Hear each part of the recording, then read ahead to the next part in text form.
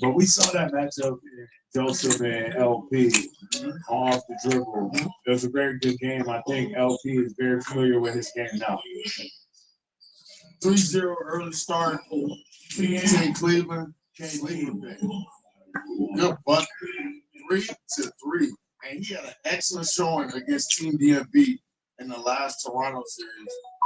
Made a name for himself for sure. I know he woke a lot of people up. A lot of people saying they were comparing him to how he moves to Diddy. I can see that. KB get downhill, draws a foul on Fomby. That's not a bad one-on-one. Similar body type, similar heights. I ain't mad at that one. Yeah, that would be a good one. I like that one. Both crafty, can extend to the three-point line, creating their own shot as well. KB can't get that first free throw to go. Turnover.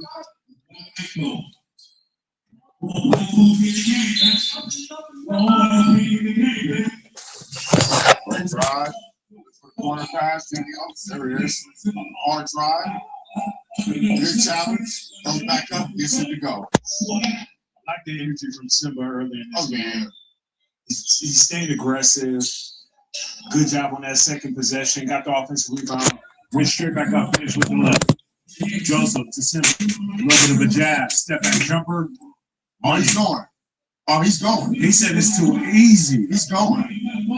Smitty better sit down immediately. There you go.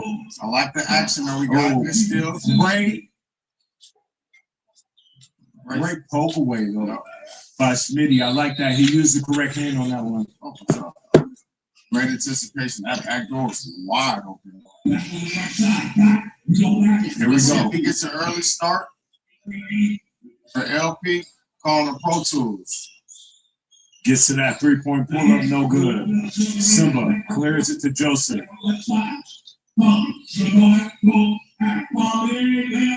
Fabi can't get the layup to go. Clear the team over. A little bit short. Hey, he's going nuts right now. He's got all the points. And somebody better do something about it. Simba is making a statement right now. Great back cut. Can't get the layup. KB over to Smitty. Smitty, you know he got that. That's a Mitty. Okay, Smitty. Here we go. 5-9. One thing he really struggled in our Toronto series of Battlegrounds was hitting that mid-range shot. We know he can hit it, so it's good that we're seeing him getting it going early in this game. Three-pointer can't go. LP left wing three. No good. Talking on the attack. 3 minutes to go. A little short.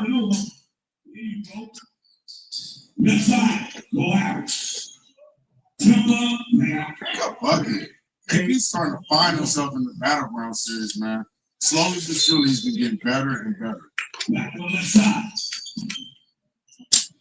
Back to KB. The high hand for Team Nola right now. Good steal by Fomby. But Smitty's got to seal him, though. He can't let him get around him that easy. Joseph. That matchup. Pump fake. Left hand layup is good. Timeout on the floor right now. I like Joseph being on attack because it's gonna wake LP up.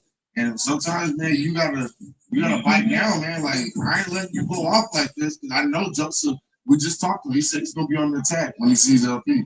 He said you got to show me something. I'm tired of showing you. I already beat you a few times. We played 3-on-3, played a 1-on-1. You got to show me something. That's what he said. Wow, what a performance right now. We're seeing that team from Cleveland is a problem right now. Simba is on the attack early. Then you got a guy like Joseph starting to heat up as the game goes on. That's something you got to be careful of. And when you look at it, Fomby hasn't even got going for that team. So if you're New Orleans, you're playing with fire right now. But we saw in Proving Grounds, LP can heat up in a hurry. So that's something to look out for as this game progresses. Right now, we have a 4-point lead. Right now, Cleveland or Team Ohio is up.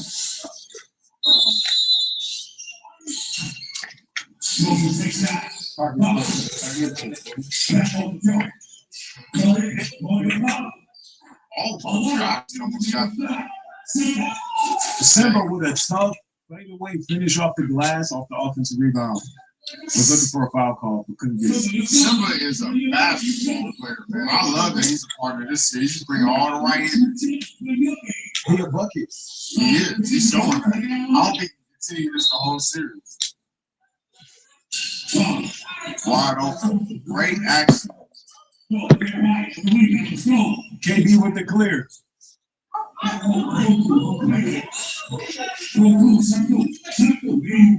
All right, he found the right one. He found the right one. I'll be waiting up on that. Good rebound. Kick out. Joseph gets another one. A little bit cold. Okay. LP is dancing right now. But Joseph matching every step. Good pass to the outside. High energy in this ball game. Game 1 of Battlegrounds. Hope you guys been tuning in. Toronto has been a while. But hey, this is a whole different monster out here, and there's no clear number 1. It's a bunch of good teams. Gotta finish this one. Great patience right there by Schmitty, pump fake, but a great pass by KB to see that cut. We have Team Toronto. We have Team, obviously these two. We got Rally for Rob, being led by Rob. Keon won't be in the building today, but he will be here tomorrow. Playing with Malik and Mike Bruce. And then Team Philly.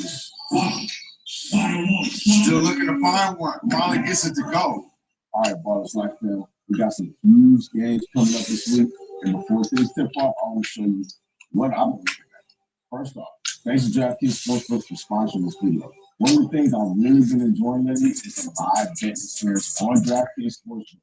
As the games unfold and momentum shifts, everything updates quickly, making it easy to follow the action in real time. Right now, I got a few matchups on my best foot that I've been watching closely. When I'm looking at a game, I'm paying attention to recent performances, injuries, pace of play, and how teams have been performing over the last few hours. I like doing the homework before making any decisions and then following how things develop once the game starts. The live betting menu is one of my favorite features because every game can tell a different story as it unfolds. Whether it's a close finish, a big run, or a momentum swing, DraftKings Sportsbook keep me connected to the action from start to finish. What do you think? Give me a pitch this week. Drop them in the comments below. Let's talk about it. Get in on the action and sign up using my promo code EIL. The crown is yours.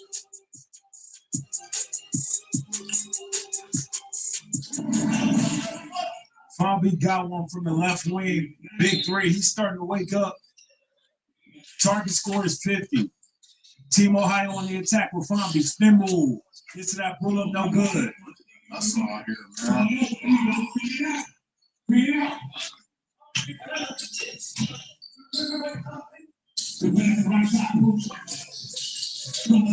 LP working against Fabi. Right to left. Over to KB. Wide open three. No good. This is a high-level game right here, man. Joseph. Trey ball. Dang. Money. Uh-oh. This team from Ohio is a problem. Pulling away. Early sleeper. 10-point ball game. Fabi. Ooh, left to right cross. Spin. One leg fader. Tough shot, though. Tough shot. Looked like LP got a little bit of hand on that one. Well, he forced him into that step back, though. Way to stand him up on the spin move. And this Battleground series so far is living up to the expectation because I knew with the star-studded players that we have in it, that it was going to be good. But I'll tell you what, everybody else got to match energy. They got their work cut out. If they play with this type of energy every time, oh, it's going to be a crazy series. Team Ohio is a problem. Off to a 10-point lead right now against Team New Orleans. I would love to see Team New Orleans get a little bit more active out of this timeout and be aggressive, getting downhill, use their size, maybe feed Schmitty, but they're really going to need their leader, LP, to step up in this game. I believe so. I think he's, one bucket right now. We know that he can go super cold and then he can go crazy. And a lot of times his teammates will keep him going, keep him positive. So if he gets going though, you gotta keep an eye on. As we saw in Proving Grounds yesterday, I mean, that game ended super fast in the second half. You blinked one time and it was over. Working against Simba, left to right. Simba's putting a seatbelt on right now. LP got a shot blocked by Fonby. Joseph, clear. Trey ball. Ooh. It was straight. Every single shot that Joseph Lewis puts up, you feel like it's going to go in. But the energy that Simba is playing with right now, the intensity, the focus, I like to see what he's doing on this platform right now. Wani versus Simba? I'm not mad about that. Trying to turn Pointed at him. Simba pull up. No good. Foul on that foul, 9-19. Still in the first half. 25 will send us into halftime. Game to 50. Fonby likes what he sees against Schmidt. He gets to that pull up. Okay, nice. That was nice and composed right there. Beautiful shot there by Fonby. Gotta love the energy that Fonby brings every time he's out here, man. He used to get the flack for not, giving good energy. He's giving that now. 12-point ball game right now. Fonby likes what he sees in this matchup. Good block. Block on the show. He's going for a lot. Oh. Smitty, step back, Trey. Got to shoot the first one. Ended up getting a foul on that one. It's going to be a good one. High level.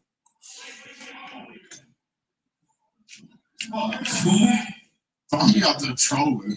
It is hard.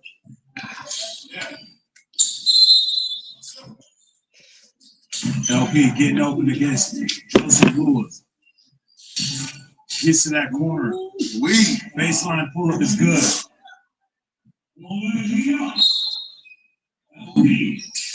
Oh, yeah. Here come the snatch. Oh. Smitty. Good. Oh. No good.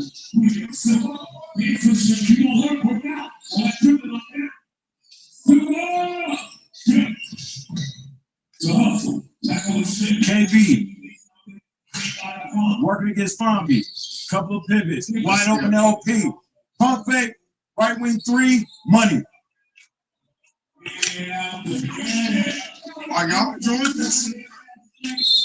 Are y'all enjoying this day? LP is woken up. Deep three. Short.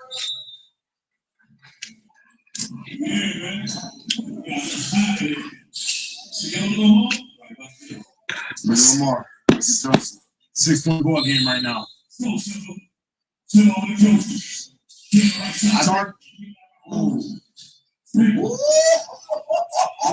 Joseph Lewis with a tough move. Great finger.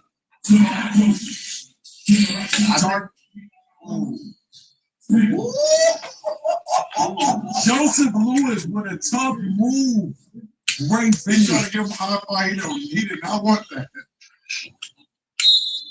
Oh, great energy right now between these two. One-on-one matchup. Deep three from Joseph Lewis. No good. That was tough.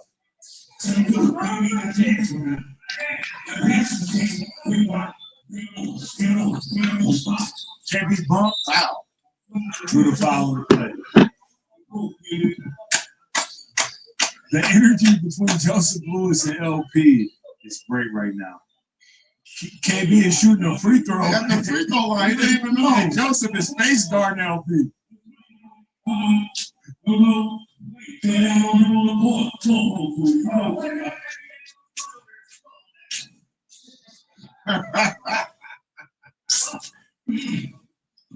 Seventeen to 23, great game. The game within the game right now. Smitty over to KB, wide open three. Those are the ones you need. Great defense by Smitty. Smitty is sitting down right now. Fonby getting downhill. Goaltending, sending it to halftime. Good bucket by Fonby. Team Ohio with a bucket. Sends it to halftime. 9-point lead Amazing. against New Orleans. Amazing first half. What Are you not entertained? What are we witnessing right now? I'm happy that they turned it up for the first game. Like, come on, man. This is a good one. High level competition. I know I keep saying that, but you know, this is why we added these different cities, because now it's the pride is kicking in, representing your city, and you seeing it. They're wearing the city on their back. When we take a look at the first half, we saw Team Ohio get started, get going early, led by Simba. Simba was able to do everything, get to his jumper, get downhill, offensive rebounds, finishing possessions, and playing with a lot of energy for his team. Good cuts, good screens, great action from that team. Also, you had Joseph Lewis in a couple of early three-point shots, getting to his midi. And then also, you look at Fambi. It took him a while to get going. Then he saw his matchup against Schmitty, started attacking, got to that mid-range, and it was working really well. Then when you look at Team New Orleans, LP took a while to get going, but KB was a person that was steady early for this team. Then you throw sprinkles of Schmitty in there, he did a great job, and then LP was able to close the gap a little bit for his team heading into halftime. Right now, it's a 9-point ball game right now between Team Ohio and Team New Orleans. Ohio is up right now. Let's see how they respond in the second half. I'm looking at what's happening with LP in Detroit right now.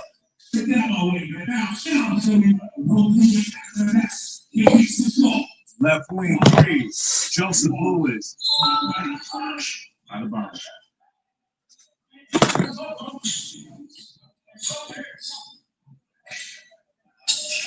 Who's going to step up for Team New Orleans?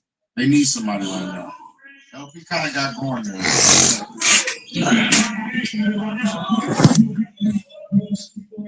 KB over the city. Great. Great dig by Fambi. Getting the steal. Wide open three from Simba.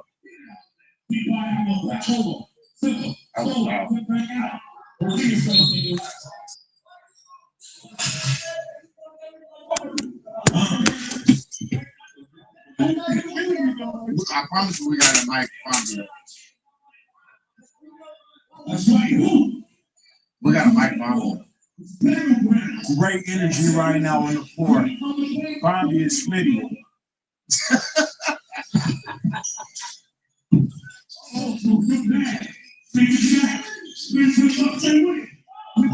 What a game we have here, chat.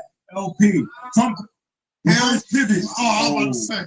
to say. What a treat we have. Joseph Lewis against Schmitty. Snapback. Good block. Schmitty. Great defense. That's why they got Smitty on the floor.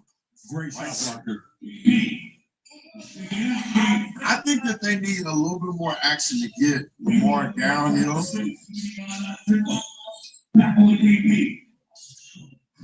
KB bump leg. Weed on the bump. Tough bucket by KB. He had probably floating around like the wacky inflatable tube man. Oh, he ready for it now. Fambi said, do it again. He's not though. He's forcing him into it. Dang, somebody broke a necklace. Chain snatch. Downhill. That's KB, layup is good. Hey, Fambi said, do it again, snatch his chain. But KB said, I'm going to do it. Do it again. 20-25.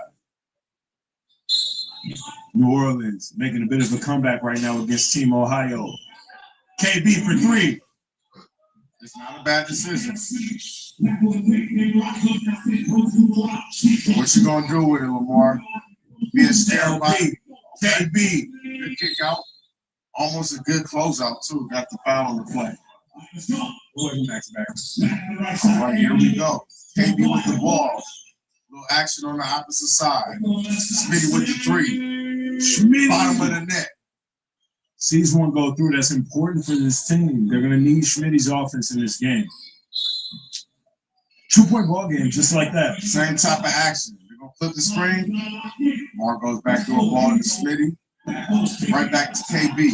Attacks Bobby. Gets downhill. Euro step. Try to put some spin on it. Doesn't get it. Chelsea gets the ball for the 3. Can he get it to go? No. Chase it down. Look at the hustle on this score. He's gonna go right to his chest, but can he go through it? Bobby Yes, with he a can. tough left-hand finish against LP. 4-point ball game right now. Team Ohio up. And he has something to say to Lamar after that.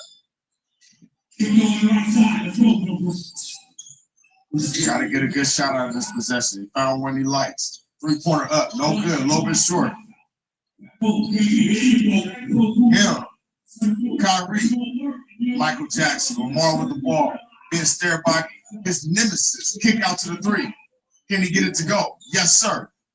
Bottom of the net. Get it out That's the why net. he brought him. Just like that 1-point ball game right now. Lamar did a good job being point guard, right?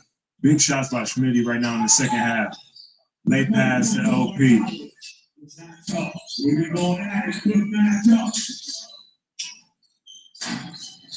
Schmitty with a tough offensive rebound. He's biting down there. Bro, look at the hustle, man. If nothing else, New Orleans is bringing that effort. KB's chased down a couple old boards, and so has Smitty. That was not his basketball. That was not his, and he took it from him. Very high IQ play, just getting underneath the defensive player for the rebound and getting the offensive board. Tough play by Schmitty right there. Goes to the line. Tie ball game.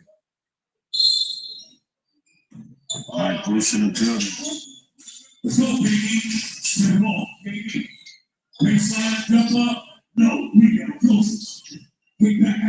Sing a little choir from Simba lately.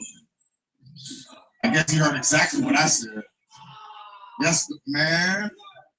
He bringing all the right energy. Who's gonna match it though? Right back at Smitty. You know what he's gonna do. Left to right crossover. Thank you. I've been waiting on this since last week. Attacks the basket. Little step back. Got caught up in the ISO. Smitty did his job. Pro Tools with the ball. Parking lot range. Little skip pass over to KB. Great closeout. Did what he needed to do. Lamar with the hezzy. Euro step. Dimer. Let's get it, bro. Let's get it. By LP. High level. Euro High step. level basketball. Wrap around pass to KB. Wide open layup. Tie ball game. Elite game. I would love to see a replay. I want both of these teams to make it to the finals. Timeout. Elite. Wow. What energy we have in the first game at Battlegrounds out here in the Hoop State. Chat, let us know who y'all got right now in this game as we go down to the wire.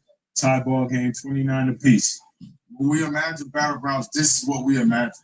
People fighting, right? Fighting for what they think is theirs. This has been a great matchup so far. We got plenty more to go in the next game. We got Rob Cologne. You know, back onto the Ballers Life scene. He did a great job in that tag team one-on-one yesterday against Bijan. And a little bit of separation there at the end, right? A little bit of separation. He did his thing. I'm excited to see what he's going to do with this team. He hand-selected those guys. Can't wait to see what they come out with. Back to it. KB with the rock. Little rub screens. ISO at the top. He's been hitting those shots. Scared of those closeouts. I'm scared of those. I say twist an ankle. New Orleans with a chance to take the lead. They started to build a little chemistry too. You know, moving on from Battlegrounds to Toronto, that matters. Missed the free throw. Turnover.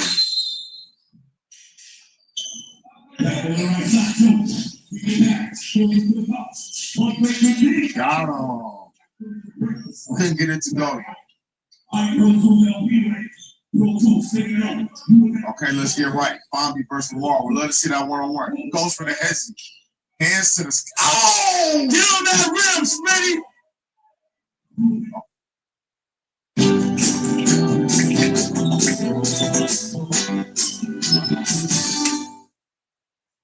Volleyball! That had been attention, I'm going to tell you about the TikTok Creators Growth Challenge. This is a way for creators who are new to TikTok to speed up their growth and earn up to $30,000 in rewards. Make sure you join the TikTok Creator Growth Challenge. Liberty Mutual helps you customize and save hundreds on car insurance. I don't think they know how to play tennis.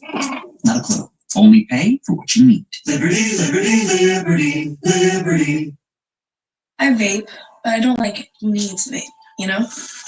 All I do when my friends do it, or on the weekends. Where are my ultras?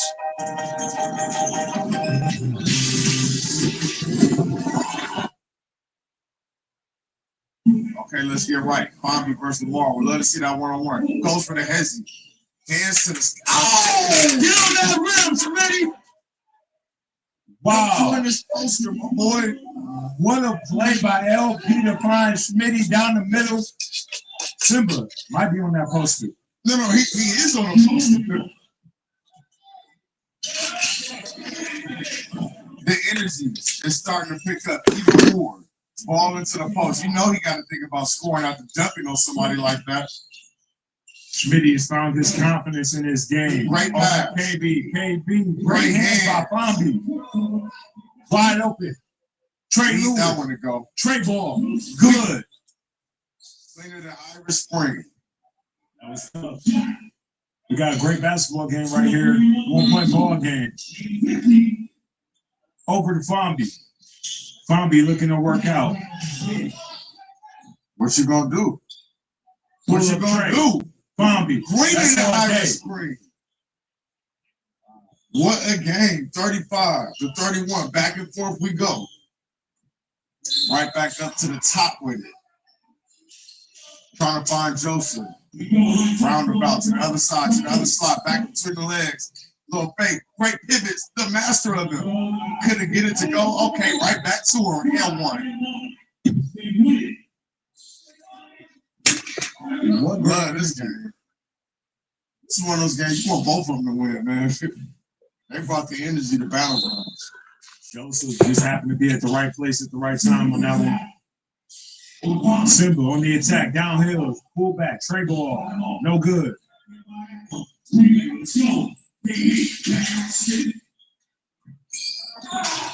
Schmitty with a pretty Time Simba is fighting right now and bringing energy.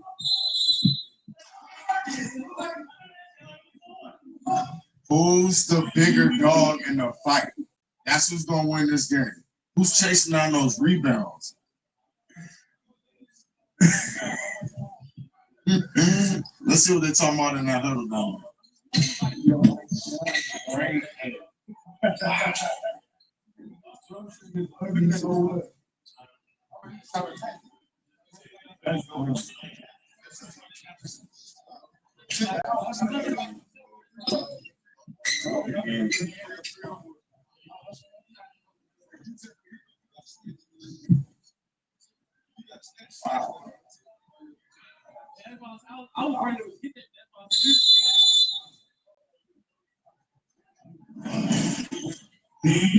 Out of the timeout. Simba. He said on that last play, it's ugly, but it's good. Joseph shot right there. That looked good. And they kind of killing them right now. They're killing them. They're starting to pull away right now. 11-point ball game right now. Team Ohio is up. Who's gonna stop the bleeding?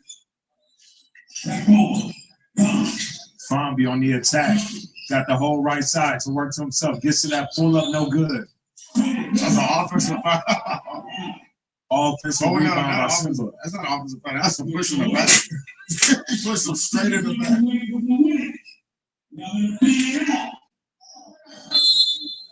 6 points into the target score. Fonby 1-on-1 against KB. Hesitation. In and out. Gets to the left hand. No good. Fonby diving on the floor for.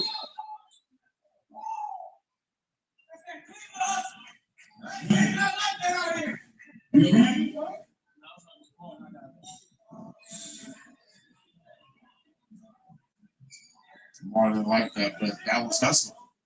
That's hustle, ladies. If both players die, we don't have to worry about the legs, you know? Yeah, because it's high Like, risk. you got to get the ball. You know, we're playing for bread. The only thing I worry about is I don't think I got to sit up.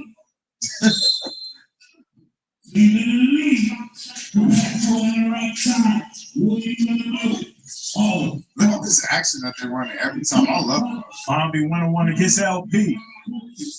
Screen by Simba. Over to Joseph Lewis. Looking to shoot it. So that was the end up being the trouble.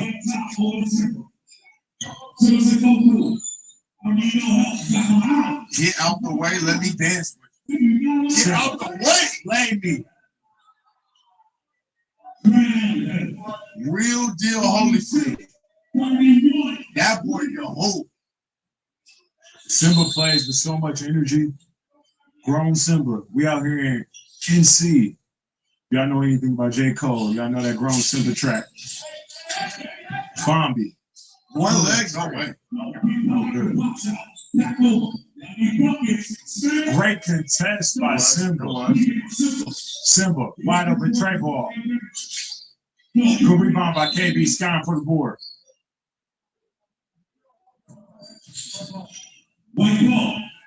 They gotta be tired, man. This has been a crazy battle. They need to get some shots, but they need some easier access to get buckets. He's getting fouled right now. Yeah, that's a foul.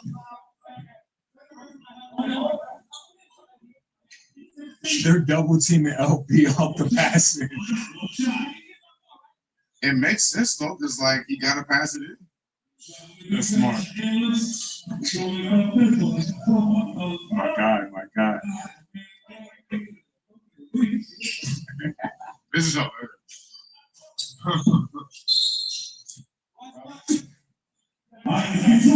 All right, here we go. Coming down the stretch. LP. LP, D3. And it's money. We're going to need a classic LP run in this game right here.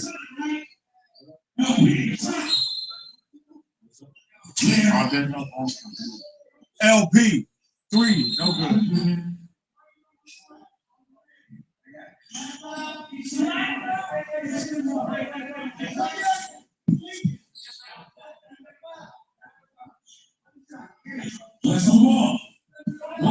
Good injury on Really quickly here, we had an injury on the play. Schmitty went down with the injury.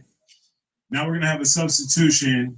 Lefty's going to be filling in for Schmitty for the rest of this game. It's going to change the dynamic just a little bit. He walks right into the fire. Yeah, for Team New Orleans. But offensively, I think that opens up the floor just a little bit more. Not a lot of Cleveland is going to win this game. They're going to win this game. Don't speak too early now. Yeah, you're right. What am I saying? We still got 4 points. Crazy. And then they sat down, they were cold. We're seeing crazy. Especially when this guy is on the floor. He waves him off, tries to get the ball back, get downhill. Ooh. Lefty working out against Trey Lewis. Joseph Lewis against Lefty. KB. Downhill. Bump. Lefty. This is what he does. Shoot. Good defense. Get to that pull Right up. to it. No good. Over to LP. Wide open 3. Almost in. KB. Offensive rebound. And 1.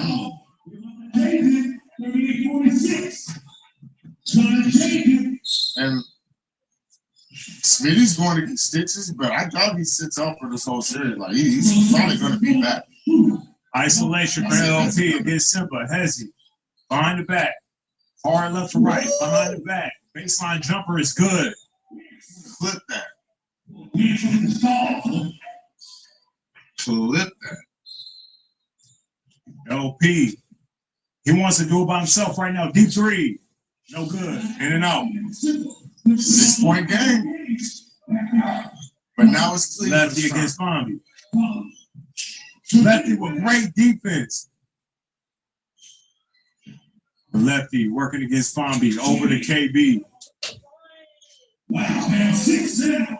KB got a lot of time. Looking to go 1v1 against Fombi. Push cross. Downhill. Draws the foul.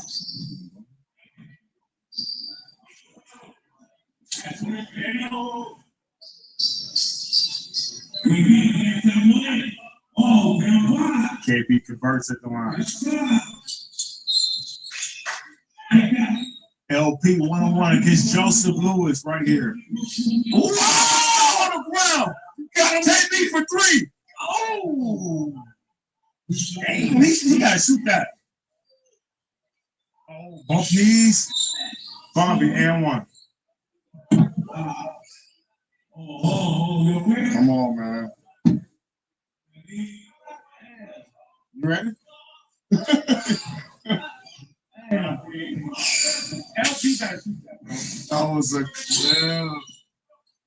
Yeah, that's going to be in the intro for sure. Simple with the rock.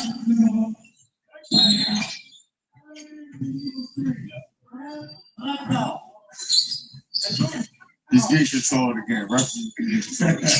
Cool.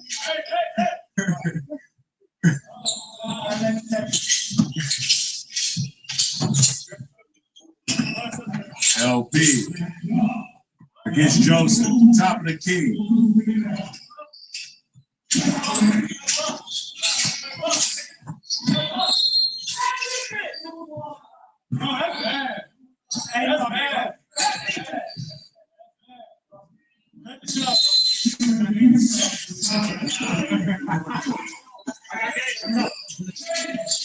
Bro. And here we go. 41 to 48. This one can do it. You know, Bobby wants he's isolating a person that was sitting down the whole game. Spin move, spun right around. Hey, Game time. It's me. Game time.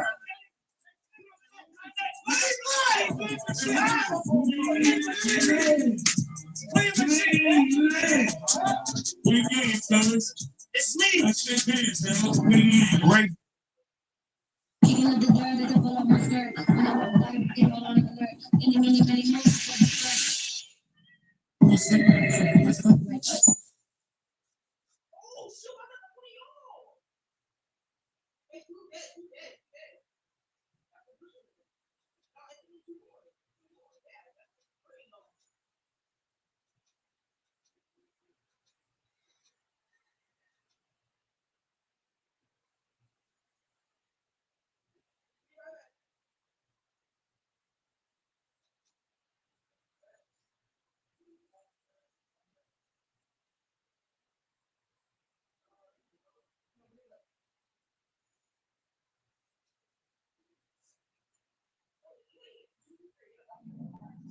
She arguing with somebody. You got time for this shit, man.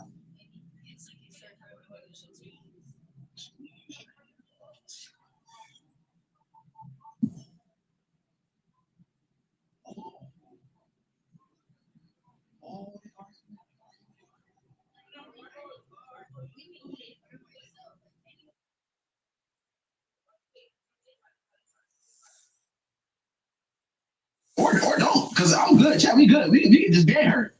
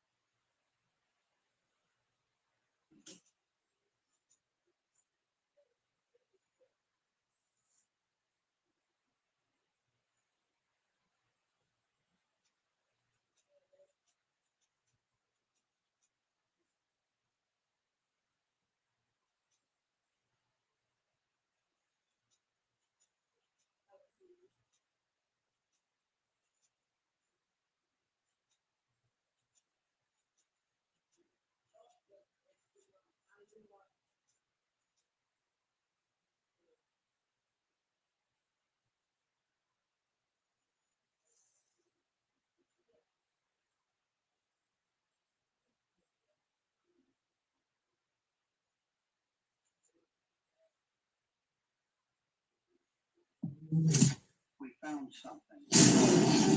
They read from the book of the dead, unleashing demons.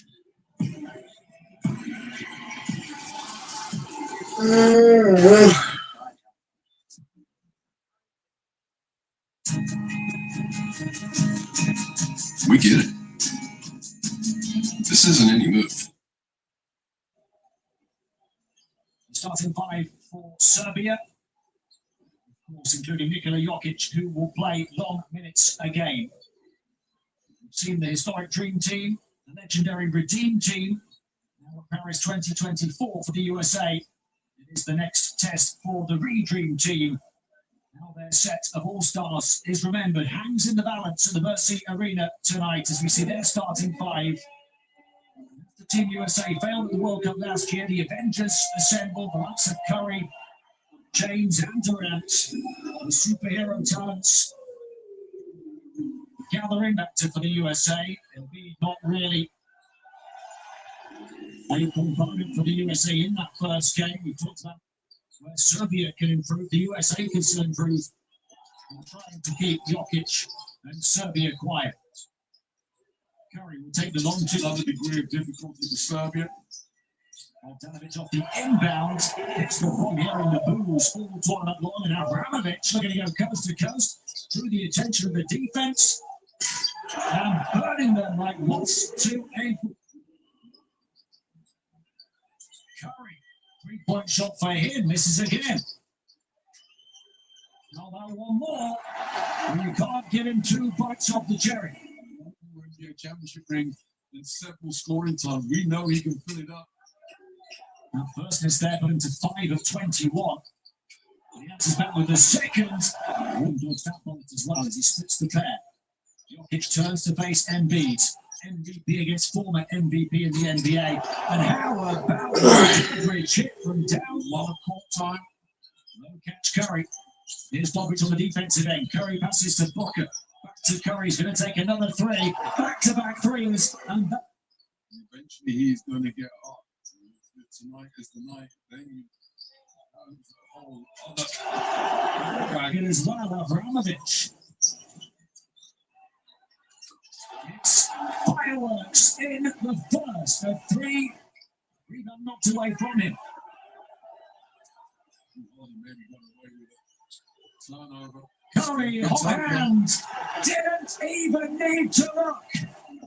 It becomes an exhibition. And so, while Serbia are with them now, if Curry keeps making them, then what will happen is the game wears on. They're going to just start to. Serbia will be quite happy for USA to bang away from three. Where USA has their strength is defensive stops and transition basketball. So as long as Booker. Now, Serbia try and push the pace. It's picked up by Abramovich. twos so far attempted. It's another three. This time LeBron. Did you ever doubt him? Jokic the handoff. Abramovich to hot hands. They're all heating up for. Keep throwing different players at Jokic just to try and mix things up for it.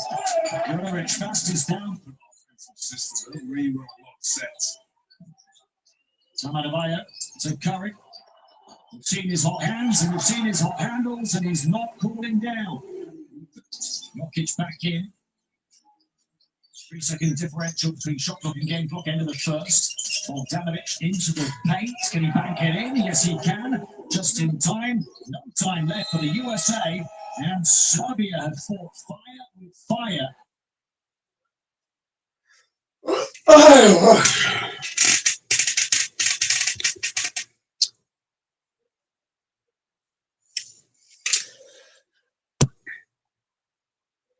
Octavius May in the building.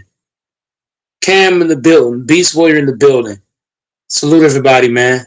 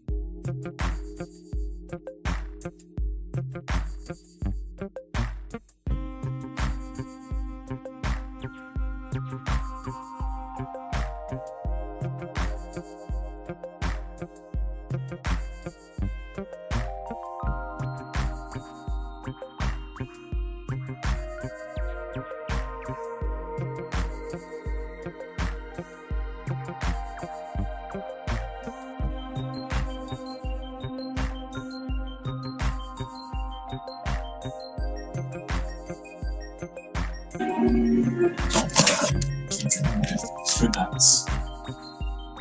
Out here, pets are family. And Tractor Supply is your one stop for low prices on treats, toys, and food. Shop your way, in store, with convenient pickup, or subscription. Save on brands cats and dogs love, all in one place. Tractor Supply. Okay, I hope you guys know that I would never, ever disrespect my wife the way I am about to disrespect her today. Today, there's a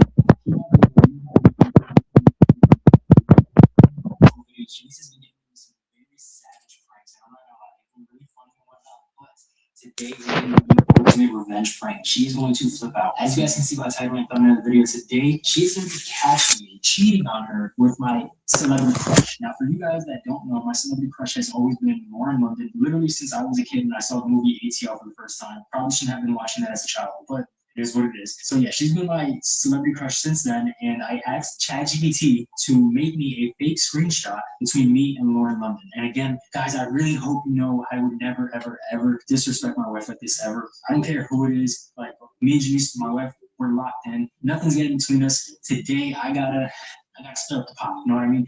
I gotta get the W for Team Isaiah. I'm gonna go ahead and put the screenshot right here so you guys can see the DMs between me and Lauren London. Again, these are 1000% fake.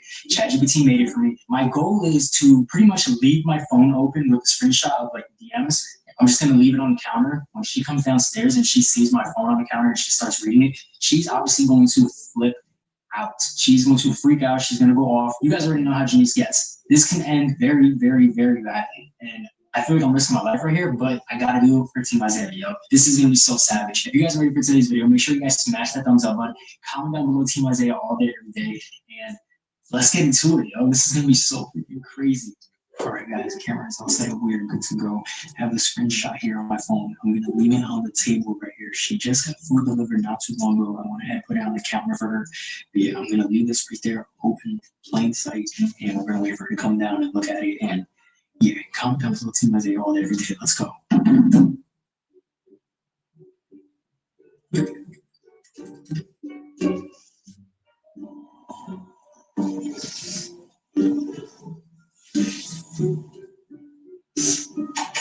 Hi, baby. Hey, Yeah. who got the delivered? I put it on the counter. Thank you. I don't know what to eat. You didn't eat yet?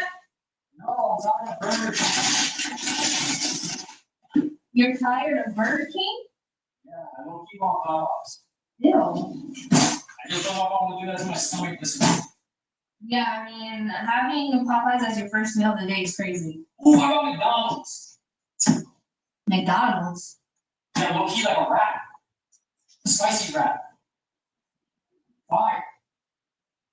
What'd you get? What? Bro, what is this? They messed up your order? Get over here right now. Okay, first of all, why am I getting an attitude? Why are you giving me an attitude? They messed up your order? What am I seeing right now? Why are you going to my phone? I'm not going through your phone. Yeah, you are. No, I'm not. You're reading my messages. I'm not reading through your messages. I literally just came here to eat. What is Okay, this? why are you going through my stuff? I'm not going through your stuff. It was sitting right here in plain sight. So you're telling me the messages were just there open? Yes. Then no. You know I don't go through your messages. You clearly just went through my messages. No, I don't. I never do that. Okay, what's the problem? What are you looking at? You're literally DMing another woman. That's Lauren London. Lauren London, okay, you think that makes it better? I don't care. She DM'd me. I didn't DM her. She DM'd you. She DM'd me. She literally You see- said, I think you've been showing up on my story. So clearly, you were DMing her first. No, I wasn't. You wasn't. Showing love on a story is not, that doesn't mean that I DM'd her. I can simply just like Showing the love story. on the story? That's all I did was like the story. Why are you letting other women stop? Babe, do you not follow celebrities too and you like their posts and Yes, stuff all the but- time? Okay, but I'm not in any man's likes and stories. Like what? Babe, what's the difference between liking a post and then liking a story? It's the same thing. What's the difference? No, I literally don't like any other men's posts unless they're with their girlfriends. Babe, how many Justin Bieber posts have you liked before? He's a singer. I like stuff that he does, like singing and It stuff doesn't like that. matter. He's still That's God. not- She posts completely different. What does she So you're post? telling me you like her like bikini pictures and all that? That's She don't be posting all that. How do you know? You be up on her page all the time, huh? I'm not gonna lie. I've seen her post before, like, but she doesn't post that type of stuff. Stop trying to play me like I'm stupid. Oh my god, bro. I'm literally telling you everything, and you're over here just like trying to make this something that it's not. Okay. Maybe something is not. Let me read the messages because maybe I'm crazy. Okay, what's the first message say? I think you've been showing love on my stories. Okay. What's wrong with that? Let's start there. What's wrong with First of all, you're showing love to another woman, but whatever. that? Right? That doesn't mean that. Okay, whatever. Doesn't- We got past that, right? Okay. Next. Let me just keep going. I can't help it. It's fine as hell. What is wrong with you? Okay, first of all, it's not a secret that Lauren Lemon has been my celebrity crush since I was like 5 years. So then it's okay for you to DM her saying that she's fine as hell. So then that gives me the pass to DM all the guys that I think are attractive my whole life. Don't be fine as hell. Okay. Does Next. that justify that? Wait, time out. You had Justin Bieber bed sheets. What are you talking about? Hey, you slept with him. 15-year-old Justin Bieber. You slept with him. You slept with another man, and those bed sheets are still here in this house somewhere. There's another man at my house. You don't make no sense, bro. I was And, so- no, and you have a life-size poster board of him in that closet. Listen, my mom got that for me as a gift, and I was literally 10, 11. Why is it still here? Because that's memory. There's another man in my house, and you slept with him. You're doing way too much. That's crazy. So but I'm wrong. You being in another girl's DMs is justifying me having I'm not in another girl's DMs. No, you're good. She DM'd me first. Literally, listen to what you're saying right now. You are trying to justify me having bed sheets of Justin Bieber as a 12-year-old. I was probably 11 or 10 too. You slept with another man. You're not funny. Like, why are you trying to make this funny? Bro. You're lucky that I'm not literally balling out on you right now. Okay, because what else is this? I'm literally being disrespected as your wife. I didn't. You know that this still counts as cheating, right? No, it doesn't. No, it doesn't. Okay. You slept with another man. I didn't. Blah, blah, blah. Where are you from? Tampa, Florida. You, LA, of course. I'm in Tampa next weekend for something. Maybe we can link. So now you're. She initiated the plans. I didn't invite her. You said say less. When are you free? Exactly. She initiated the plans though.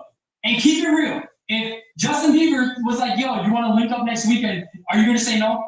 I would say no. You're lying. You're such a liar. Out of respect for you. You're a liar. I know your intentions. I know she's Oh your celebrity my crush. God. Justin Bieber's not my celebrity crush. He's also married with a woman and a baby. He's not your celebrity crush when you have bed sheets of him and a life-size poster board of him? I want to be a singer like him. So if you sleep with him? Yo, shut up. You sleep with him? Oh my. Yeah, I'm gonna now. Wow. I see how you're moving. Since you think this is okay, I'm gonna go and I'm gonna DM my celebrity crush. And then any chance I get, I'm gonna meet up with him. Wow. Yeah. Wow. How does that make you feel? So you're going to cheat twice. How does that make you feel? You're going to cheat twice then. You slept with him? I didn't know you back then. And- So if you want to justify that, Wow. I didn't know you You back should then. have known my If you want to presence was on justify- this planet. You shouldn't have been talking to nobody since you were born. You should have known I was here. In the beginning, you shouldn't have been talking to nobody. This And happened. why are you going through my phone? Because you make no sense That's right two- now. You're going that's down two- stupid. There's two reasons why you're wrong. You went through my phone, and you're making it to be like it's something that it's not when Talking about you've done something Something similar. that is not okay. Saturday night, I got a little dinner plan. I'm definitely free for that. You're free? We don't have plans, so yes, I'm free. So you got Do you want to come? Do you want to come? You can come because What I look like? because you're making it seem like it's this date or something like that. It's not. Clearly it She's is. just trying to link up. That's it. So you can think come. you think I'm that dumb? I Or would like, gladly bring I'm you gonna along. be okay with you going to dinner with your celebrity crush one-on-one. I will gladly bring you along and be like, "Hi, Lauren. Nice to meet you." All that good stuff. This is my Yeah, wife. thanks, This is bro. my wife, Janice. We've been married for about a year now, more than a year. We've been together for 10 years. We can do all that. Now you forgetting how long we've been married? Oh my God, October 16, 2015. Now you forgetting how long we've been married? 'Cause you just said a year. We haven't been married a year? We haven't? You said a year. We haven't been married a year? We haven't been married for a year. We've been married for longer than a year. Okay, where am I wrong? I'm not wrong. This year would make 2 years in October. October 16, 2015. That's our date. And you're gonna throw it all away. No, I just told you. I will bring you to dinner with us. What do you mean? And I'll tell you. I don't want to go to dinner with you now. Oh my God, yo, you're missing out. You're missing out on like a once in a lifetime opportunity. I don't care about Lauren She's London. plugged in with the music industry. I don't too. She care. can't help you. I don't You're care. seeing the negative on this. Like I'm seeing the positive. Bro. Of course it's positive for you. There's nothing wrong. What is the issue? Okay, the only thing I can do. Any chance I get for a man to come my DMs that's famous, that wants to meet with me, then I'm gonna take it. Okay, as long as I can go with you. As long as I can go with you. Why? I said you can come with You me. can tell me how you feel. Bro, I literally said you can come with us. After the fact, there's no mentioning, hey, I have a wife. How do you know I was By gonna the say that way, next? I'm married. How do you know I was gonna say that next? She just go on my profile, see all the pictures. What do you mean? All of them are pinned. My wedding pictures are pinned. I don't care. At the end of the day, if somebody is in your DMs flirting with you and all of that, Okay. you should dub it Okay. immediately. Okay. Now hear me out. Don't call me babe. Hear me out. Hear Because me out. after this, No, I hear don't me want to out. hear no babe. Hear me out. Listen. I want to hear nothing else. No, listen. I see what I already had to see, and that's it. Listen, hear me out. Hear me out. I am wrong for saying you fine as hell, whatever. I'm wrong for that. I'll own up to it. But I don't want to hear none of that. Now I'm Listen. getting everybody's DMs like, oh, you fine as hell. listen, because now you're doing too much. You want to play that game? Listen. You wanna play that game? Oh my God, listen. You don't want to play that one. Oh, just listen. Hear me out. I don't want to listen. I I saw just- whatever I had to see. Okay. And there's nothing wrong with the messages that I sent, other than that one that I sent. So, if Justin Bieber or Cole Sprouse or whoever the hell is your celebrity crush this week, because it changes. Oh my God. All right, who's the next one? Dylan Minnette. Okay, look at you had a smile on that. Would you look at that? Would you look at that? Look at you. Smile. So if Dylan Minnette, Doesn't make no sense. no Like, bullshit, you're laughing, you're smiling. That's the one right there, Dylan Minnette. Hey, Dylan Minnette DM'd you and was like, listen, next week I'm free. Would you want to link up? You gonna tell me no? now I'm gonna say yes. Bro, Yeah. bro, you're being a hypocrite because I know you'll be like, babe, Dylan Minnette, you know, if he wants to link up or whatever, like we should go do it. Boom. I was like, all right, no, screw it, let's go do it. And I literally said I would take you along with Orlando. I wasn't gonna go solo. You're such a liar. You didn't let me You're finish. freaking out because you got called. Yeah, my God, You okay. know, like I'm not stupid. Do you think if I was really trying to hide it from you, I would have left my phone anywhere and not have it glued to me 24/7? Men who cheat have their phone glued to them 24/7 and they have passcodes for like every freaking app. Well, how do you know? Are you a man that cheats? I know cheaters. For a freaking fact, I know cheaters. Are you a man that cheats though? No, I've never How do you know cheated. that? I've never cheated. In my life, I've Maybe never you cheated. did. No, that's not cheating. Okay. Oh my, yo. I know you're being a hypocrite because, yo, if Dylan Minnette did the same thing, you would be like, yo, I'm out. No, I wouldn't. And by the way, he has a girlfriend, dummy. So I'm not that type of Okay, woman. what is it? I never said anything about, like, oh, no, what's the word I'm looking for? What's the word I'm looking for? I don't want you to talk. Anything like romance related, anything, Listen. what's the word I'm looking for? It's gonna bother me. What is it? It starts with an I. Let me tell you It this. starts with an I. No, help me, please, tell me. It's bothering me. Like, What is it? Oh my God. Oh. Let Oh me my God, tell you it's this. bothering me. It's bothering me. It's bothering me. in the eyes of God, you already cheated. No, I didn't. That's all I have to say. No, I didn't. Now, when you mess with me, you're gonna get out of my face. Okay, so I'm just gonna cancel plans because now you're being a Debbie. No, that's fine. You're being a Debbie Downer, so I'm not gonna tell her I'm not available. My wife just literally snapped on me for no reason. No reason, okay. Any other woman, you're lucky. How do you do a video call on Instagram? I'm just gonna let's see if she pick up. Go ahead, you do that. See if she picks up. I'm calling her. Go ahead. That's a FaceTime thing, that's not Instagram. I'm calling my wife. Shh. Where's her phone? No, where's your phone for? I don't know. Where's your phone? I'm calling my wife. I'm trying to I see if don't she- know. I'm trying to see if she's down to go on a date with Orlando. You're so corny. Like, Here, pick it up. Here. Hold on. I'm gonna go over here. All right. Are you listening? Janice? what do you want? Okay, all I want you to say is T my Zeta. Say T my Zeta right now. Say it. Say it. Bro, say it! Say it! Because you know I got you! You know I got you! This was the biggest W I've taken in a long time! Where are you going? Come down here and be a loser! I win! You lose! Janice! No, let's go see where mommy's at. Come on. Let's go. Mommy's being a loser somewhere. Loser! What's up? Oh, is the baby mad because she got an L? Ain't nobody mad. Oh, the baby mad because she got an L. I didn't get a big L, You actually. big L. Go Look away. at this. No, wait, I'm gonna show you. Look, I'm gonna show you. Come on. I don't want to see nothing. I'm gonna show you proof. I'm gonna show you hardcore proof Hardcore proof of what? that literally, like, ChatGPT is the freaking GOAT. Look at this. That's what I'm Look at that. Create a screenshot of what looks to be Instagram DMs between me and a Lauren London lookalike. If you would have zoomed in, you would have saw that. That doesn't even really look like her. Oh, Well, you're lucky because I got glasses. I got a freaking W. I got the biggest dub of the century. This was my best one yet. This has to be like top 3 of the freaking channel. Yo, you're such a hater. No way. You're such a hater. And guys, by the way, her celebrity crush is literally doing that. No, it's not. You know Clay Jensen?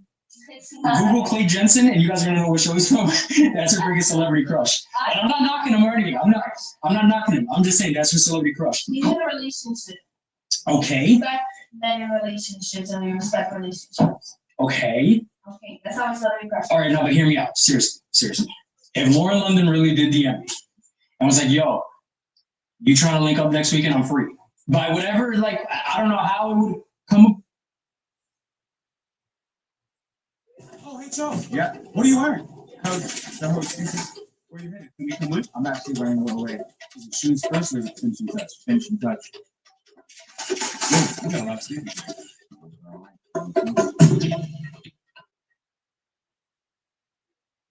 It's easy for the screen to steal our time. Less can free you.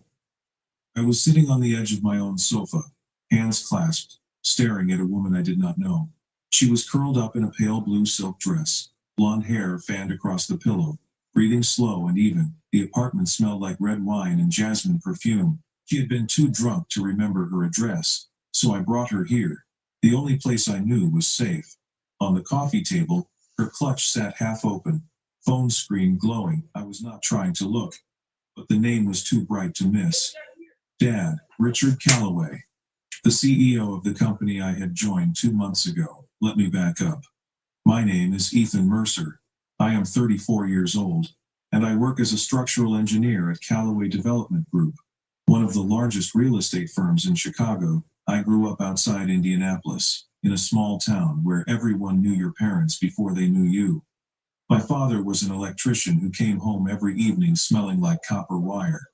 My mother was a nurse. They raised me with a simple philosophy: show up, do the work, never make a scene. I carried that into everything I touched, including a marriage that quietly ended 2 years before this night. Her name was Megan. We were together for 6 years, married for 4. No children, no blowouts, just 2 people sitting across from each other one evening and realizing, without anger, that they wanted completely different lives. She moved to Denver to be closer to her family.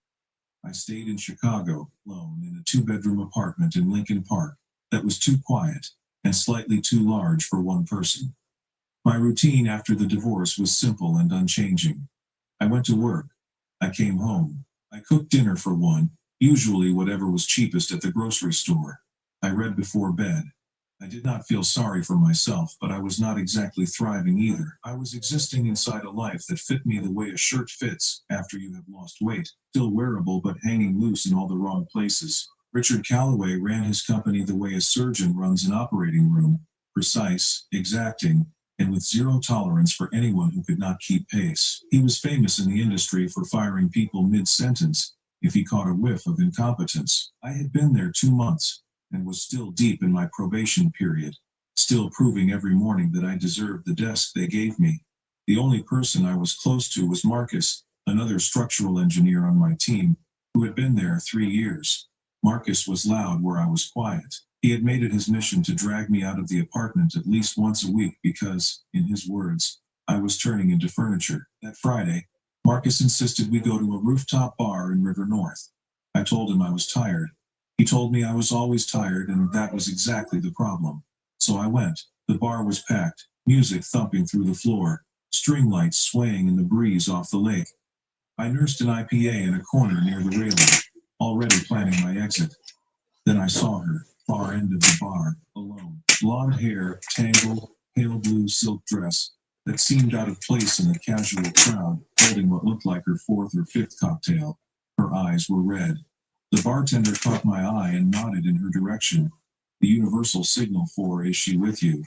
I shook my head, but I walked over anyway. She looked up with glassy eyes.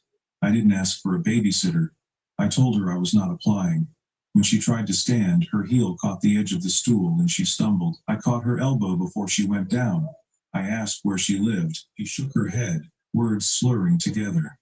Something about a high floor and a doorman, but no street, no building name, nothing I could type into a GPS. I stood in the parking lot under the streetlights, with a drunk stranger who could not remember her own address. Two choices: call an Uber to nowhere, or take her to the only safe place I had, my apartment, 3 miles away. I chose the second option and immediately hated myself for it. Not because it was wrong, but because I knew exactly how it would look to anyone watching. I drove back to Lincoln Park in silence, her head against the passenger window, breath fogging the glass. I helped her up the stairs, guided her to the sofa, set a pillow under her head, draped a thin blanket over her shoulders, and placed a bottle of water and 2 Advil on the coffee table next to her clutch. That was when the phone screen lit up inside the half-open bag. Dad, Richard Calloway. My stomach dropped through the floor. The woman I had just carried into my apartment at midnight was the daughter of the man who held my entire career in his hands, and she was asleep on my second-hand sofa. I stood in my own living room staring at that glowing name, and every rational thought I had told me this was the beginning of something very bad. I walked into the bedroom and closed the door. Before I lay down on the floor, I tore a page from a notebook and wrote 5 lines. You're safe. This is my apartment. I'm in the bedroom. Ethan. I left the note on the coffee table next to the water and the Advil. Then I lay on the hardwood floor with a blanket pulled over me and stared at the ceiling until I fell asleep sometime around 3. I woke before she did. My back ached from the floor. I had slept in my own bedroom because offering her the bed seemed too intimate, and reclaiming the sofa seemed cruel. So the floor was the only option left. I made coffee, and a few minutes later heard the sofa creak in the other room. Then slow footsteps, then silence, which meant she had found the note. She appeared in the kitchen doorway holding that torn piece of paper, hair tangled, mascara smudged beneath her eyes. One strap of her dress slipping off her shoulder. She looked like someone trying to piece the last 12 hours together from scattered fragments. Ethan, she said. I nodded. You brought me to your apartment? I kept it simple. She could not remember her address. I had no other option that felt safe. I slept on the floor. Nothing happened. She was quiet for what felt like a full minute. Then she said something that caught me off guard. Most guys would have just left me at the bar. I shrugged. Most guys aren't me.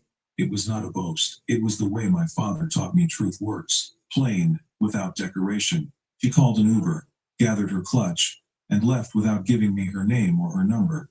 I stood at the window and watched her disappear into the back seat. I figured that was the end of it. A strange night.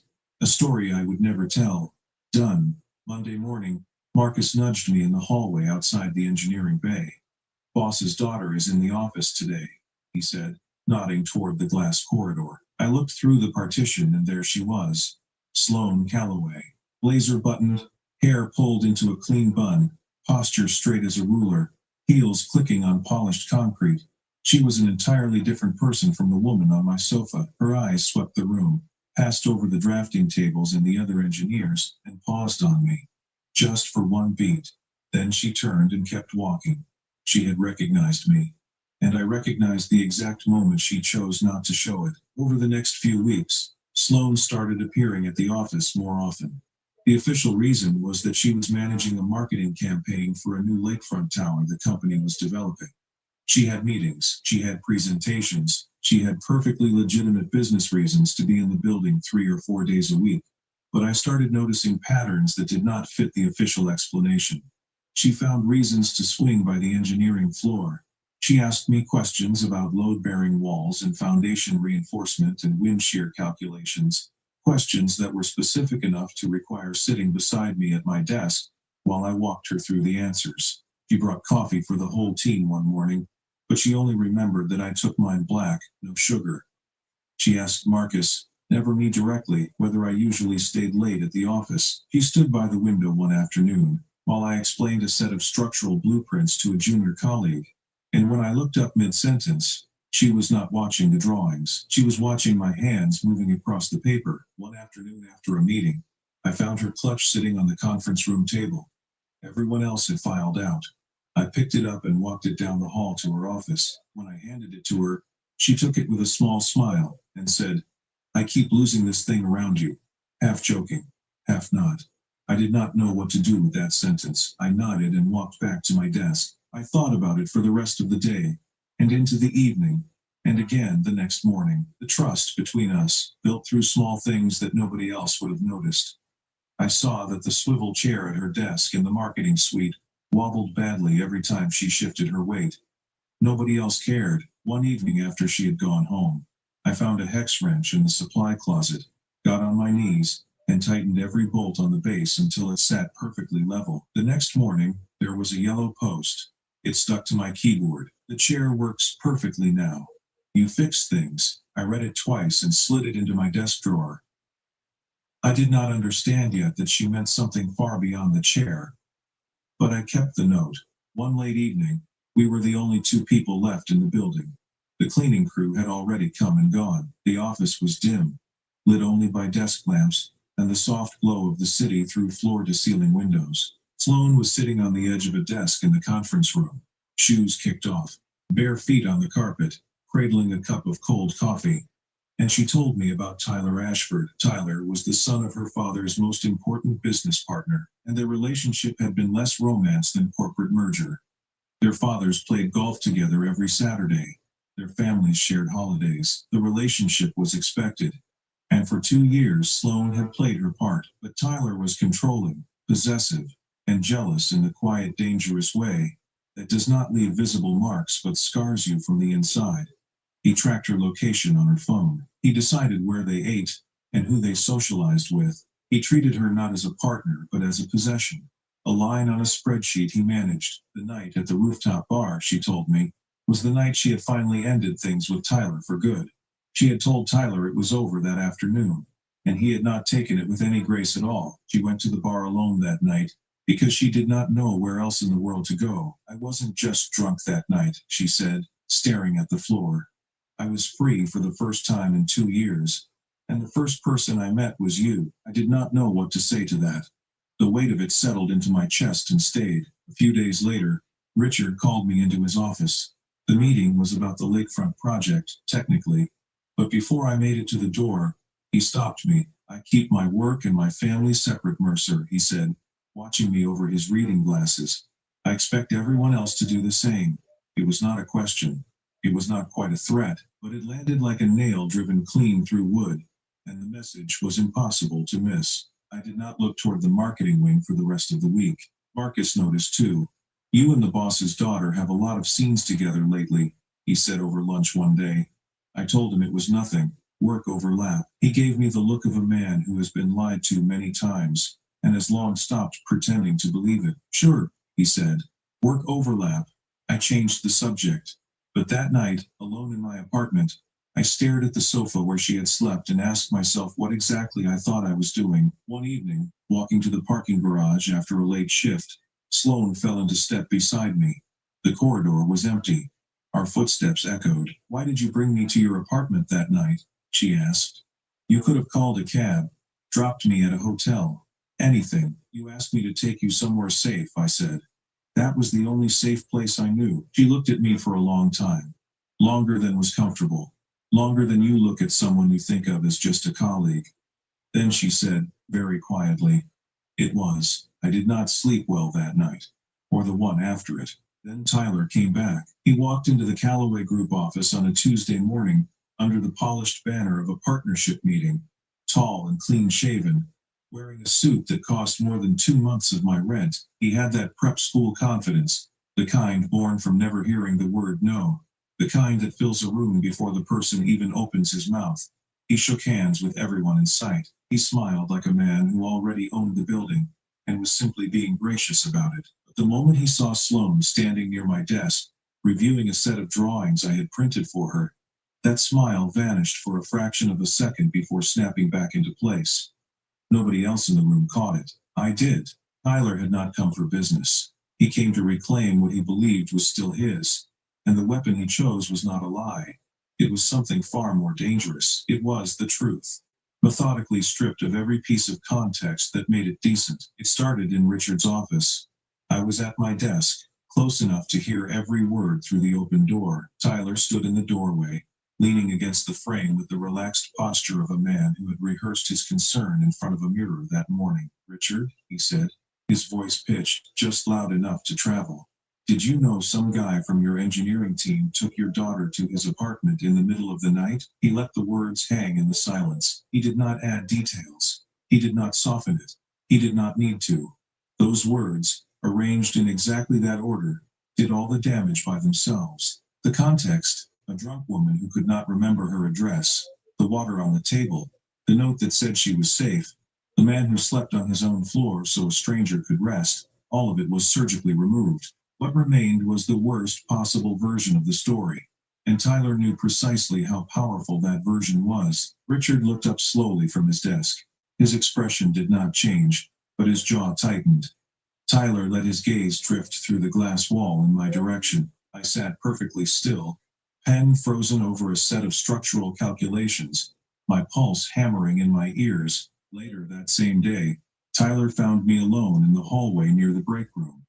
He had done his homework. He had somehow obtained security camera footage from my apartment building. 12 seconds of grainy video showing me guiding a stumbling Sloan through my front door at 12:15 in the morning.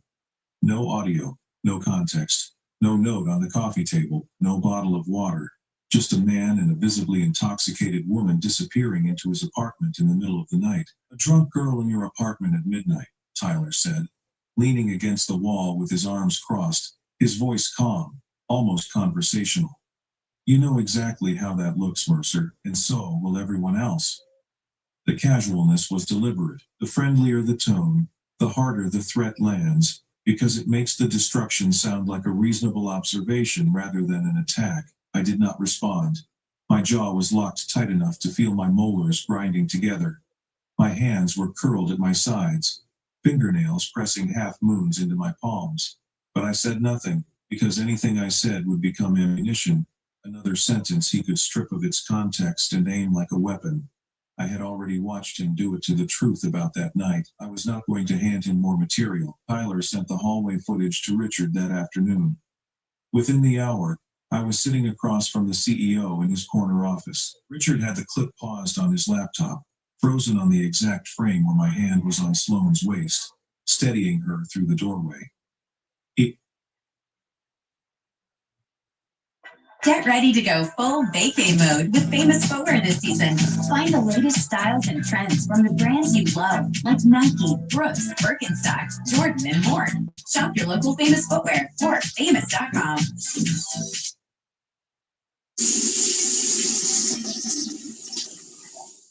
There are crushes, and then there's this. The real thing. Vanilla Cashmere. Eos Cashmere Body Wash.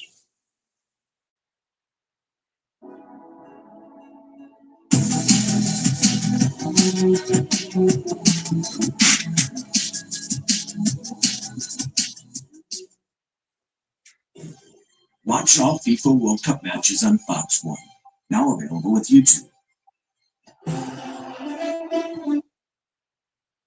He was not angry exactly. He was something more complicated and worse. He was a father watching a piece of evidence that confirmed his deepest fear while trying, with everything he had, to hold his judgment long enough to hear the other side. "Explain," he said. One word. Then, now, I told him everything. She could not remember her address. I had no other option that felt safe. I put her on the sofa, set water and Advil on the table, wrote a note explaining where she was and where I was, and then slept on the floor of my own bedroom with the door closed. She left by Uber the following morning. Nothing happened. Nothing would ever have happened. I did not know who she was until her phone lit up with his name, after she was already asleep on my couch. Richard sat with that for a long time. The kind of silence that stretches until you become aware of the ventilation humming in the ceiling and the traffic 12 floors below. Then he said, "I'll ask Sloan." "You should," I said, but the damage was already done. The next morning, Richard reassigned me. I was moved to a renovation project on the south side, 40 minutes from the main office, a job that had nothing to do with the lakefront tower, nothing to do with marketing, and nothing to do with Sloan. Marcus stopped by my new desk that afternoon. "You got exiled, man," he said quietly. I nodded. There was nothing else to say. The truth had been on my side the entire time, but Tyler had ensured it arrived in Richard's office stripped of context. And a truth without context is not really the truth at all. It is just an accusation wearing a better suit. Sloane found out what happened, and she did not accept it quietly. She walked into her father's office that same afternoon, and she closed the door behind her. I was standing in the hallway when it happened. I could not make out the words through the wall, but the tone carried perfectly, and it was not pleading. It was not begging. It was anger, controlled and precise and unwavering, the voice of a woman who had spent 2 years being spoken about and decided and arranged, and had finally chosen to speak for herself on her own terms. When she walked out 10 minutes later, her eyes were red, but her posture was perfect. Back straight, chin up, shoulders squared. She passed me without looking over. She did not need to. Tyler found me one final time, in the parking garage that evening. He was leaning against his car, arms crossed, wearing the easy smile of a man who believed he had already won. "She'll get bored of you," he said, glancing at his watch like the conversation was beneath his time. "She always does." I looked at him for a long moment, then I opened my car door, sat down, started the engine, and pulled away without uttering a single word. My hands were shaking on the steering wheel the entire drive home. Not from fear, but from the exhausting effort of keeping every single thing I wanted to say locked behind my teeth. 2 days later, an inter-office envelope arrived at my new desk on the south side. Inside was Sloane's clutch, and tucked inside the clutch, folded into a careful square, was a piece of paper with 5 words in her handwriting. "I'm not losing this one." She was not talking about the clutch. I knew that. And for the first time in weeks, something tight behind my ribs quietly unclenched. 2 weeks went by. I did not see Sloane. She did not call. She did not text. I did not reach out. The boundary Richard had drawn between us was clear and sharp, and I had no intention of crossing it. I buried myself in the South Side renovation, throwing every hour into concrete specs and load calculations, trying not to think about her. Which meant I thought about her constantly. During my morning commute, during every quiet lunch I ate alone at my new desk, during every evening I spent in the apartment, sitting on the sofa where she had slept, staring at the cushion that still held, somewhere deep in its fabric, the faintest ghost of jasmine perfume. Then one Thursday evening, the doorbell rang. I was sitting in the living room with a book I had read the same paragraph of 4 times without absorbing a word. I opened the door, and there she was. Sloane, no makeup. Hair loose around her shoulders, wearing an oversized hoodie that swallowed her frame, and a pair of old jeans. She was holding a brown paper bag from the Thai place 3 blocks down the street. "I figured you eat alone most nights," she said. "I do too." We sat on the floor of the living room because my dining table was buried under structural drawings and project binders, and an empty coffee mug I had not bothered to wash. She opened the takeout containers, pulled out 2 pairs of wooden chopsticks, and handed me one. We ate pad thai and green curry sitting cross-legged on the hardwood, the same hardwood where I had lain on a thin blanket the night she passed out on my sofa 3 feet away. She noticed. She looked down at the floor beneath her, then back at me. "Is this where you slept?" she asked quietly. I nodded. She went still for a long time after that, eating slowly, turning something over in her mind. Between bites of curry, she told me she had gone to her father, sat across from Richard Calloway's desk and told him everything, holding absolutely nothing back, about Tyler, the possessiveness, the monitoring, the 2 years she had spent performing a relationship she never chose, about the night at the bar, what she was running from, and what she was moving toward without fully understanding it yet, about me. Richard had listened. He had not interrupted. He had not dismissed her or redirected the conversation to business. He was not happy, not by a long measure, but he had listened, which was more than she expected, and more than he had ever done before when it came to her personal life. Then, she set her chopsticks down carefully on the edge of the container, and looked at me with an expression I had never seen from her. Open and unguarded and slightly afraid, the way a person looks right before they hand you the one thing that could break them if you chose to use it. "I need to tell you something," she said. I stopped eating. "That night at the bar," she said, choosing each word slowly. "I knew who you were." I stared at her. "Marcus mentioned you at a company event a few weeks before that night. He pointed you out across the room. Said something about the new guy on his team who was too quiet for his own good. I noticed you. Later, I looked you up in the company directory. I found your photo. I read your project history. And I thought about you more than I should have. She paused. I didn't go to that bar randomly, Ethan. Marcus had mentioned to someone in Tyler's circle that your group was going out that Friday night. I went because I knew you would be there. I went because of you. You knew, I said. I knew your name. I knew your face. I didn't plan to get drunk. I didn't plan for you to bring me to your apartment, but I planned to be in the same room as you. And I am not going to sit here on this floor and pretend that was some kind of accident. I sat there with chopsticks in my hand and cold noodles on my lap, looking at the woman who had just told me that the most chaotic night of my recent life had not been random at all. She had come looking for me. The reason she gave the world, drowning the end of Tyler in cocktails, was true. But beneath it was a second truth she had carried silently for months. She wanted to be near me, and through a chain of events neither of us could have predicted or controlled, she had ended up unconscious on my sofa, and I had ended up on the floor.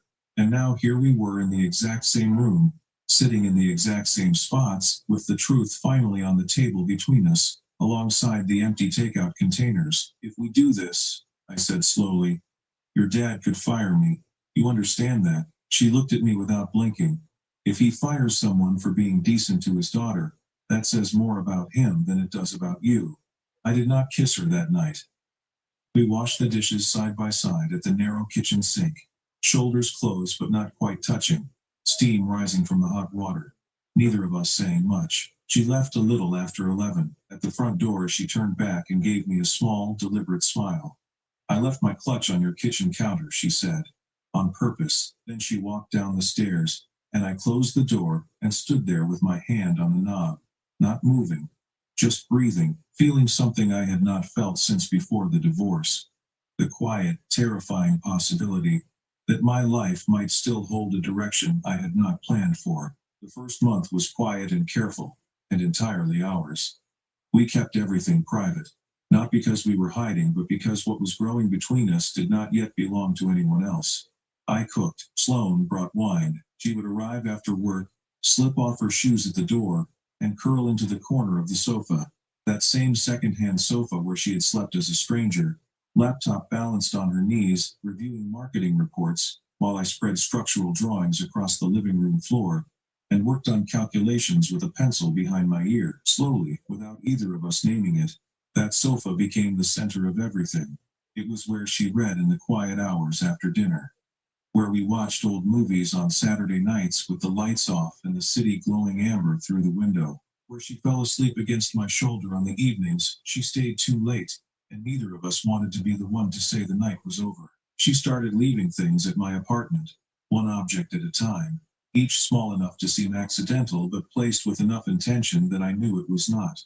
A toothbrush in the bathroom cup, a pair of soft slippers by the front door, a half-finished novel on the coffee table, with a grocery receipt as a bookmark, a hair tie on the nightstand. Each item was a quiet declaration. I am choosing to be here. She never said it out loud. She did not need to. The slippers said it for her. I started to notice the way she inhabited my apartment, not like a guest passing through, but like someone learning the geography of a place she intended to stay. She knew which cabinet held the mugs and which drawer stuck if you pulled it too fast. She knew the kitchen faucet would drip all night if you did not turn the handle all the way to the right. She knew the third floorboard from the bedroom door creaked if you stepped on its left side. She knew these things because she paid attention, and she paid attention because this place, this ordinary two-bedroom apartment with its creaky floors, and its narrow kitchen, and its second-hand sofa, mattered to her in ways she had never experienced inside a penthouse. At 3 months, Richard invited me to lunch, just the two of us, at a quiet steakhouse downtown. I walked through the front door completely convinced I was about to be fired. Instead, he ordered a steak, medium rare, and a glass of water, and he looked at me across the white tablecloth for a long time before speaking. Sloane told me everything, he said, about Tyler, about that night, about you. He went quiet long enough for the waiter to bring bread and disappear again. Then he said, I don't like it. Another pause, heavier than the first. But I respect that you told me the truth when I asked. He did not say he accepted us. He did not offer his blessing or shake my hand or call me son. He said he respected the truth. And at that point in my life, standing inside a relationship that could cost me my career, that single sentence was enough. At 6 months, I completed the biggest project of my career, a 42-story residential tower on the Chicago lakefront. 2 years of engineering work made permanent in steel and glass and poured concrete. At the ribbon-cutting ceremony, Richard stood at the podium and spoke my name into the microphone, and 300 people in hard hats and business suits applauded. Sloan was in the crowd, standing beside her father, and when the noise died down, she looked at me with an expression no one else in that crowd could have read. But I could. It said what she had been saying quietly since the night on the sofa.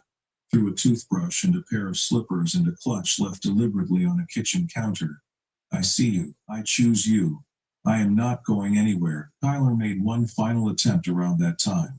He dug up the same hallway footage, the same context-free narrative, and sent it to Richard in an email recommending the company reconsider my employment. Richard forwarded the email to me the same afternoon with a single line in the body. Handle. To perfect film.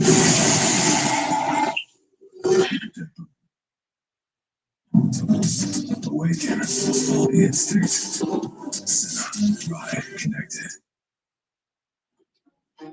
What if that beach view they promised just got 100 times better?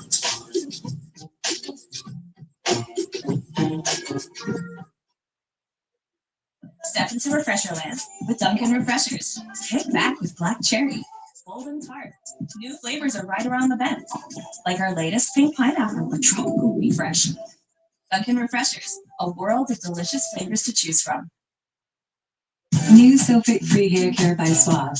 No sulfates, no parabens, no mineral oils. Just glossy shine, deep moisture, and vibrant color that lasts. Suave. No, never felt so good. Focus on the building. That was the moment I understood, without any remaining doubt, that Richard Calloway had chosen where he stood. Not because he liked me, not because he approved of the relationship, but because he had weighed the evidence against the accusation, and he had chosen the truth over the easier story. That was the most Richard Calloway thing he could have done, and it was the first time I realized that his rigidity, the quality I had feared most about him, could also work in my favor. At 1 year, Sloan moved in, not to her father's penthouse with the skyline view and the doorman and the marble kitchen island, to my apartment, the 2-bedroom in Lincoln Park, with the creaky floors and the kitchen barely wide enough for 2 people to pass each other without touching. She arrived on a Saturday morning in early autumn, with 3 suitcases and the clutch. I stood in the doorway watching her carry the last box up the stairs, and when she set it down in the living room, I said, "You're leaving a penthouse for this?" She picked up the clutch, walked to the narrow shelf beside the front door, placed it carefully on the wood, and straightened it with 2 fingers. "I'm not leaving anything," she said. "I'm arriving." The clutch stayed on that shelf. It was not lost. It was not forgotten in a conference room or delivered through interoffice mail with a secret note folded inside. It was placed there, on purpose, by a woman who had spent years holding everything tightly, guarding herself behind expensive walls and controlled smiles, and who had finally found a place ordinary enough and safe enough to set things down, and the sofa.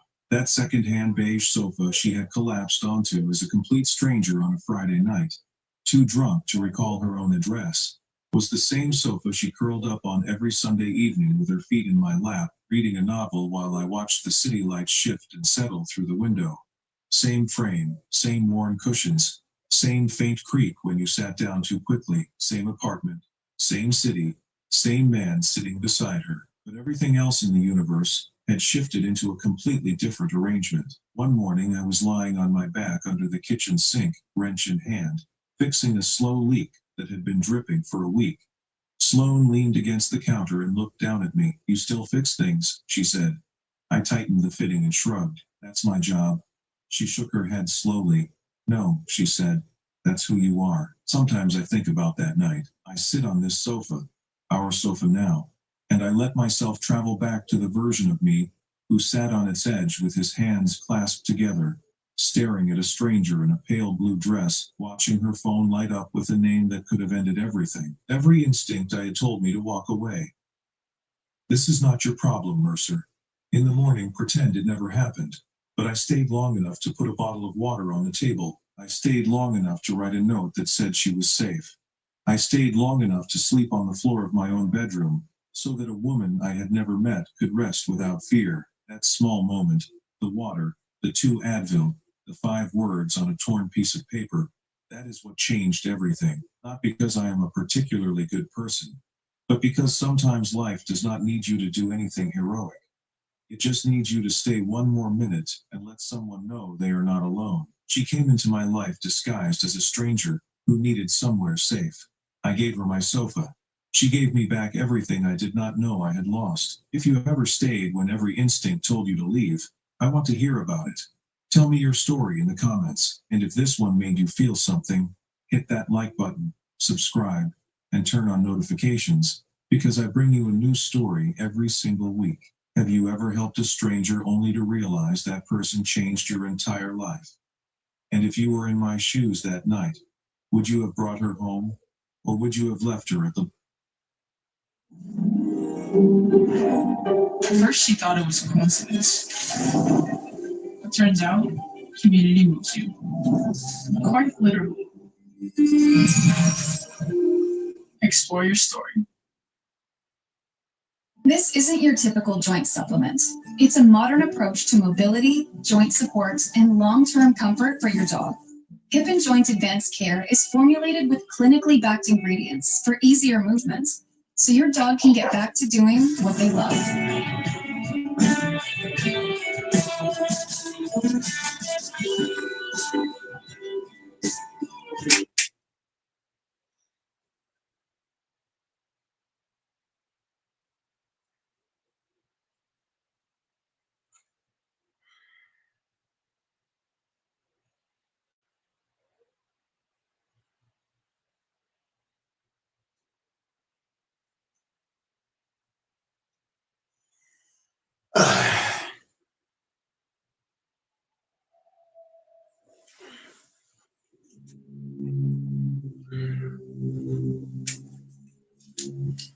Have you ever made a mistake so small that it changed your entire night? I have, and it happened in an airport. It was February. I'd been traveling for work for almost 3 weeks straight, Dallas, then Phoenix, then up to Seattle, and now I was finally headed home to Charlotte. I hadn't slept more than 4 hours in any single stretch for the past 10 days. My eyes felt like sandpaper. My thinking was foggy. I was running entirely on bad airport coffee and the promise of my own bed. Atlanta Hartsfield. If you've ever connected through that airport, you already know it's basically its own city. 7 concourses, hundreds of gates, tens of thousands of people moving in every direction at all hours. Even on a good day, with a rested brain, it can scramble you. That night, it scrambled me completely. My connection was tight, only 40 minutes. I came off the jetway already moving fast, pulling my carry-on, checking my phone for the gate number. B14. Okay. I was in Concourse B already. I found the train, rode at one stop, and speed walked to B14. The gate board said Charlotte. Boarding was already in progress. I got in line, scanned my boarding pass, and walked down the jetway without a second thought. I found a middle seat, shoved my bag in the overhead, and sat down. I put my headphones in before the doors even closed. I was asleep before we pushed back from the gate. I woke up to the captain's voice announcing our initial descent. I pulled my headphones out, stretched my neck, and looked out the window at the city lights below. Something felt off immediately, but I couldn't place it. Cities at night all look similar, grids of orange and white light. I told myself I was just disoriented from sleep. We landed. The wheels hit the runway hard. I waited groggy for the seatbelt sign to ding off, and then I reached up for my bag and filed out with everyone else. The jetway, the gate, and then I stopped walking. The airport around me was wrong. This was supposed to be Charlotte Douglas International, and nothing about what I was looking at matched any memory I had of that airport. The signage was different. The layout was different. The concourse stretched in a direction that didn't make sense to me. I stood there for a solid 10 seconds just trying to reorient myself. Maybe a different terminal. Maybe construction had changed things. I walked to the nearest screen and looked up at the arrivals board. Nashville International Airport. I read it 3 times. Nashville. I was in Nashville, Tennessee, not Charlotte, North Carolina, not home. I boarded the wrong plane. I stood there in the middle of that concourse with people flowing around me on both sides, and I felt something I can only describe as a kind of freefall. Like the floor dropped an inch beneath me. The exhaustion, the disorientation, the dawning horror of what I had actually done. It all hit at once. I called my wife. It went to voicemail. I called again. Voicemail. I texted her, I'm in Nashville. Don't panic. I messed up. I'm figuring it out. Then I walked to the nearest airline desk to figure out what was possible. And that's where the story stops being about a simple mistake. The agent at the desk was helpful, professional, doing everything right. She pulled up my original boarding pass, confirmed the error on my end, started looking for the next available flight to Charlotte. While she was typing, I glanced around the gate area out of habit. Tired habit. The kind of look you do when you've spent weeks in airports and you're always half scanning your environment without meaning to. There was a man sitting directly across from the desk. He wasn't looking at his phone. He wasn't reading anything. He wasn't doing what people in airports do. He was just sitting there completely still, watching me, not glancing, not the casual eye contact you make with strangers, watching, with a focus that was patient and deliberate. I looked away, told myself it was nothing. The agent gave me options. Next flight to Charlotte was at 6 in the morning, almost 7 hours away. She could get me on standby for an earlier one if there were cancellations, but she couldn't promise anything. I thanked her, took the confirmation, and turned to find somewhere to sit and wait out the night. The man was gone. I found a row of seats near my gate, sat down, and plugged my phone into charge. I texted my wife again with the update.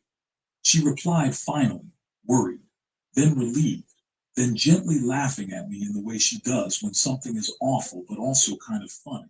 I almost felt normal again. I must have dozed off sitting upright. I don't know for how long. When I came back, the concourse had thinned out significantly. Late night in a smaller airport, most of the shops were closed. Most of the gates were dark. Maybe 30 or 40 people visible in the whole stretch of terminal. My bag was unzipped. I always zip my bag. Always. It's habit from years of traveling. The main compartment, the front pocket, both zipped. The main compartment was open. Not wide open, just unzipped. The zipper head sitting 6 inches from where it should have been. I went through everything. My laptop was there. My wallet was in my jacket, which it always is. Nothing obvious was missing. My travel documents were in the front pocket, still zipped. I couldn't find anything gone. But someone had been in that bag while I slept.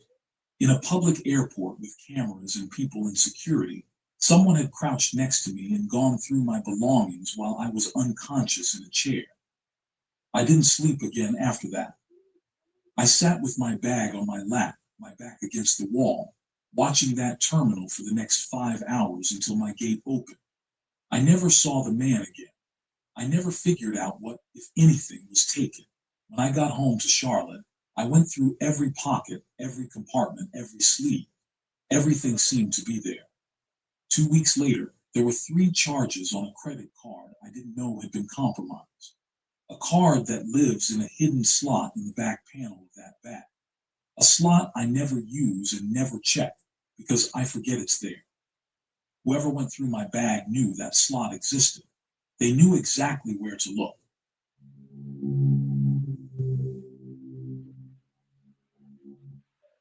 Most people think the scariest thing about flying is the plane going down. But what happened to me never left the ground. I've flown probably 40 times in my life. Layovers, red eyes, early morning departures where you're half asleep and running on bad coffee.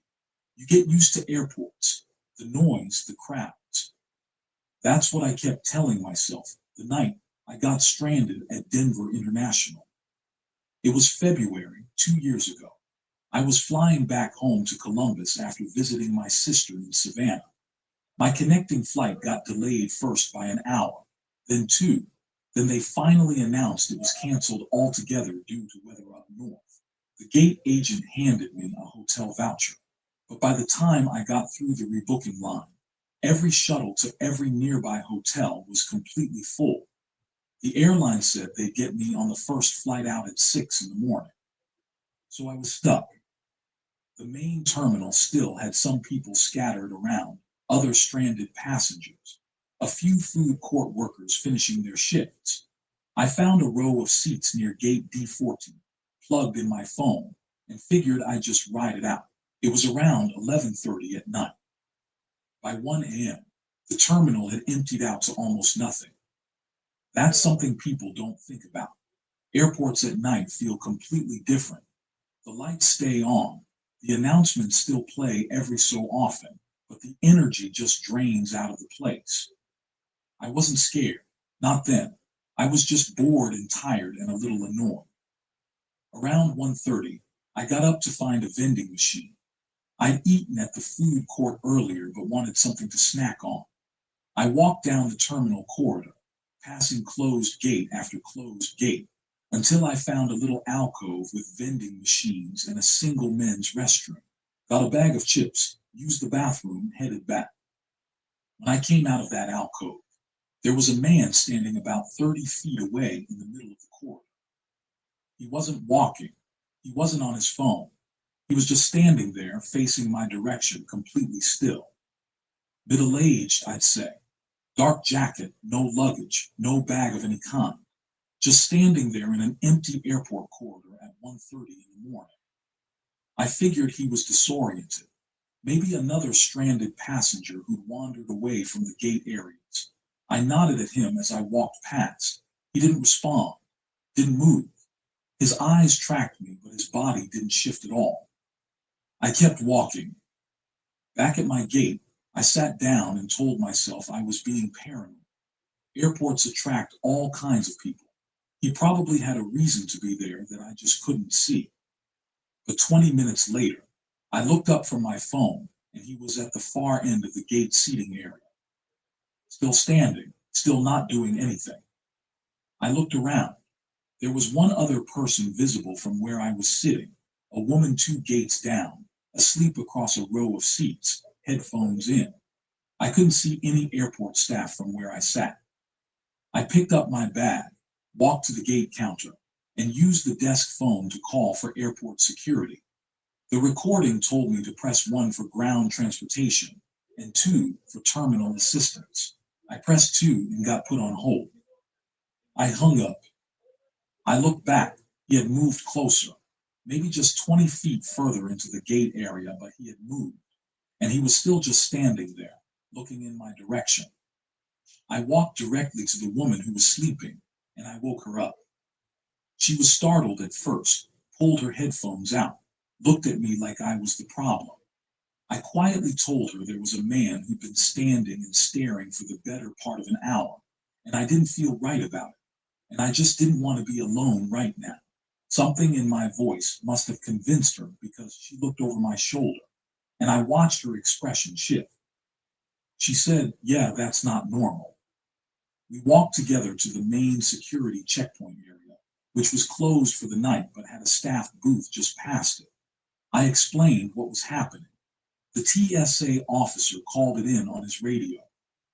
2 airport police officers showed up within 5 minutes.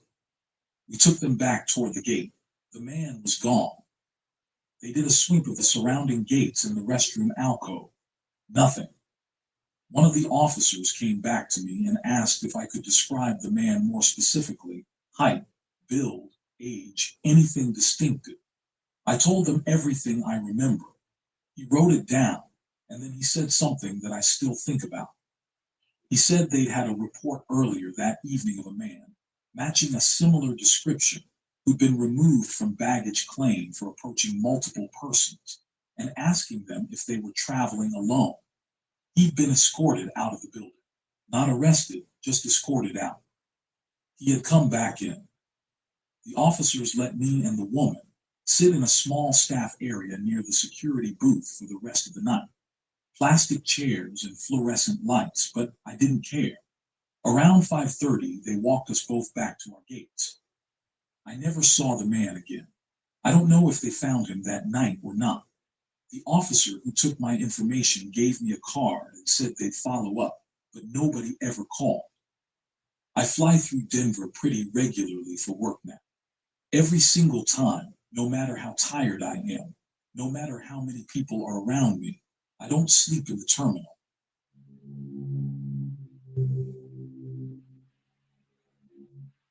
I'm not someone who gets rattled easily. I've flown probably 40, 50 times in my life.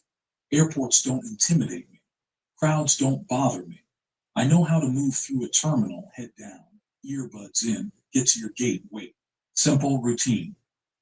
But there's something about being alone in an airport at 2 in the morning that strips all that confidence right off you. It was a layover in Chicago, O'Hare International. If you've ever been through that airport, you know it's massive, one of the busiest in the world during the day. But at 2:30 in the morning, most of the terminals go quiet. Shops are shuttered.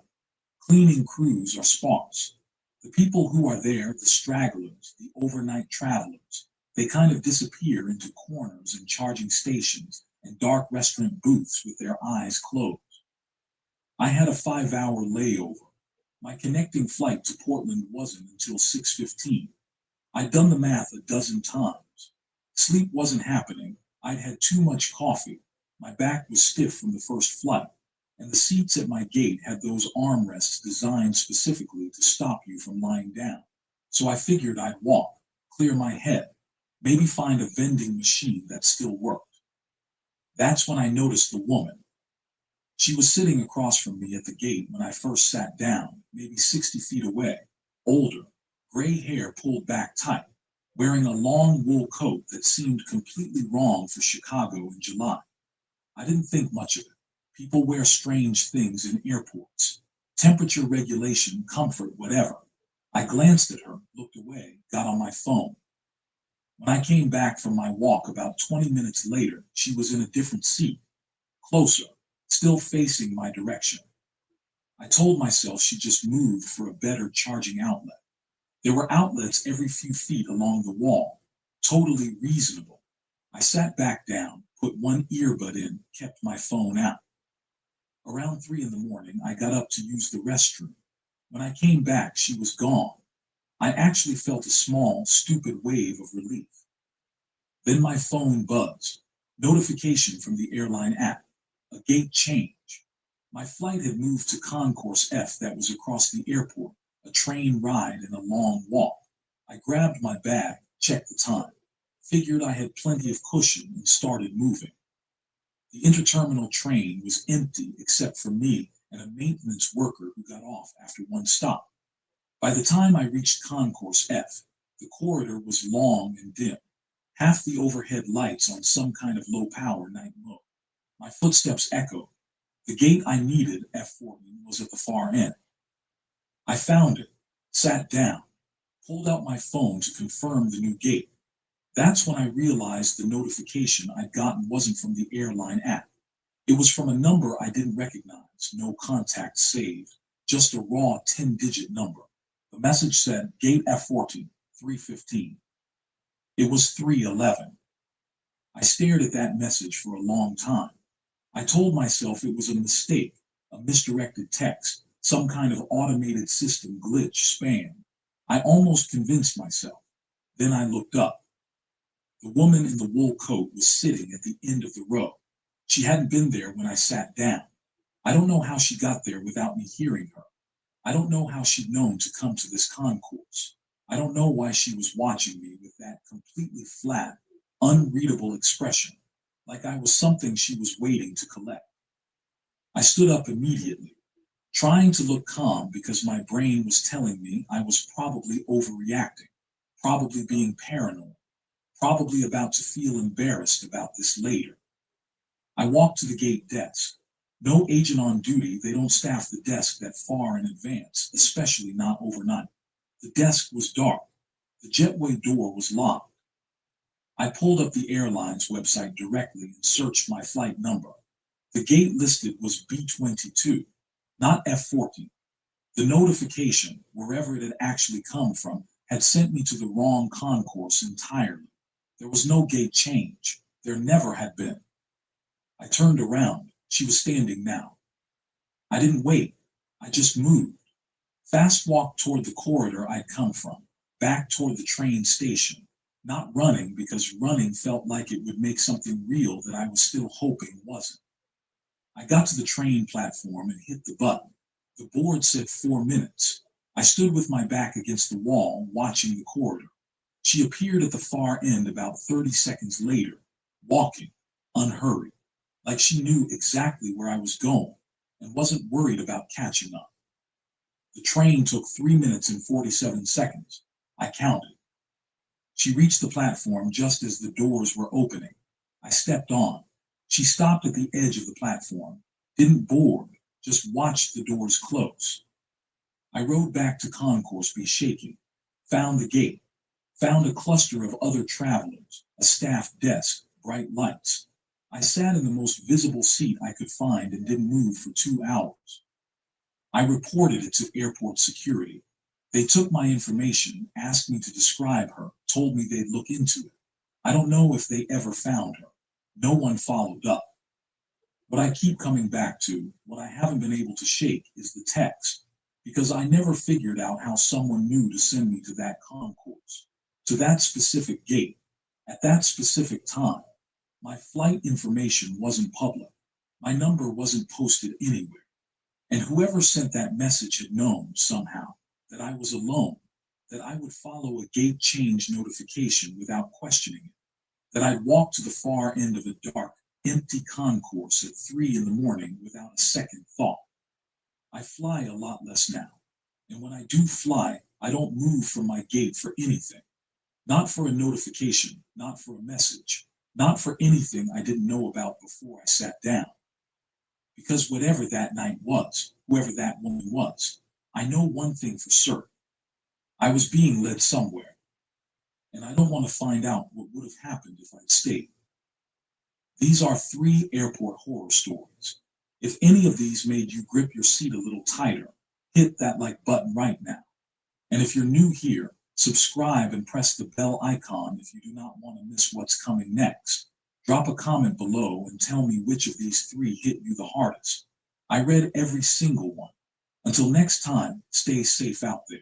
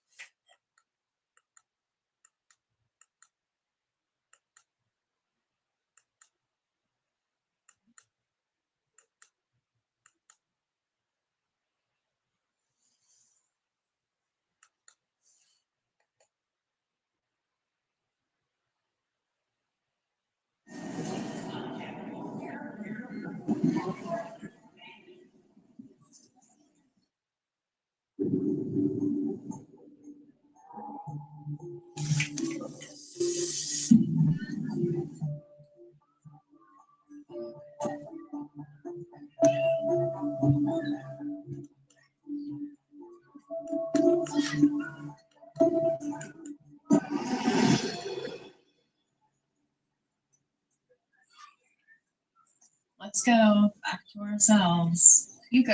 It's way too nice today to be cooped up inside. Come on, we're gonna be late. So what? What are they actually gonna do to us? Well, it's your funeral.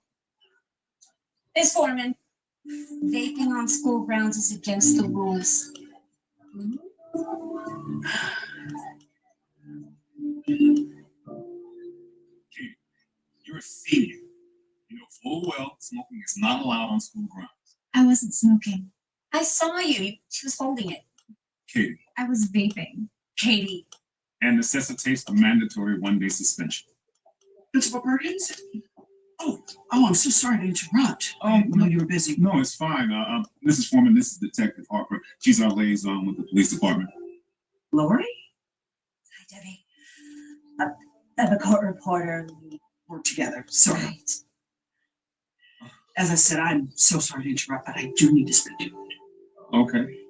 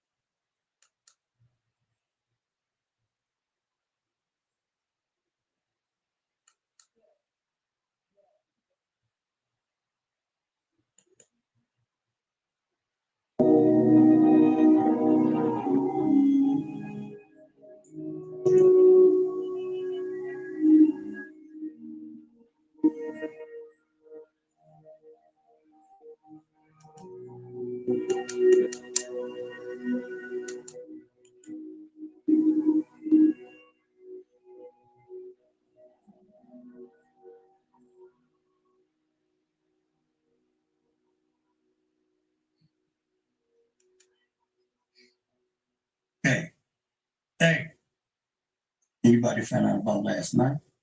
I'm gonna kill you, your mama, and JoJo school ass.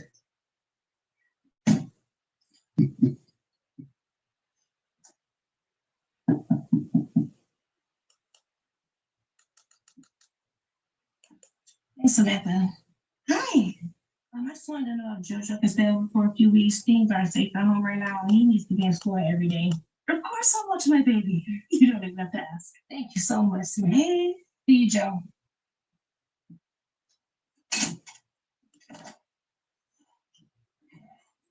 So, baby,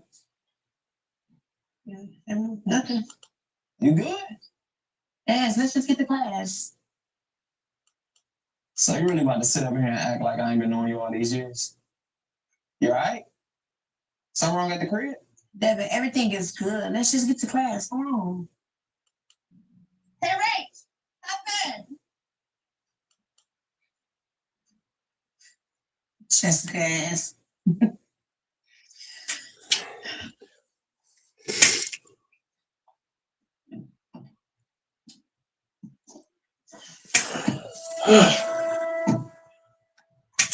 What are you doing from here? Then you gonna mind your own damn business. Little potato head ass. I don't know what. Food around the street. Devin, chill. That's her. Wait, you good? I'm good. Can we please just get to class? Please. We just get to class. Look, we're from something in the class, all right, baby? I ain't been piece of shit ass class. I was about to break down.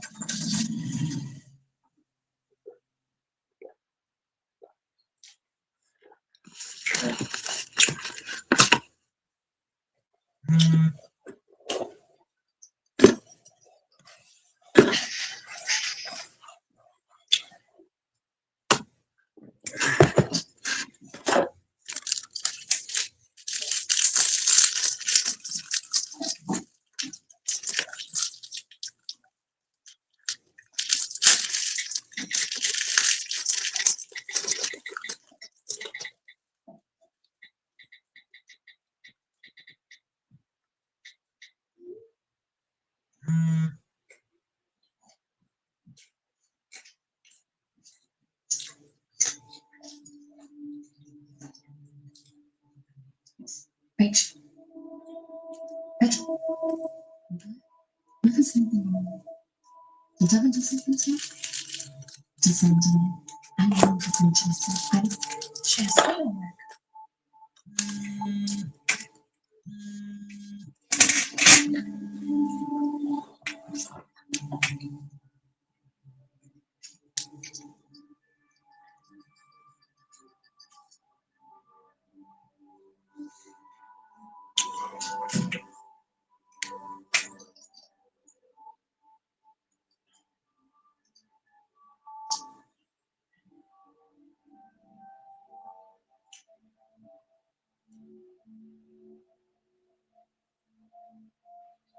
What's up, man? I got all the money. Sorry it took so long.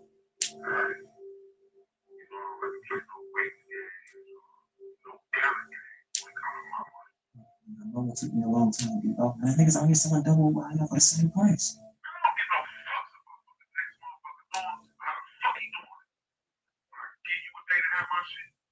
That's the day I want my shit. I got too much people to handle, young dog. Let me know. I can find somebody that can. Oh, man, I got it. I ain't trip. Should be out of school by like 4:30. Just pull up on me then.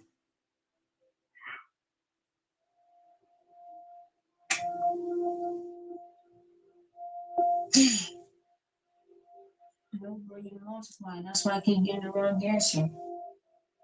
I forgot. But I'm friends with the smartest kid in the class. I'm not the smartest kid in the class. I just pay most attention. You gotta. I'm telling my mom getting on my ass about my grades. That's a better reason than getting your ass beat for nothing. You right. I might go get his.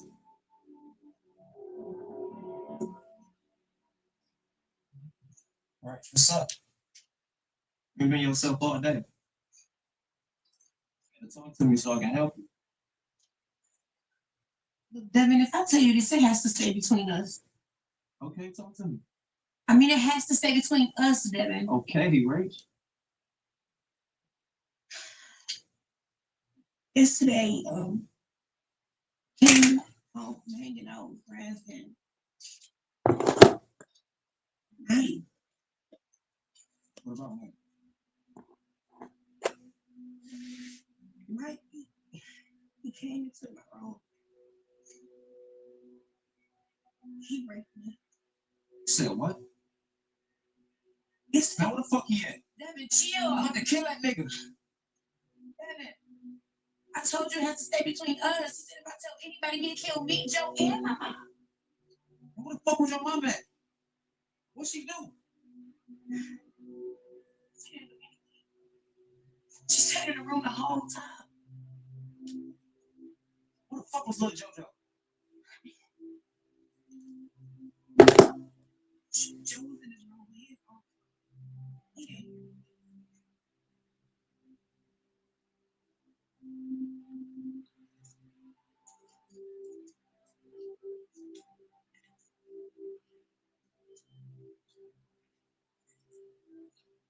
Look, I just need somewhere to stay until it's over.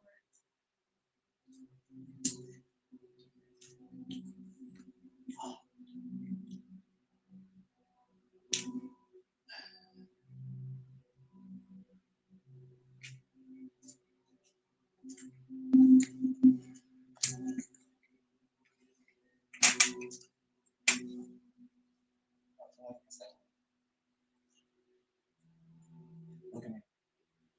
I don't go to the police. I'm killing that nigga. I swear to God.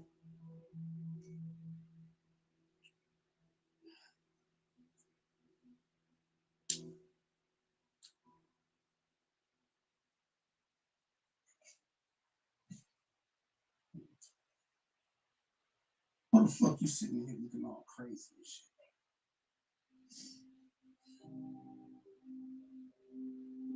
Why'd you do that to my baby? I was saying that shit when I was in there doing it. Nah. You just sat your ass in here and you this. Matter of fact, you let me do that shit. Let you?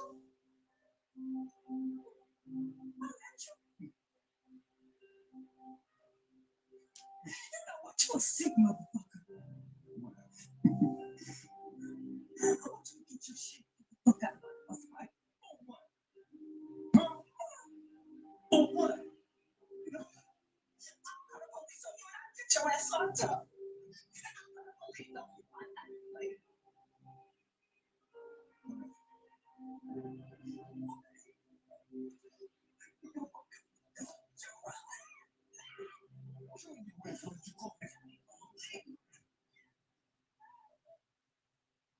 Ass bitch.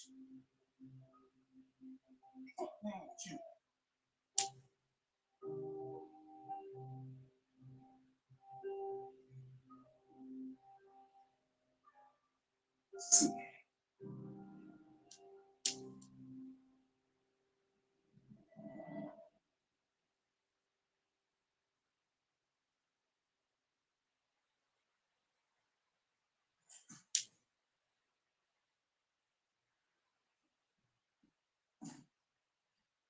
Crazy how this had to happen to get you to come stay with me. Devin, right now it's not the time for this. You right, baby.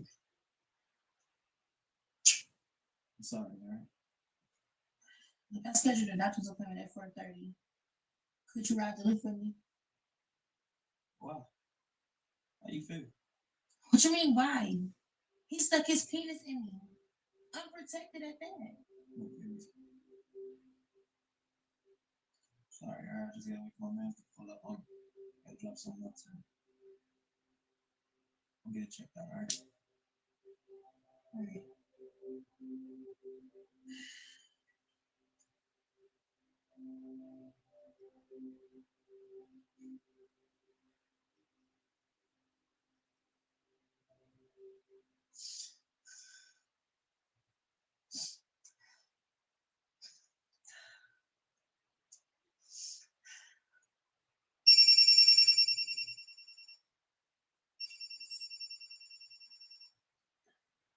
Hello. Hey, Rachel. You good? You never said anything all day. Yeah, I'm good. Just a little drained from studying, that's all. You sure? You know you couldn't tell me anything. I got your back. Just, I appreciate it, but I'm good. Let's go shopping. Something. Anything. Let's get you out of the house. I'm always down for some good old shopping. Well, I appreciate it. Just see me tomorrow. I'll see you. All right. You're welcome. I love you. You want to make us bitch. Shut the fuck up. I'm just saying. How you love her and you fucking let her. Bitch, shut the fuck up. Don't ever say no dumb shit like that anymore and beat your ass. I was just saying, bitch, my bad. The fuck?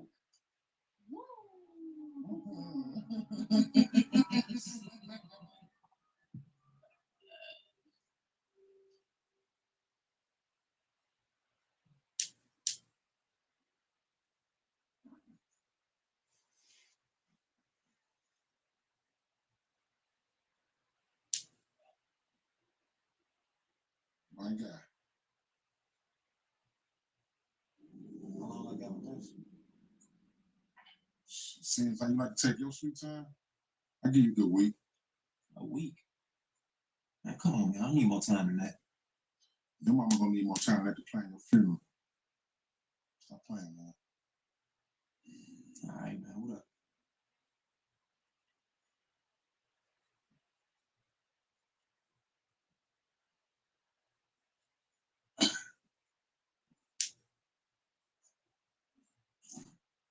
Who is that? Oh, that was just my business partner. Business matter. Steph, when you start doing business? I mean, baby, shit ain't that bad. I invested in cars. I mean, they gonna bid on them. They raggedy as hell, so they gotta fix them up. And once they do, I make double what I invested. Easy. But I guess it sounds legitimate. Well, or at least it's outside. Maybe you just take one of them cars and invest in it and keep it for yourself. Fucking hell. Shit, maybe I do need that best to give me a car.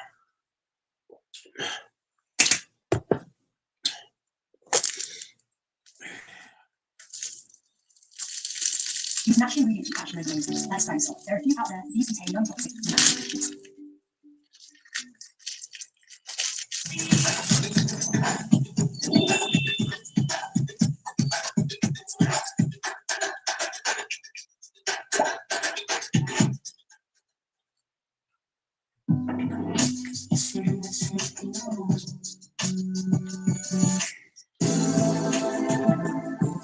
Get this exceptional lease offer on this 2026.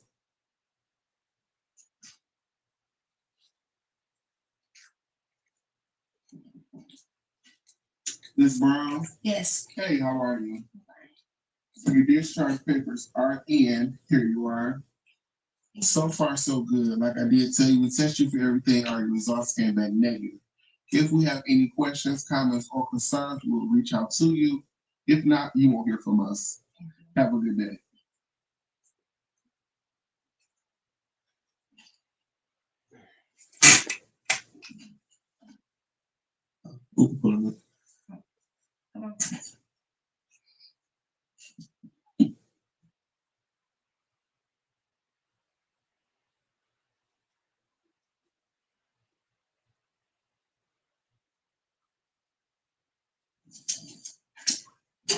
Where'd you get all this money from? Yeah, I've been saving.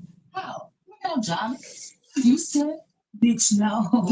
I just have that so much here myself. I've been able to save your days. No, it's actually really smart. I never thought of it like that. Bitch, because you ain't got no man to think about it. Well, fuck you. I'm good. How are you? Yes. Sorry, everything's okay? Yes, thank you. It's different. Yeah.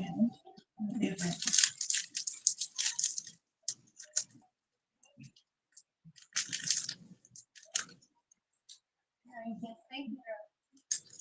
Rachel, you gotta do this tomorrow, though. I know you got Devin and everything, but I'm still your best friend. I know. I promise I'll do better. What you got going on for the rest of the weekend? None. Just studying for finals. Well, when you get some free time, just call me. Thank you.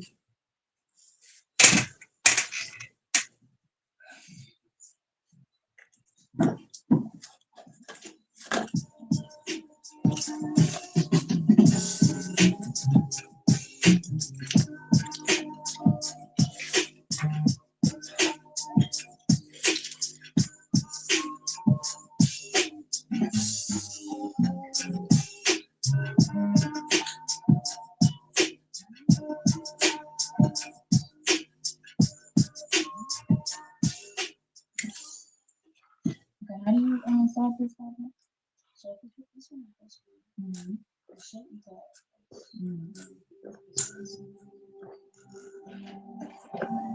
I need to get high. Girl, we have to study for midterms. Yeah, and this is getting way out of hand. When don't you want to get high, Jess? Every time I get some, you bitches are what? Doing it with me. So shut the fuck up. Damn. Excuse me. Okay, how do you do this position is scrapping? Yeah.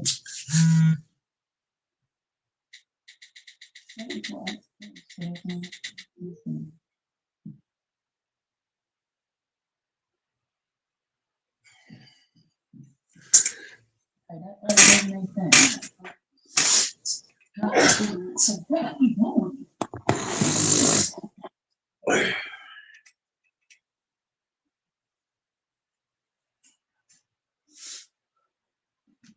Hey, mate.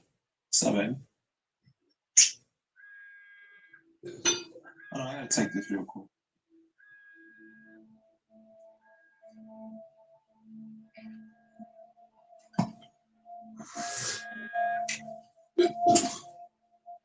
Jessica, I can't do this shit right now. No, you can't. You just don't want to. Let me make myself clear. If you come through for me, or Rachel's gonna find out that not only I'm selling drugs, but that we're fucking. Did you fucking forget that Rachel's your friend too? I did, and I don't give a fuck.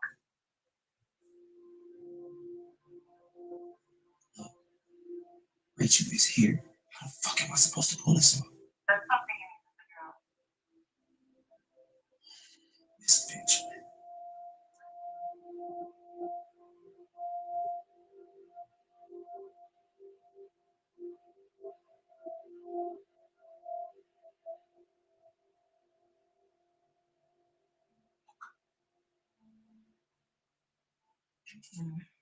Not today, Devin.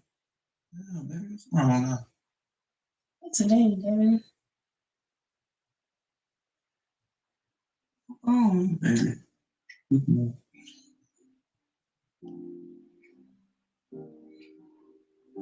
This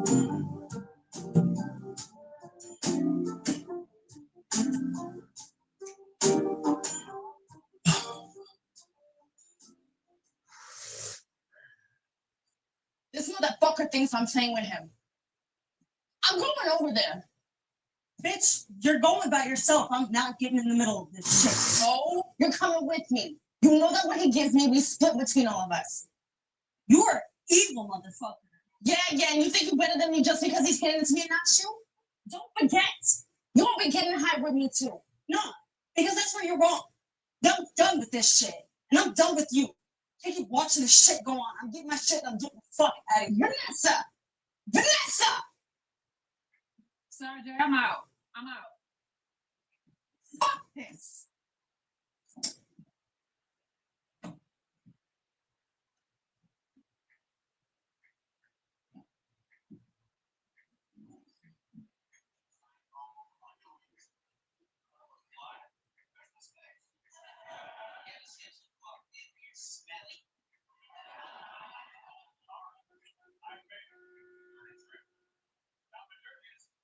Oh, baby, I forgot my man just pulling up. Be right back.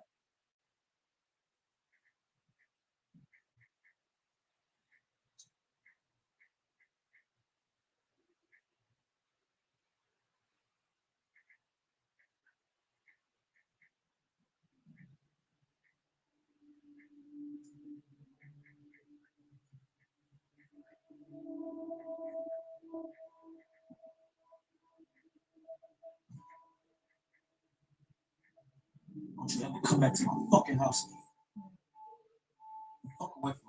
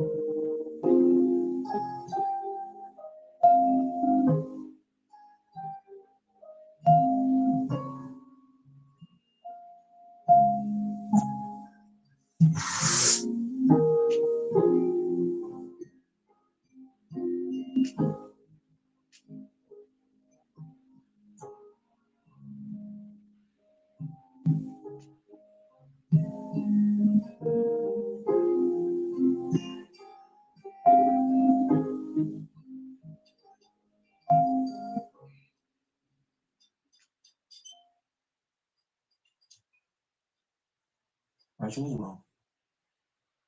Nothing. So you really gonna play this whole acting like I don't know you thing again? Huh? Look, damn it. I just.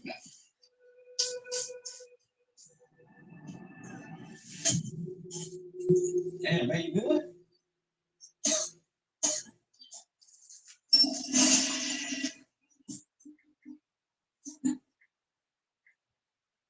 You straight? Yeah, I'm good. Damn, maybe I know I ain't no chef. My food can't be that bad. Food is fine. I have a lot on my mind right now. Okay. Okay, talk to me. The first thing that I've been holding in for a while now is that I saw Jessica pull up and you run outside. And I can't keep pretending like this shit didn't happen. I mean, in front of my face, y'all act like y'all can't stand each other. What the fuck could y'all possibly have going on behind my back then? Look, baby, it's not. It's not what? You lied to see your friend pull it up. I look out the window and see my best friend outside. I mean, what am I missing here? Is Jessica really a man? Or am I just fucking stupid? Look, I got a lot going on, all right? A lot going on. You know what? You do have a lot going on. And I have too much on my plate to deal with this bullshit. I have to pack my shit.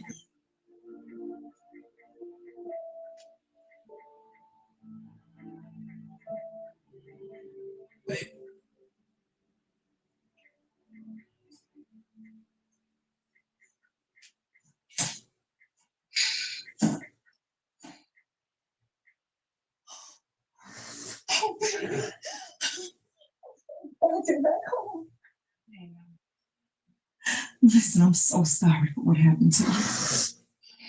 I'm sorry. Mom, why didn't you do anything to stop me? Listen, I mean, I didn't even know you was here until I came out of the room. I mean, you didn't do nothing to stop him at all. You could have called the police. You could have shot him. Anything. You did nothing. baby, you know Mike wouldn't hesitate to put his hands on me. And I tried to call the police. Scared, Mom? How do you think I feel? He raped me and you did nothing about it. Because, what? He's not allowed back over here anymore. And I promise you, I won't let nothing like that ever happen to you again. I mean, please. I just want to come back home. Baby, you never had to leave. I mean, if you said Mike isn't coming back, can JoJo come back home? Of course. JoJo can come back. You know what? I'm gonna fix you something to eat, okay? Sit right here.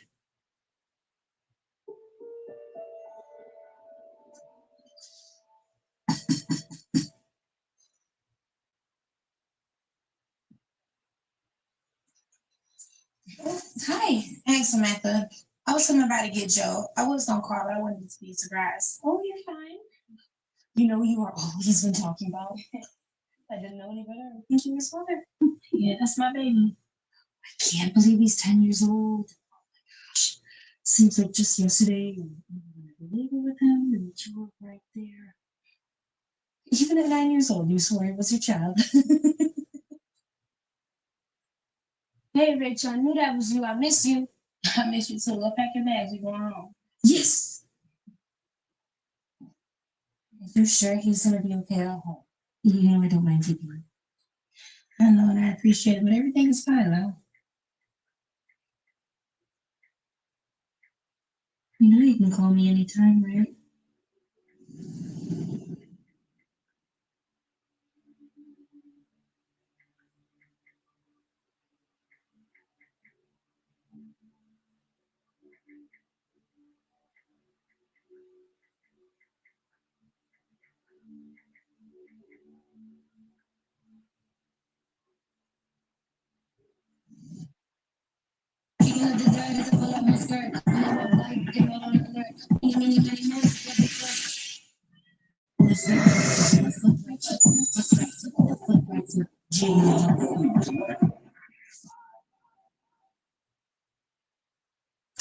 Oh! Just salsa!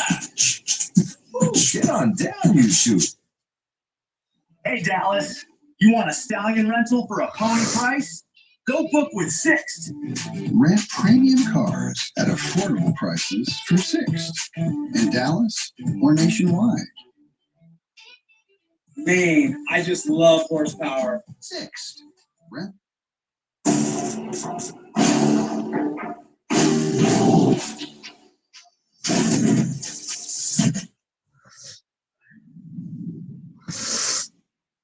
JoJo was like a son to me. I know you and I have had a rough and rocky past, and you probably still don't trust me, but whether you know it or not, I'm here for you as well. Just hope one day you can forgive me. Rachel, I'm ready. You packed everything already? Yeah, I only have the things that Samantha brought me to pack. Okay, well, come on. Where's your other bag? It's in my car. It's over you go. Okay. See you later. Bye, Jojo. I love you. Continue to be a good boy, okay? Well, Rachel always say to see you later when you're planning on seeing someone again.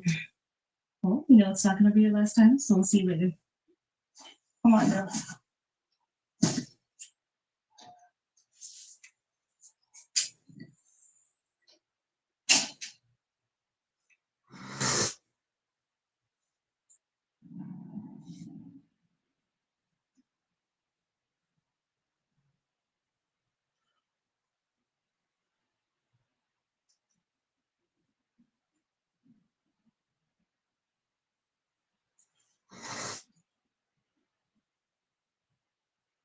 Hey, what's up there, brother? How you doing? What's up, boss man? I'm blessed. I'm nice. How you feeling? Pretty good, man. Just trying to find me something to pull up here today, man. Okay. You know, I got plenty of those. So what kind you looking for? I mean, nothing too crazy. I got about 7, maybe 8,000 to play with. Okay. I got a few of them about that price. You want to take a look? Yeah, that's it. Okay. Yeah, man, I got them all different kinds, you know, whatever you looking for. I see that over there, say 2,000. Yeah, man, that's 2,000 down. You know, that's a little steep, but yeah, I might have This some one kind of nice too. How much is that? That one gonna be that's a couple thousand, though. That's a couple dollars, though. Yeah, then you got this one for around that price. This is a good one too. Yeah, You got some new tires on there. Yeah, it got air. Yeah, just got it. Yeah, and got it painted and everything. It run pretty good too. Passed the diagnostic test. How many miles it got? About 135,000. God damn. I know. I'm trying to work within that budget, you know. But That's all you got right now? Yeah, for around that price, bro. This gonna be, yeah. Yeah. LT got a good color. Fuck it, man. It is what it is, man. I'll take it. Okay. Let's go fill out that paperwork. I ain't bad. All right.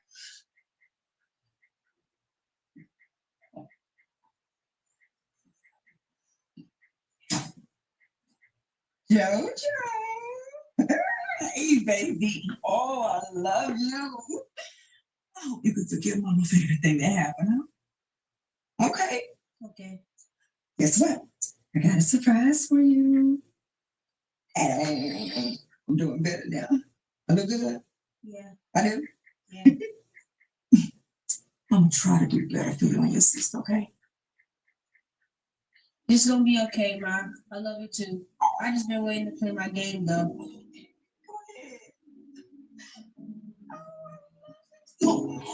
Everything's gonna be okay, Ma. You got our family back. That's my girl. Okay, go ahead, baby.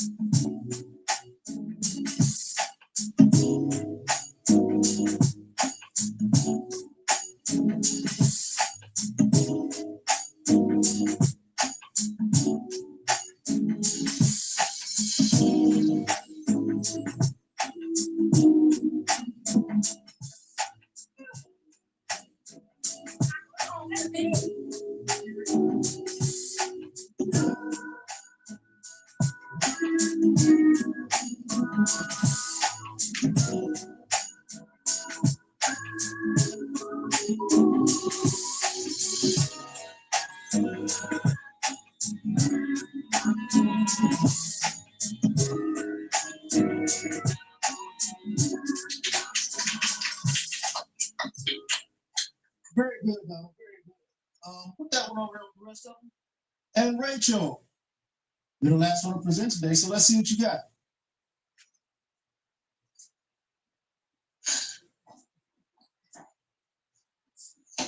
Well, guys, my My project was kind of last minute, as you all can see. So it's not the best. But what? Rachel, you're one of the smartest people I know. You got this. One of the smartest. But I would have thought that you thought I was one of the dumbest. One of the dumbest? Okay, ladies. Rachel, class is waiting. Sorry, Professor. Yeah, one of the dumbest. I said you pulled up to David's house the other day. Rachel, please. Rachel, we need to talk about the subject. We don't have shit to discuss. That's enough, ladies. Lord, Kristen, that is enough. I had enough of this shit. I'm gone for the day. Rachel. Mrs. Brown. Rachel. Mrs. Brown. Rachel. This is all your fucking fault. Rachel. Mrs. Smith. Rachel. Mrs. Smith. Rachel. Mr. Davis. Mr. Davis. Mr. Big class settle. Settle. Everybody settle. Rachel. Rachel. Wait, damn it. Look, it is not what you think. So what the fuck is it then, Jess? Listen, I've been going through a lot, and you know this. Sometimes I feel like I don't want to be here. And I'm not going through things myself. But one thing I would never do is take money from a guy you're dealing with, just so you know that. I never took money from Devin. Rachel, I've been doing drugs. I've been doing drugs. I've been doing drugs and done. Baby, don't believe shit this bitch saying. Tell her the fucking truth.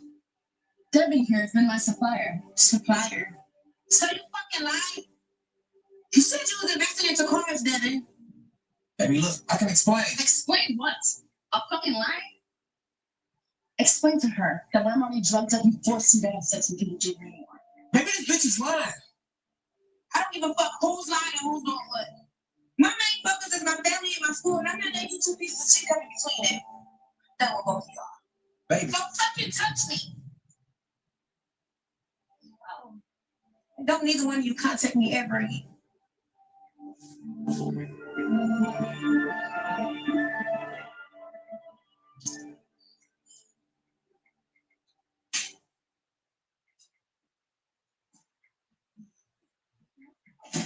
Somebody got to be done. How soon? Yeah, it was good. Yeah. That's why. There's nothing to learn. You already know everything. Jonah, better go wash your hands so you can eat. And Rachel, how was your day? Terrible. I don't want to talk about it right now, man. Cook my favorite meal. You want an egg today? She cook my favorite meal. Nah, but I don't like eating mayonnaise vegetables. So, Rachel, what happened at school? I hope you didn't think I was going to forget that. It's not really what happened in school. More so what happened outside.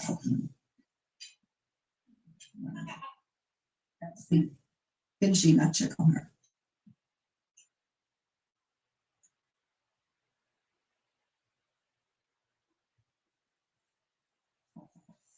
You sick?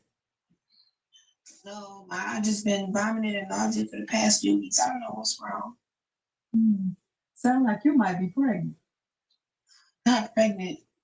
Me and Devin use protection to prevent things like that. We'll take this from. Really, man? Thank you. Wait till after I eat. I'm starving. You probably ain't gonna stay there anymore. I don't even know how to take this thing. You pee on it and sit it on the counter. I'll be right here waiting on you. Don't slam my door.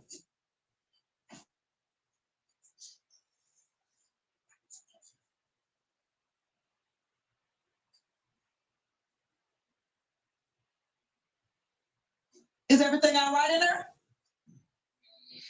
Done.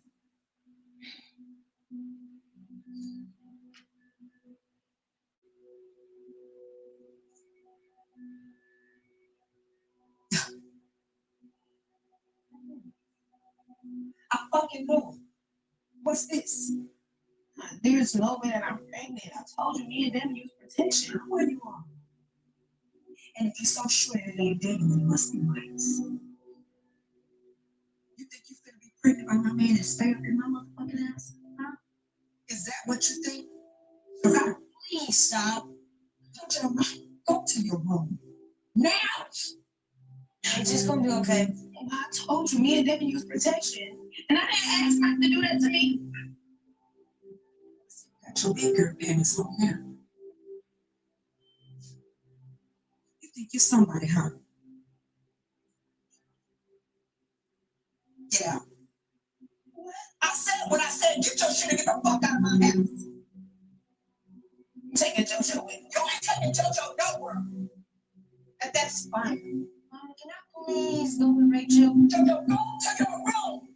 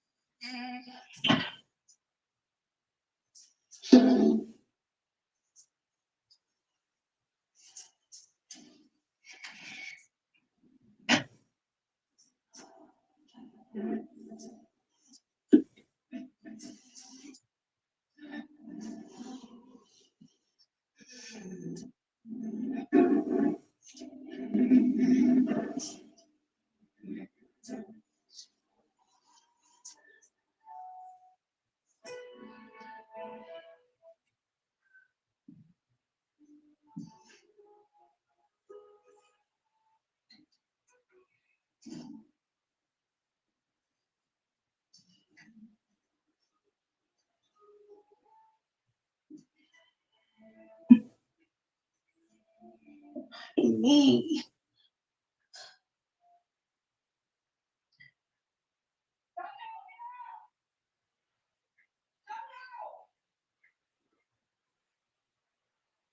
Get up. Up. What's shower?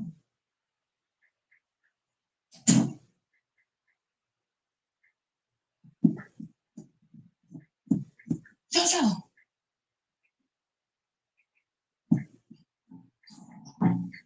JoJo. What's up, Rachel? You on the phone? I didn't even take a shower yet. It don't matter. Get a jacket and come home.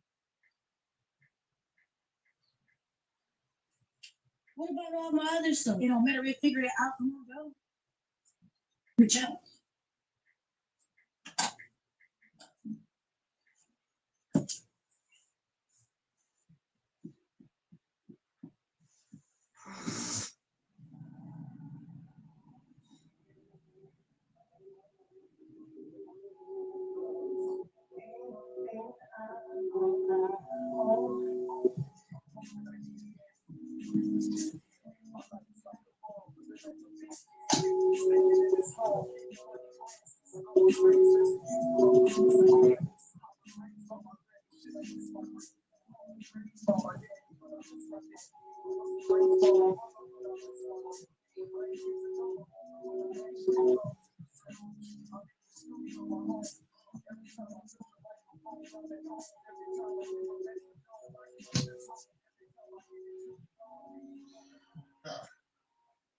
Know why I hit your phone and had to put a phone on. I don't. Big man, I'm hearing all kind of shit. Streets talking, hoes talking, hustlers talking. You know who ain't talking though? Your ass. I ain't heard shit from you about my mother, man. Look, I've been meaning to holler at you about that. Shit, holla, man. Look, man, I just needed to get some wheels so I can get around. Man, I'm basically out here like a walking lick.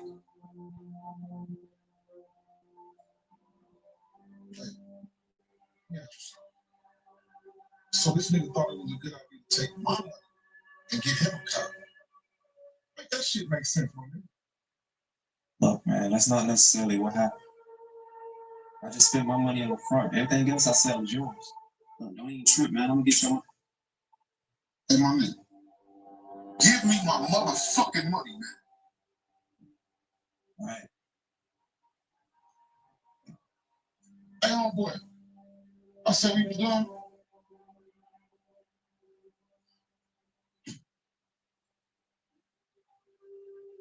How the fuck your petty ass dismissed?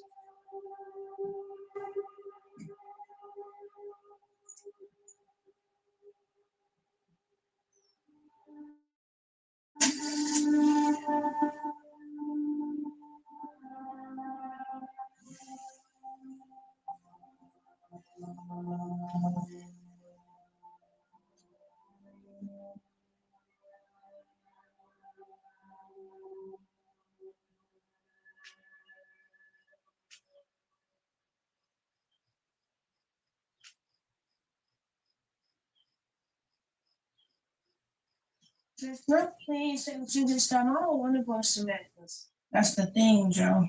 I don't have anywhere to go. Where did you sleep last night then? Somewhere around here. Let's just ask Devin to stay. You know he'll always let us come over. Yeah, I know, but we're not on the best terms right now. Could you not please go to Devin's house? But you know you can't keep asking for money for hair when you see me doing it. Man, shut up. Come on.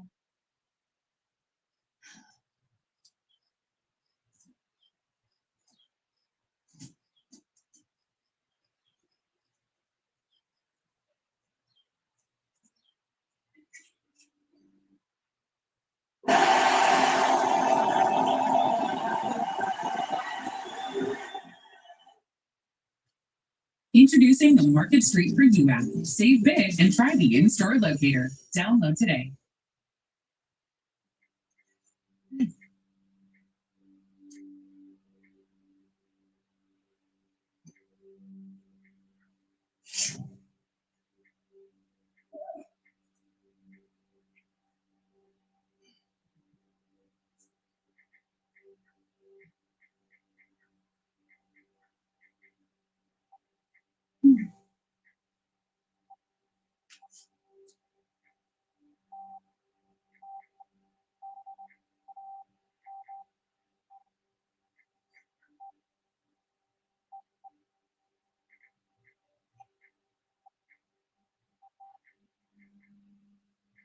So what?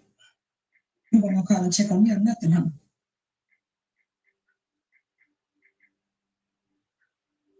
They are my kids, Mike. Look, baby. Don't always let men come between us. Just come home.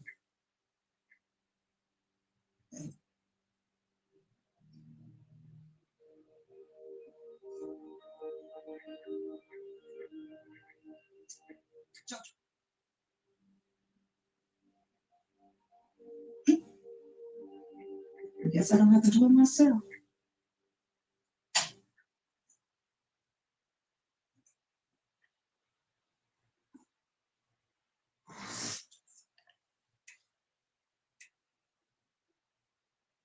So what's up? Tell me, pretty. Don't fucking play with me, bitch. I haven't been high in a month. Bitch, I ain't felt them tonsils in over a month.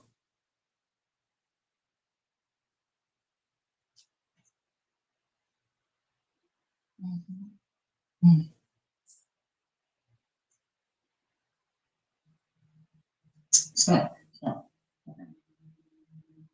You know what I'm thinking? Thinking you might have something to help me out a whole lot better than that shit you on. What the fuck is that? The homeboy Devin. Where's Spot at? I'm asking because that motherfucker owe me a lot of money. And the streets talk, he's spending it. But he ain't spent my motherfucking way. He must think shit's sweet. The whole motherfucking city know I don't play about my money except him.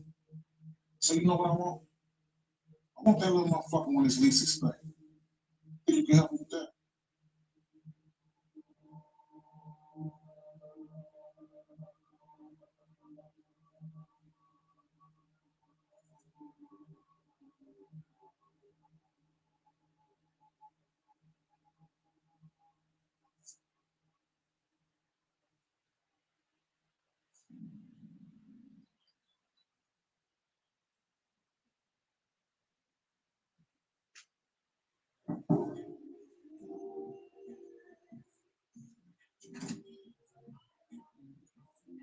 You know, hey, Rachel.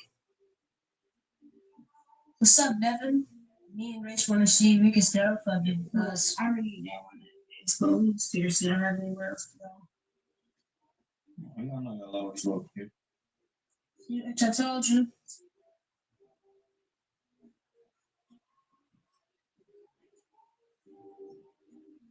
I got you, buddy. Yes, sir. Okay. Go ahead, try them on, bro.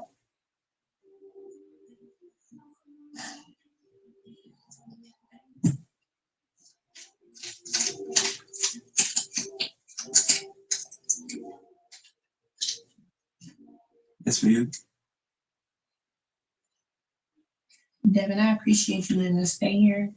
I can't take no legal money. Look, you my girl. So I should be able to treat you like that no matter what, right?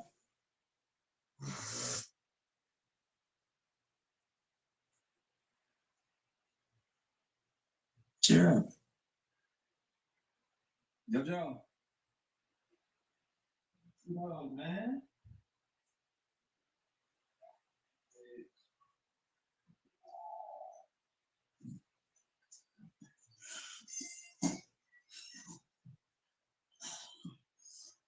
I've been waiting for this.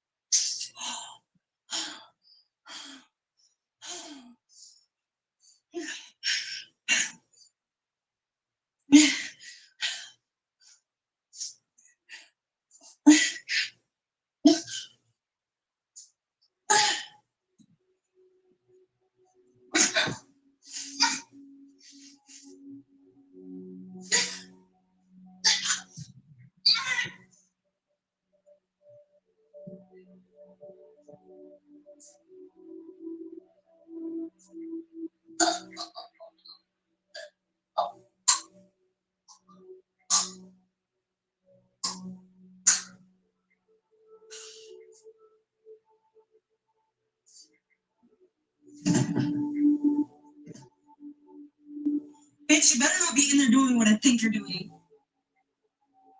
Jessica, open the damn door.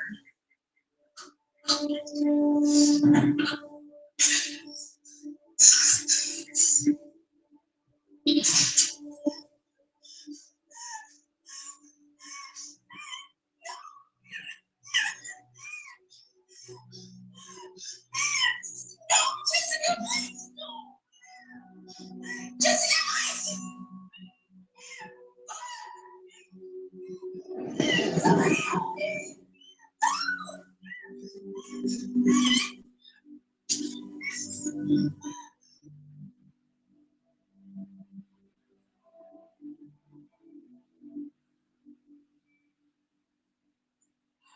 But I'm so glad you're home. I missed you so much. I missed you too. Why don't you go over there and grab that bag? Oh, baby, you're gonna love it. You're gonna bring some new stuff. Yeah, about that. How the fuck you been paying for this shit? Don't worry about it. Look, sometimes it burns me. I pay back at the beginning of the month. Come on, don't act like that. Dance for me. Come on, man.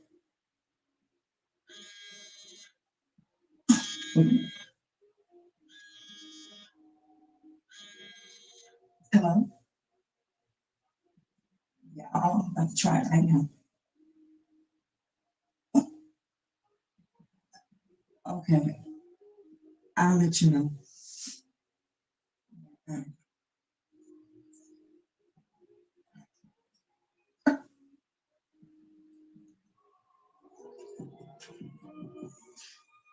I was coming to speak with the manager.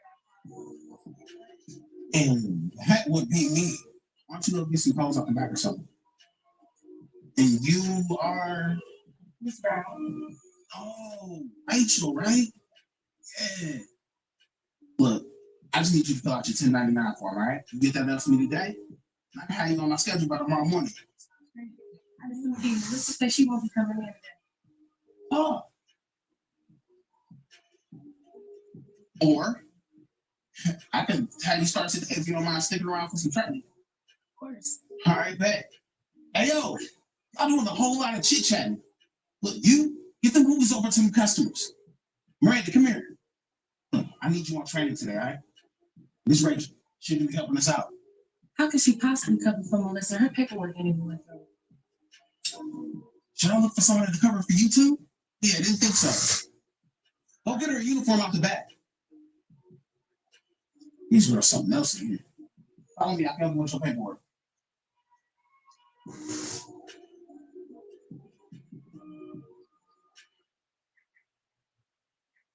And these look good on my feet. And they yours then. Let's go get you another pair. Okay.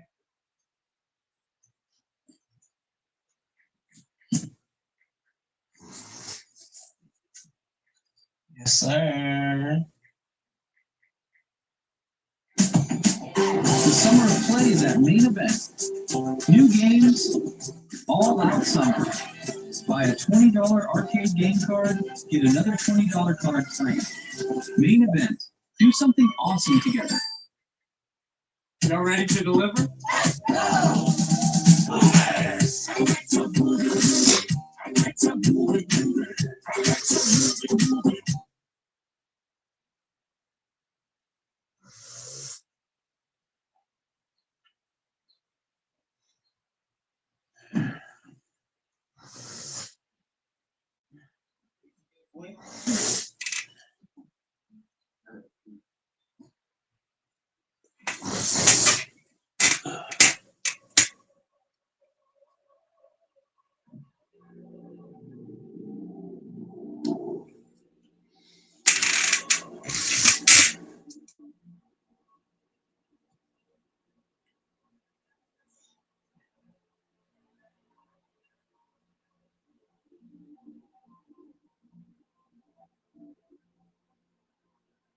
Yo. Hey, Pops, it's done. Quick question, though, quick question. I did it, for sure. You sure you want to do this?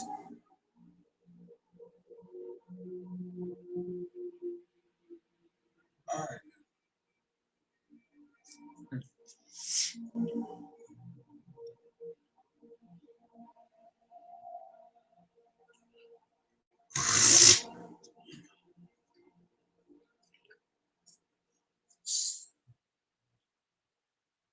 Is that right?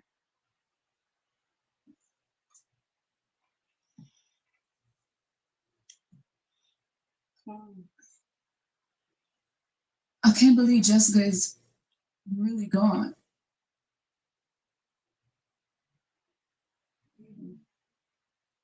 Maybe sooner or later she was the one who was gonna catch up with her. Carl was a bitch. Wow, Vanessa. That's some bullshit to say about our friend that just died. We both just didn't care about nothing except getting high. She can care about herself. You'd be crazy to think she cared about a friend. I can't believe after everything we've been through with her, and this is all you have to say? Believe it.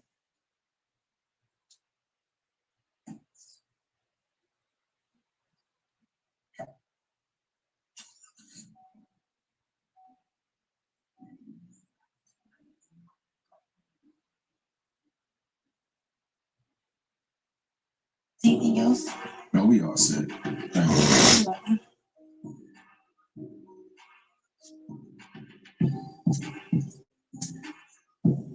Thank you. I think you made a mistake. Give me an extra $300. No, we appreciate you. We coming off best service we ever had coming here. Thank you. Grateful. Thank you so much. Takes us all time. Wow, thank you. You guys have a great day. Keep lying about the protect. Yeah, bitch, we stole that for a day. That's it for y'all. Hey, new girl. Can you come here 1 second?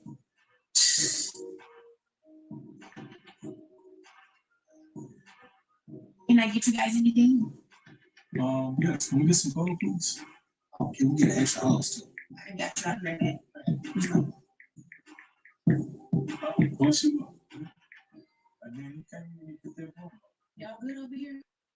Yeah, everything wonderful. So y'all look a little disturbed. I'm just checking up on y'all. Actually, Okay, good.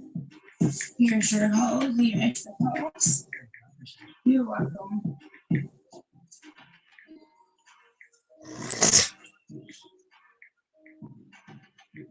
I got your bills on you. $97, right? Thank you. That's your tip. Wow. Okay, thank you. But we got more for you. Thank you so much. Have a nice day. Y'all enjoy yourselves. You too.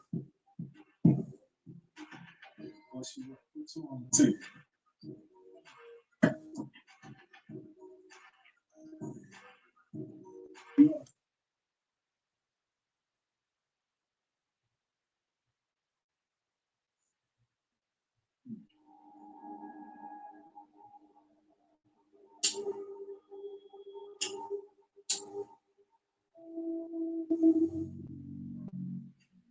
You look rough today.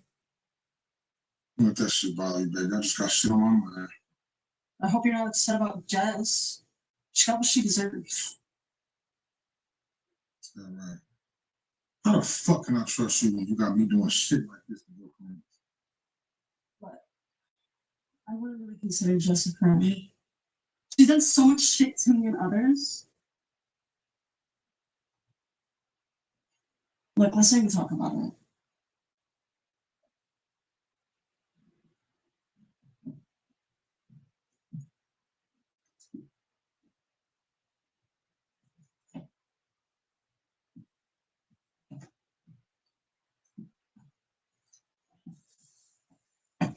Yeah. Oh, yeah, I'm good.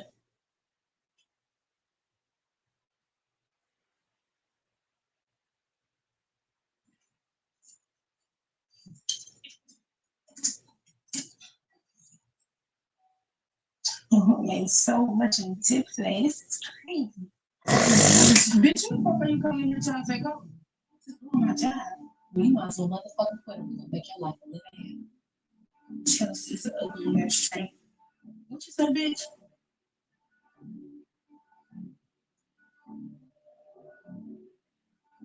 I said.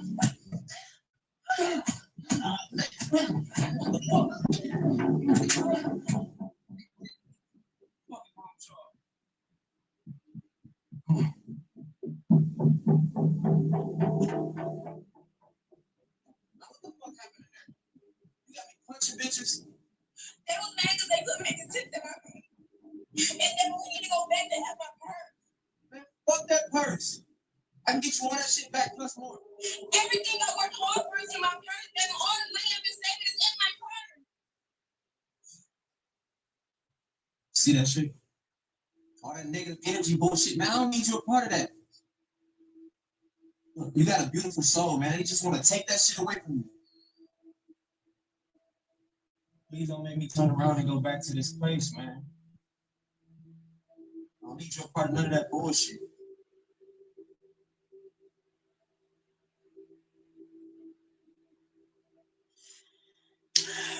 You good? I'm straight. Got this bitch money, girl. Damn, look what we got here. Oh, we can thank us for that, too. I don't need you after this long ass day. I need this shit. Me too.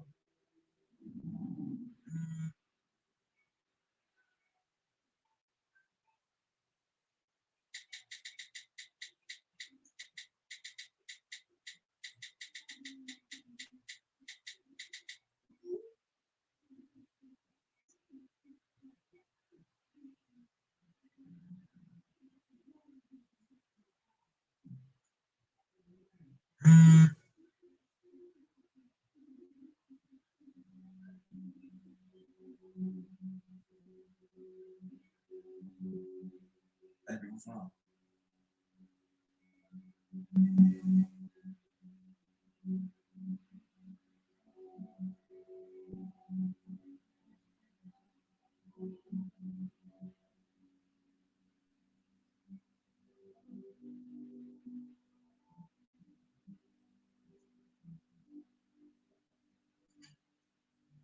Miss Brown. Hey, how are you?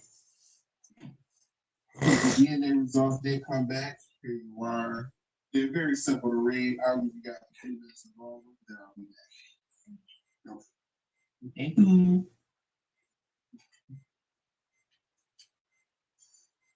Huh? So, how's that impossible? I don't know. It has to be some type of mistake or something.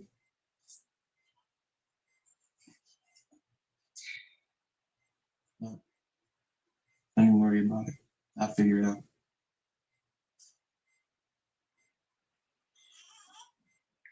JoJo, stay here with Rachel.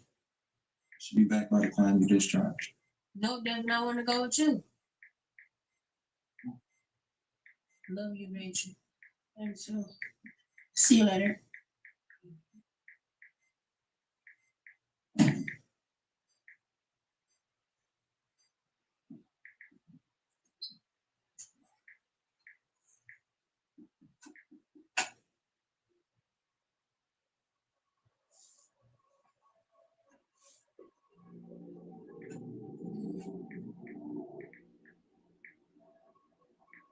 No, yeah, it's him for sure. Got that same little boy with him again though. Hey, how come I'm about to shoot a nigga with a little boy with him? You crazy?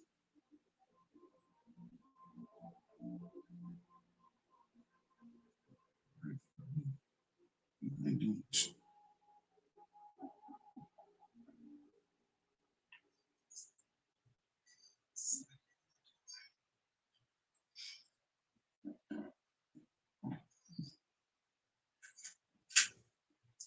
Hey, hey, Kitty. Come on. Come on in. Hey, baby. Hey. So, what about all this day too, huh? You popping up on me all random and stuff.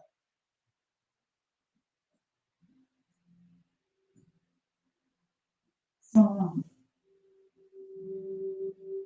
How come you never let me see my dad? baby, you go from back to the Oh, you can stay right there.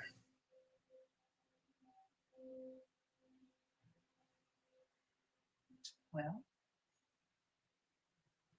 you know what happens to me. And now you got it. And I didn't want him around us. No. Mm-mm. He was no example of what a man is. And after he did what he did to me, he disappeared. And it was okay. Because if he would have stayed in this city, they would have threw his black ass up under the jail.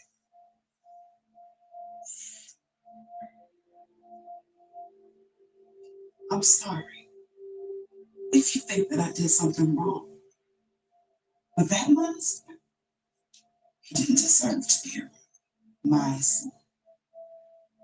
Mm-mm. No, I'm sorry. I'm sorry, and I completely understand. It's just, I missed out on so much without having a father. Is that what you came over here for? I don't know. I guess. I can at least get his name.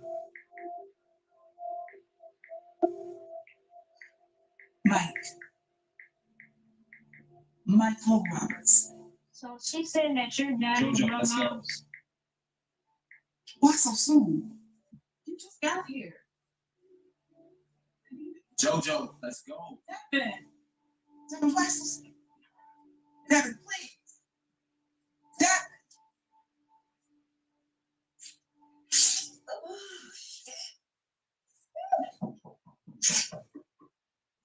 Fuck is that?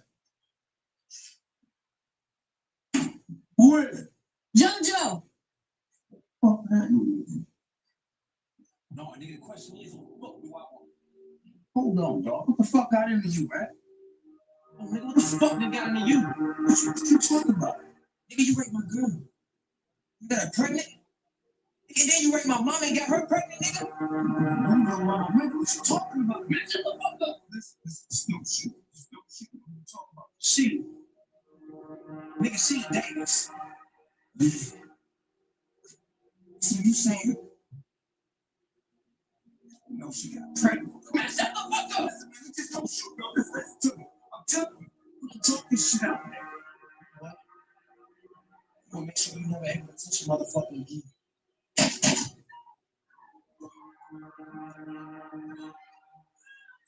Bitch ass nigga.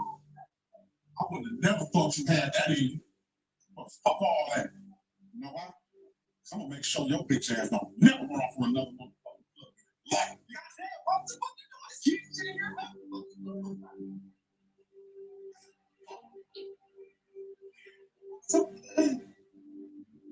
I was begging your daddy to bring you to see me. What?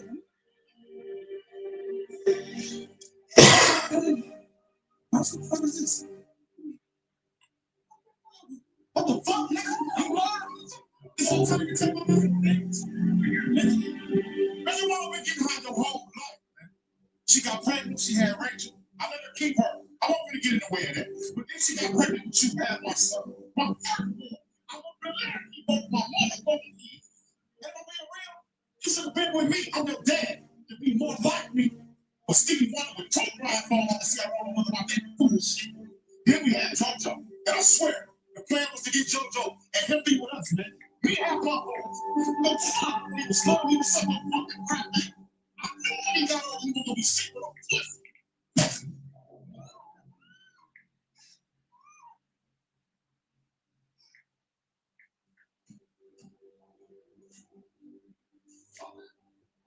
What the fuck you did is sad for me. I can never be like you. Yes, man. You don't know what to do with no gun. Well, I guess they gonna be the day that I find out.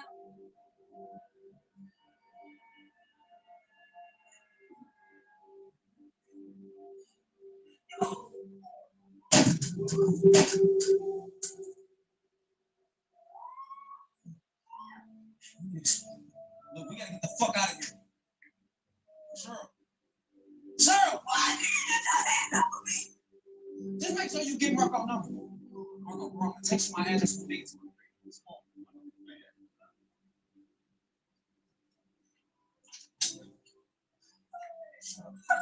Oh, hands up for me.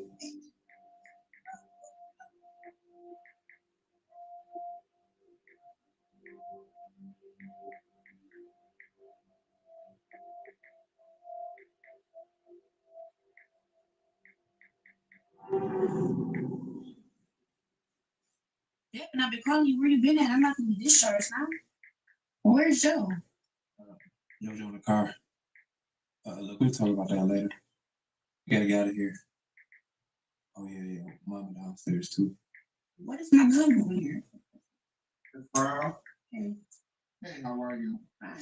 So I did get a chance to send a prescription over to the pharmacy by your house as requested. Make sure that you use the medication as instructed, and remember you too. No sex for 6 weeks.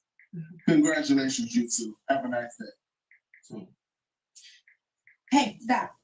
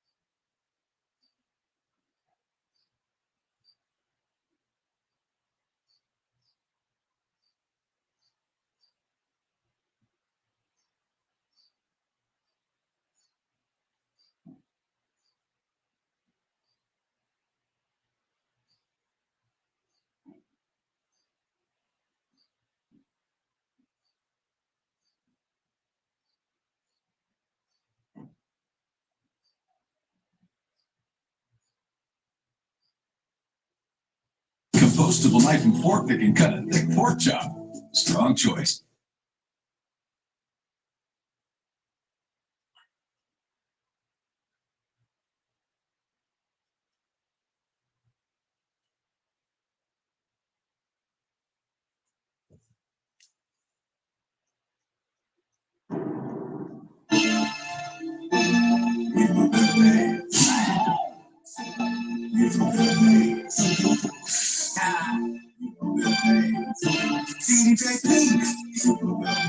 Crossover, still ain't animated nigga. I'm that nigga, I ain't got a fast ball. Crossover, still ain't animated nigga. I'm that nigga, I ain't got a fast ball. Shot my shot, winning later with my rebound. Lost that nigga, now she coming, she know now. So right here, we're ready. This is a hype game right here. It's one of the ones we've been waiting for. Everybody's been talking about it. We got our guy Baldhead Bandit going up against Mr. Belter Ass himself, TNEJP. Man, this is gonna be his debut on the 1v1 platform on Honex Street Ball, as well as Baldhead Bandit. Baldhead Bandit, what you BXB? What you gotta say right now? What are your thoughts right now going into this game versus JP? Man, I heard it was 30-0 his way, so I'm just go out here and hoop, bro. I ain't worried about nothing what he talking about.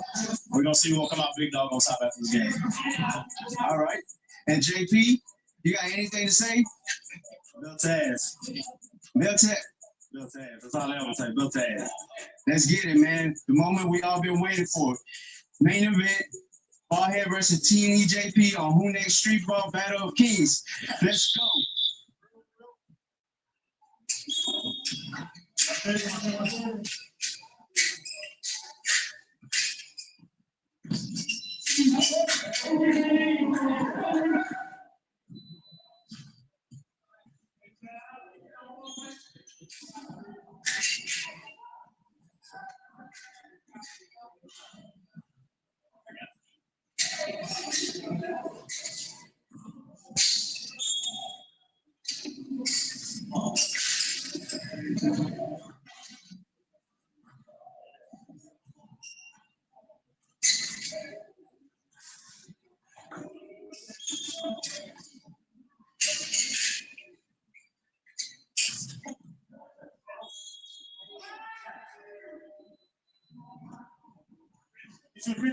Yeah.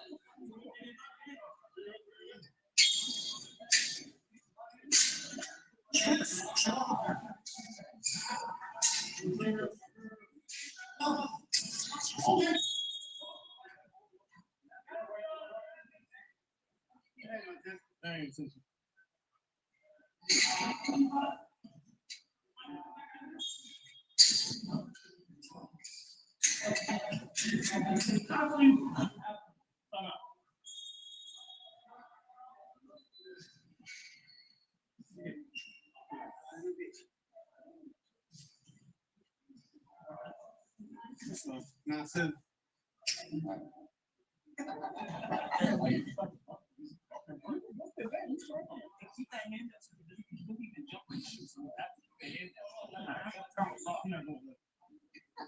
Oh, I've been starting.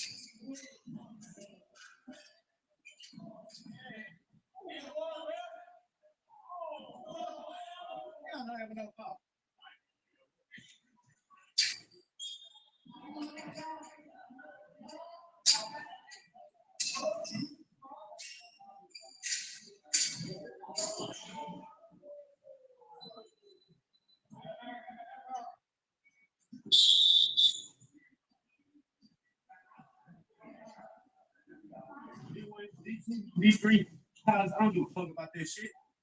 I'm shooting one leg on the big shit. It's like, I'm here by myself. The fuck?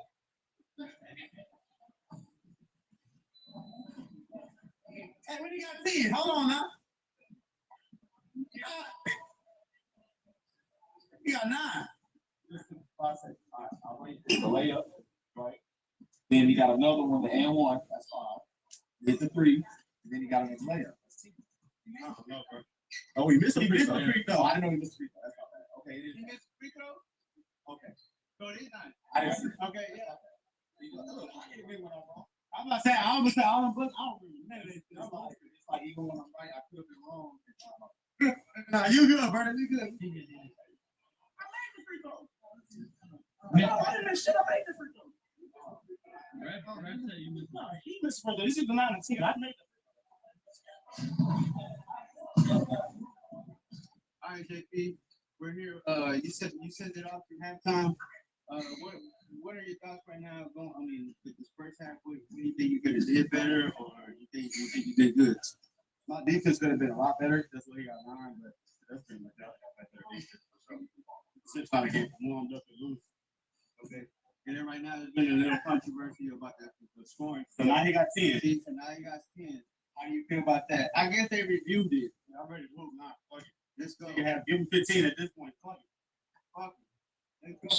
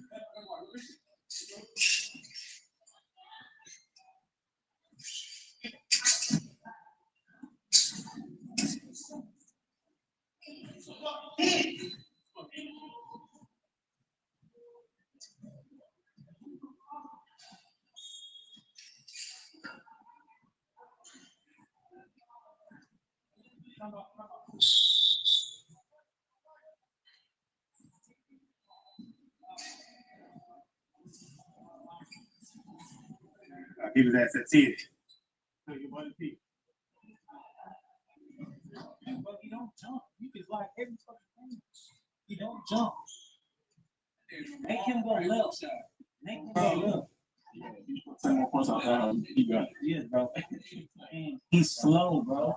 When you first started, your first move to the hole is every time, bro. You can go. He can't guard. The ref ain't calling shit. We already see that now. You gotta play through that, bro. You can't have that first thing.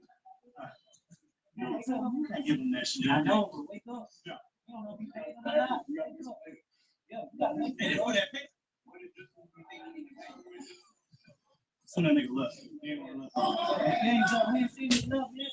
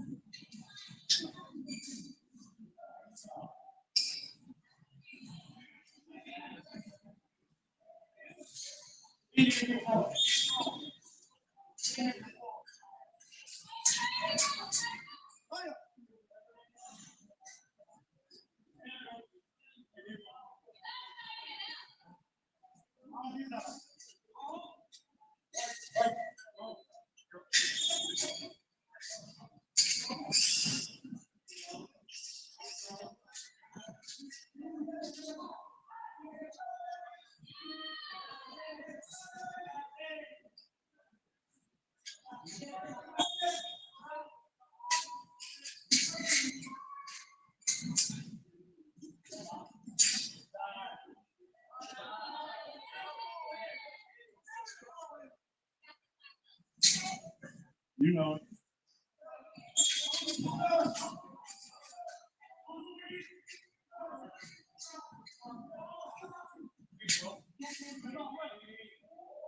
That's right.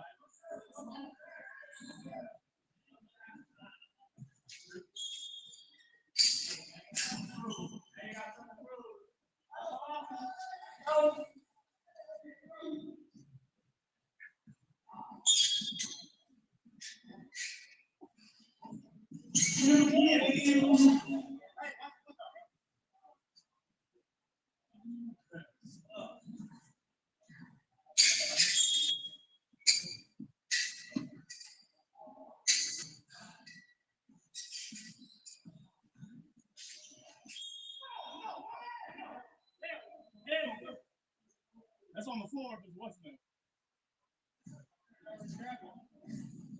You all ready to go?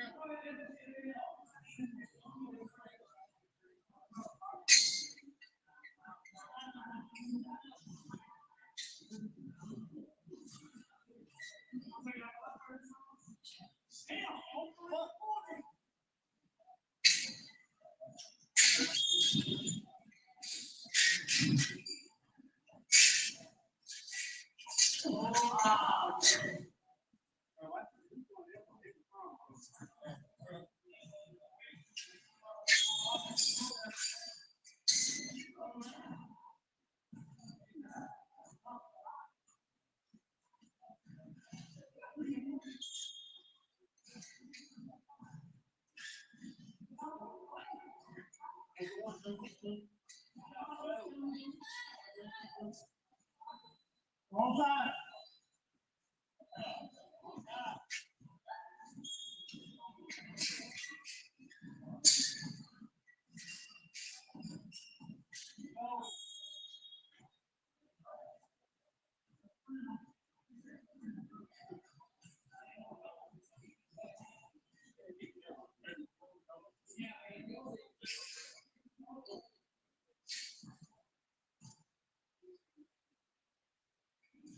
Stop.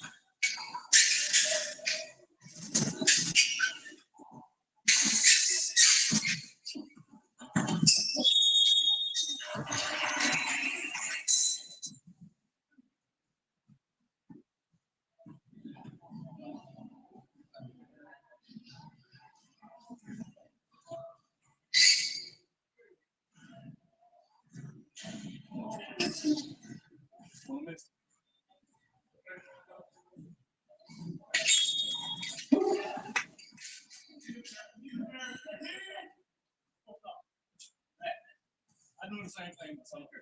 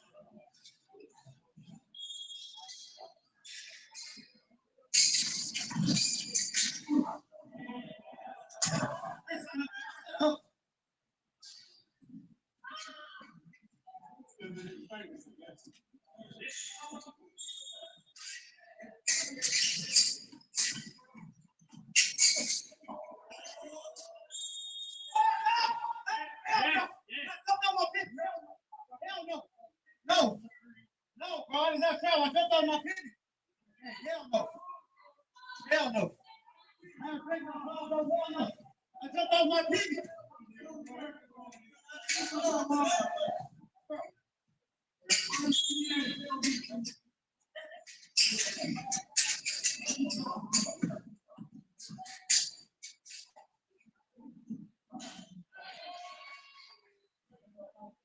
Bullshit, bro.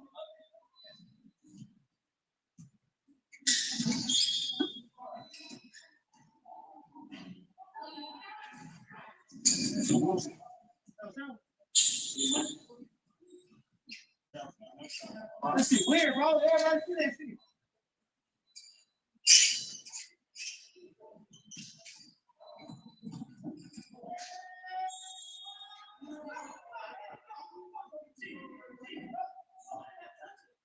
Bro, you just hate me, nigga. Every day you free later.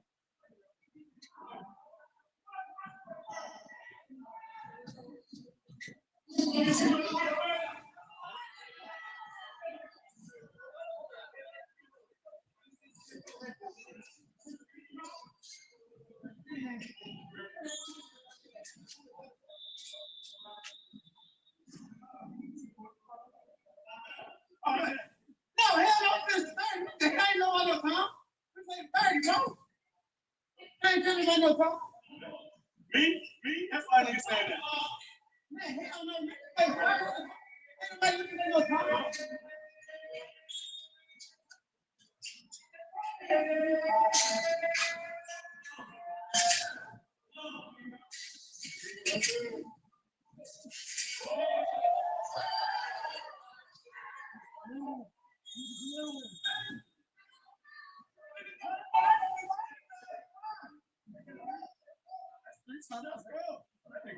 I need it.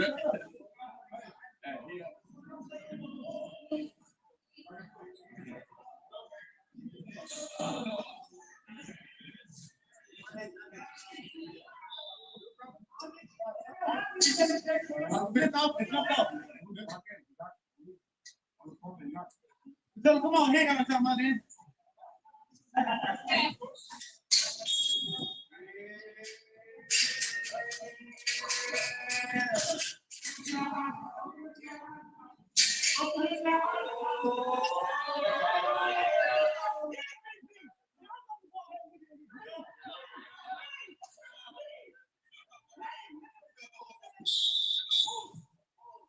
Today, no, he tried to play this. I'm telling you, so Chris was playing Jimmy yesterday. He was, you get locked into the game, you stop thinking. What are you talking? Hurry up. What are you talking? Oh, you knew? You knew? Appreciate you. I'm going out with you tonight. Going out with you. We get in the section. On me. Am I invited? Oh, yeah, I can come. I got kids. I ain't gonna be there. All right. So, man, we're sitting here with Ballhead Bandit. He just won the main event versus Team EJP. How you feeling, Ballhead? I'm him. That's it. I ain't got nothing to say. I'm him. The only person that believed in me is Gabe. Only person that told me I was going. Actually, there was a couple more people, but Gabe said go Gabe. He was the first one. My pop said it. And he was sitting over there.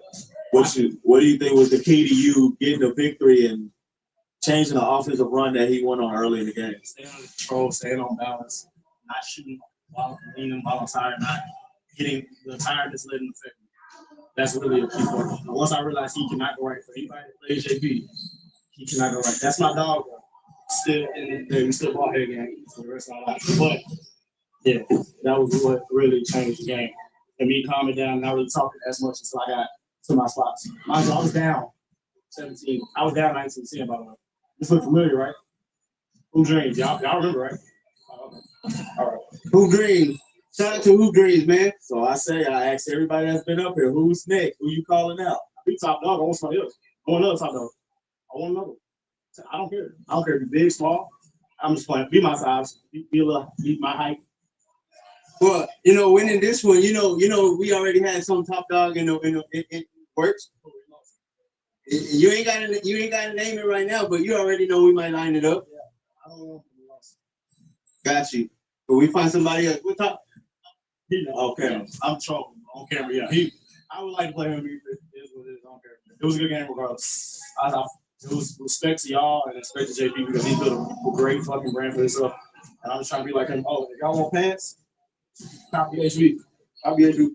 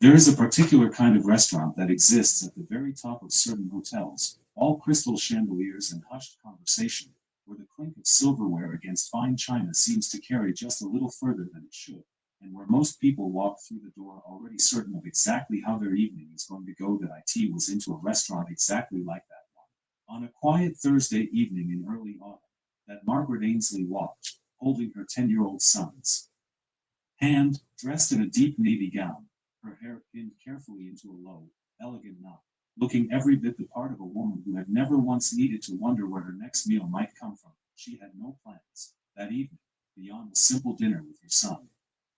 She did not expect that before dessert arrived, she would find herself doing something that the maitre d', the waitstaff, and several of the other diners would talk about for weeks afterwards, something so quietly unexpected that it would remind everyone who witnessed it of a particular kind of decency that the modern world sometimes seems determined to forget. Margaret was 44 years old. She was the founder and chief executive of Ainsley Harbor Group, a private investment firm she had built over nearly 2 decades into one of the most respected boutique firms in the region, specializing in funding small manufacturing and logistics companies that larger investors typically overlooked. She had built her fortune the long way, not through some single dramatic windfall, but through years of careful, patient work, learning the particular discipline of seeing value in places other people had stopped looking. She had been widowed 6 years earlier, when her husband Donald passed away from a heart attack at the age of 41, and she had raised their son, Henry, largely on her own ever since, carrying the particular dual weight of running a demanding company while trying to give her son as ordinary and grounded a childhood as her circumstances would allow. Tonight was meant to be simple, a quiet dinner to celebrate Henry's recent achievement in a regional math competition, the kind of small, ordinary milestone that Margaret had learned, over the years, to treat with as much genuine celebration as any major business success, because she understood, in the particular way grief sometimes teaches a person to understand things, that the ordinary moments were the ones that actually mattered most in the end. They were seated near the center of the dining room, the soft golden light of the chandeliers overhead, when Margaret first noticed the man and his daughter at the table beside. His name, she would learn shortly, was Desmond Carter. He was 36 years old, a widowed single father raising his 7-year-old daughter, Ren, alone since his wife Patrice had passed away from complications during childbirth, a loss that had left him raising his daughter from her very first day of life without the partner he had expected to share that particular, overwhelming joy and fear alongside. Desmond worked as a structural engineer, a steady and respectable profession, though one that had never afforded him the particular financial cushion that made an evening at a restaurant like this one feel entirely ordinary. Tonight was, in fact, a rare indulgence, Ren's 7th birthday, and Desmond had decided, after careful budgeting and several months of quietly setting aside small amounts specifically for this purpose, that she deserved one truly special evening, the kind with chandeliers and cloth napkins and a small, dignified celebration that she would, he hoped, remember fondly for years afterward. He sat across from her now, smiling as she carefully cut into her dinner with the particular careful concentration of a child determined to use her utensils properly in a fancy restaurant, his own plate largely untouched, his attention entirely devoted to watching his daughter enjoy her evening. Margaret noticed him first not because of anything dramatic, but because of something quieter, the particular tenderness in how he watched his daughter, the way his eyes followed her every small movement with an attentiveness that reminded Margaret, with a sudden, unexpected ache, of how Donald used to watch Henry across their own kitchen table, years ago, before everything had changed. She noticed, too, after a few minutes of quiet observation, something else. Desmond's plate had not moved. He had ordered, she would later confirm with the waiter, only a single modest entree, and he was not, in fact, eating any of it. He was simply watching his daughter enjoy her birthday dinner, cutting his own food into small pieces and rearranging it carefully on his plate, performing the appearance of eating without actually doing so. Margaret recognized this particular performance instantly. She had done it herself, more than once, in the early years after Donald's death, when money had been tighter than anyone in her current life would believe, and she had learned to make a single plate stretch convincingly across an entire evening so that Henry would never once suspect that his mother was quietly going without. Henry, she said softly, leaning toward her son. Do you see the man at the table beside us? Henry glanced over. The one with the little girl? Yeah. I think today might be her birthday, Margaret said. Do you notice anything about his plate? Henry studied the scene for a moment with the particular careful attention his mother had spent years cultivating in him, not suspicion, but genuine observation, the habit of actually looking closely at the world rather than simply moving through it. He's not eating, Henry said slowly. He's just moving his food around. That's right, Margaret said. I think he might have spent everything he had on tonight, to make it special for her, and didn't leave quite enough to feed himself too. Henry considered this with the particular seriousness of a 10-year-old encountering an idea that mattered. That's really sad, he said. But also really nice, that he did that for her. It is both of those things, Margaret agreed. Sometimes the kindest things people do for the ones they love cost them something they don't talk about afterward. She sat with this observation for several minutes, the particular old ache of her own difficult years resurfacing gently, not painfully, but with the soft familiarity of a memory she had made peace with long ago. She thought about Donald.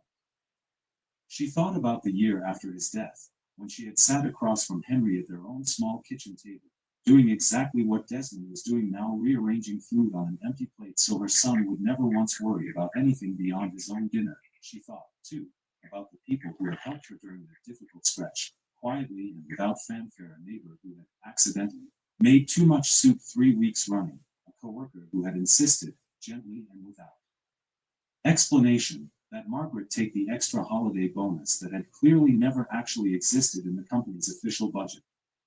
She had never forgotten those small, careful kindnesses, offered without asking anything in return, and she had promised herself, more than once in the years since, that she would extend exactly that kind of quiet generosity to someone else, whenever the right moment presented itself clearly enough to recognize, she believed, watching Desmond Carter rearrange his food across the table, that this particular moment had arrived. She did not approach him directly.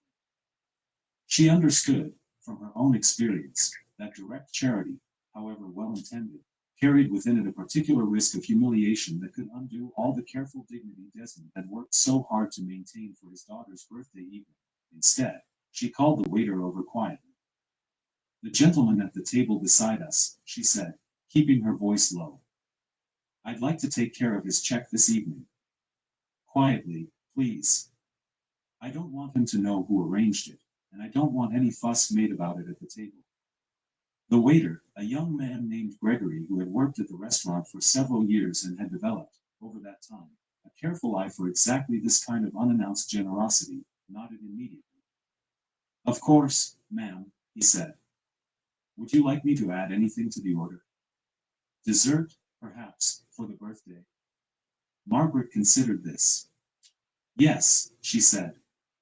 "A proper dessert. Something with a candle, if you have it. And please tell the kitchen a full second entree for him as well, on the house, as though it were simply included with this evening's celebration. I'd like him to actually eat tonight." What followed unfolded with the particular quiet grace that Gregory, to his considerable credit, managed to orchestrate without drawing any unwanted attention toward Margaret's table at all. A second plate arrived for Desmond a few minutes later, a full entree, warm and beautifully presented, set down by Gregory with the easy, practiced explanation that it was compliments of the house, in honor of the young lady's birthday celebration this evening. Desmond looked up, startled.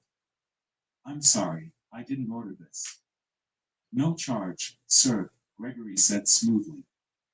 "We like to make birthdays a little extra special here. Please, enjoy it while it's warm."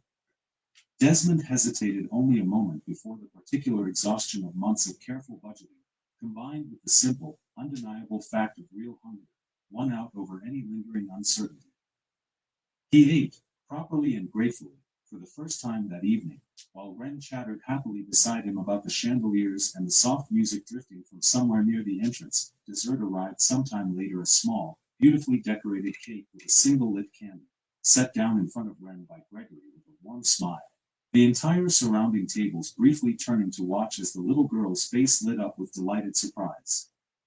"Happy birthday, miss," Gregory said. "Make a good wish." Wren closed her eyes carefully, blew out the candle with great ceremony, and opened them again, beaming. "Daddy, did you do this?" she asked. "I didn't, sweetheart," Desmond said, looking around the room with quiet confusion, clearly searching for some explanation. "I think someone here was just being kind tonight." He did not discover, that evening, exactly who had arranged the gesture. Margaret had been careful, deliberately and specifically, to keep her involvement entirely anonymous, understanding, from her own past experience receiving exactly this kind of quiet generosity, that anonymity often allowed a kindness to land more gently, free from the particular complicated weight of debt or obligation that direct charity sometimes carries. But as Desmond and Wren prepared to leave, gathering coats and the small gift bag Wren had brought along, his eyes briefly met Margaret's. Across the short distance between their tables, she offered him nothing more than a small, warm smile, the particular smile of someone who recognizes another person's quiet effort and respects it deeply, without needing to announce or explain anything further. Desmond, something shifting briefly in his expression, returned the smile with a small, grateful nod, as though some part of him understood, without needing the details confirmed, exactly where the evening's unexpected grace had actually come from. Henry, watching this entire quiet exchange unfold beside his mother, considered it carefully as they finished their own dessert. "Did you do all that, Mom?" he asked quietly. "The food and the cake? I helped arrange it," Margaret said. "But I didn't do anything especially remarkable, sweetheart.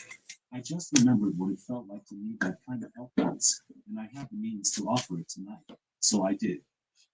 "Why didn't you tell him it was you?" Margaret thought about this carefully before answering. "Sometimes," she said, "the kindest gift you can give someone is letting them keep their dignity intact.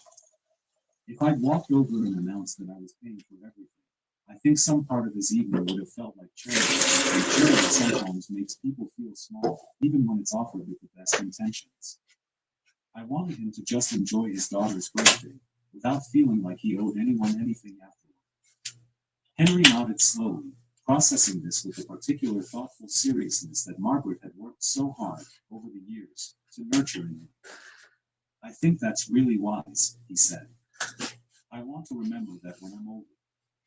I hope you do, Margaret said softly. It's one of the most important things your father taught me, actually, in a roundabout way. He always said that the measure of a person isn't what they have. It's what they're willing to quietly give away, without needing credit for it. Margaret never spoke to Desmond Carter again after that evening their paths, by the ordinary accidents of city life, simply never crossed in quite the same way afterward. But she thought of him often in the months and years that followed, particularly whenever she found herself in a position to extend exactly that kind of quiet, anonymous generosity to someone else navigating a difficult stretch of their own. She expanded, in the years following that evening, a small charitable initiative within her own company, not publicized widely, not attached to any press release or marketing campaign, simply a quiet internal fund that any employee could discreetly access. During genuine hardship, modeled directly on the careful, dignity-preserving kindnesses she herself had received during her own difficult years, and had extended, once more, to a stranger and his daughter on an ordinary Thursday evening, Henry grew older carrying that particular lesson with him carefully.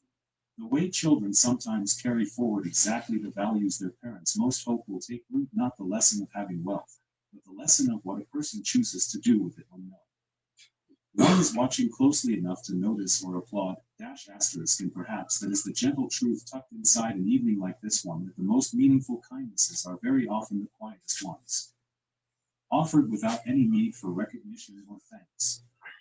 A mother who once knew hunger herself recognized it instantly in a stranger across a crowded room, and chose, without hesitation, to ease it in the gentlest way she could find. We none of us know, sitting near a stranger in an ordinary restaurant, what quiet but you can choose, never really, to offer whatever grace you can, and to let them keep their dignity fully intact while we do.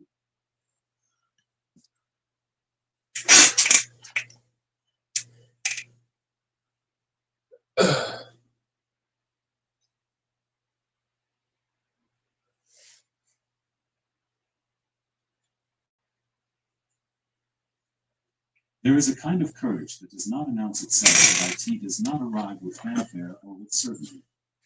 It arrives quietly, the way morning light is slowly filling the corners of a room you were sure would stay dark forever. Most people who have lived past 50 know exactly what that kind of courage feels like. They have felt it in their own chests. In the moment before they said yes to something that frightened them. In the pause before picking up the phone to call someone they had missed for far too long. This is a story about that kind of courage, and it begins, as so many unexpected things do, with a Thursday evening in October and a restaurant reservation for two. Her name was Caroline Whitfield. She was 51 years old, though she had heard people say she carried herself like a woman who had simply decided age was a rumor she did not intend to believe. She was the CEO of a real estate development firm called Whitfield Partners, a company she had built from the bones of her late father's small property business in Cincinnati. It had taken her 23 years to grow it into what it was now. 23 years of early mornings and late nights, of learning how to lead a room full of men who did not expect a woman to know more than they did, and of proving, gently but absolutely, that she did. Caroline had not been on a date in 4 years, not because she was not interested in companionship. She was deeply. She sometimes lay awake listening to the city outside her apartment window and felt the particular ache of having built a full life that still somehow had an empty chair in it. But the last relationship had ended in a way that made her cautious, not bitter exactly, just careful. The way you are careful after you have burned your hand once on a stove you did not think was still hot, her friend Margaret had arranged this evening. Margaret, who had been her college roommate and who still believed, after all these decades, that the universe had a plan and that Caroline's job was simply to show up and let it unfold. The restaurant was called Harlem's. It sat on the 14th floor of a building downtown, all floor-to-ceiling glass and white linen and the soft sound of a piano playing something from another era. The kind of place that made me feel that the world outside was very far away, and the only thing that mattered was whatever was on the table in front of me. Caroline arrived at 6:45. She was wearing a deep navy dress, fitted at the waist, with small blue flowers along the neckline. She had worn it once before, to a charity gala 2 years ago, and she had almost not worn it tonight. She had stood in front of her mirror for nearly 20 minutes, holding it, then a simple black dress, then the navy again, until finally she had simply made herself put it on and leave the apartment before she could change her mind again. The maitre d' showed her to a table near the window, and she sat down and looked out at the city glittering below and thought, quietly, whatever happens, you are here. You came. That is already something. His name was Daniel Merritt. He was 54 years old, a structural engineer who had spent the last decade running his own firm after leaving the large corporate practice where he had made his name.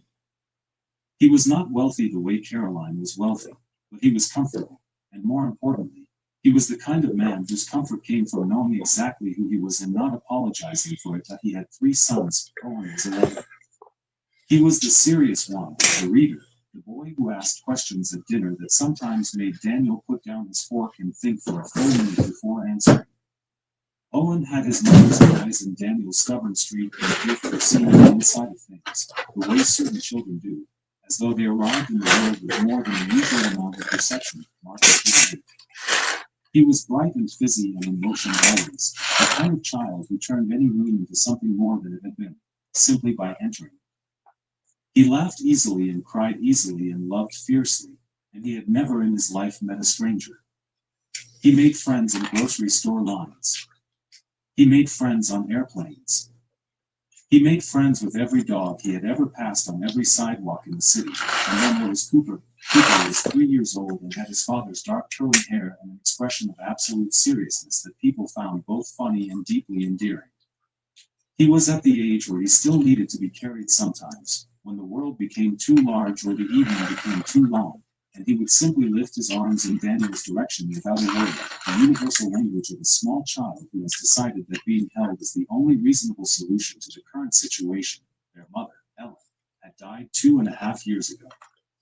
A sudden illness, the kind that arrives without warning and leaves before you have had any chance to reason with it. The boys had been 5, 3, and barely 1 when it happened, and Daniel had spent the first year after her death in a kind of fog that he still sometimes had trouble describing to people. Not grief exactly, or not only grief. It was more like learning to live in a house that had been rearranged in the dark. Everything was still there, but nothing was quite where you expected it to be. But he had raised his sons with kindness and with steadiness, and the boys had grown in the way that children grow when they are truly loved, with roots deep enough to hold them when the wind came. Margaret had known Daniel through her husband, Thomas, who worked with him on a city project 3 years ago. She had called Daniel on a Tuesday and said, simply, I want you to meet someone. She is wonderful. Just say yes. He had said yes. Mostly because Thomas had told him Margaret's judgment was impeccable, and partly because Owen had told him, with the directness of an 11-year-old who had inherited too much of his father's honesty, that it was all right to have dinner with someone.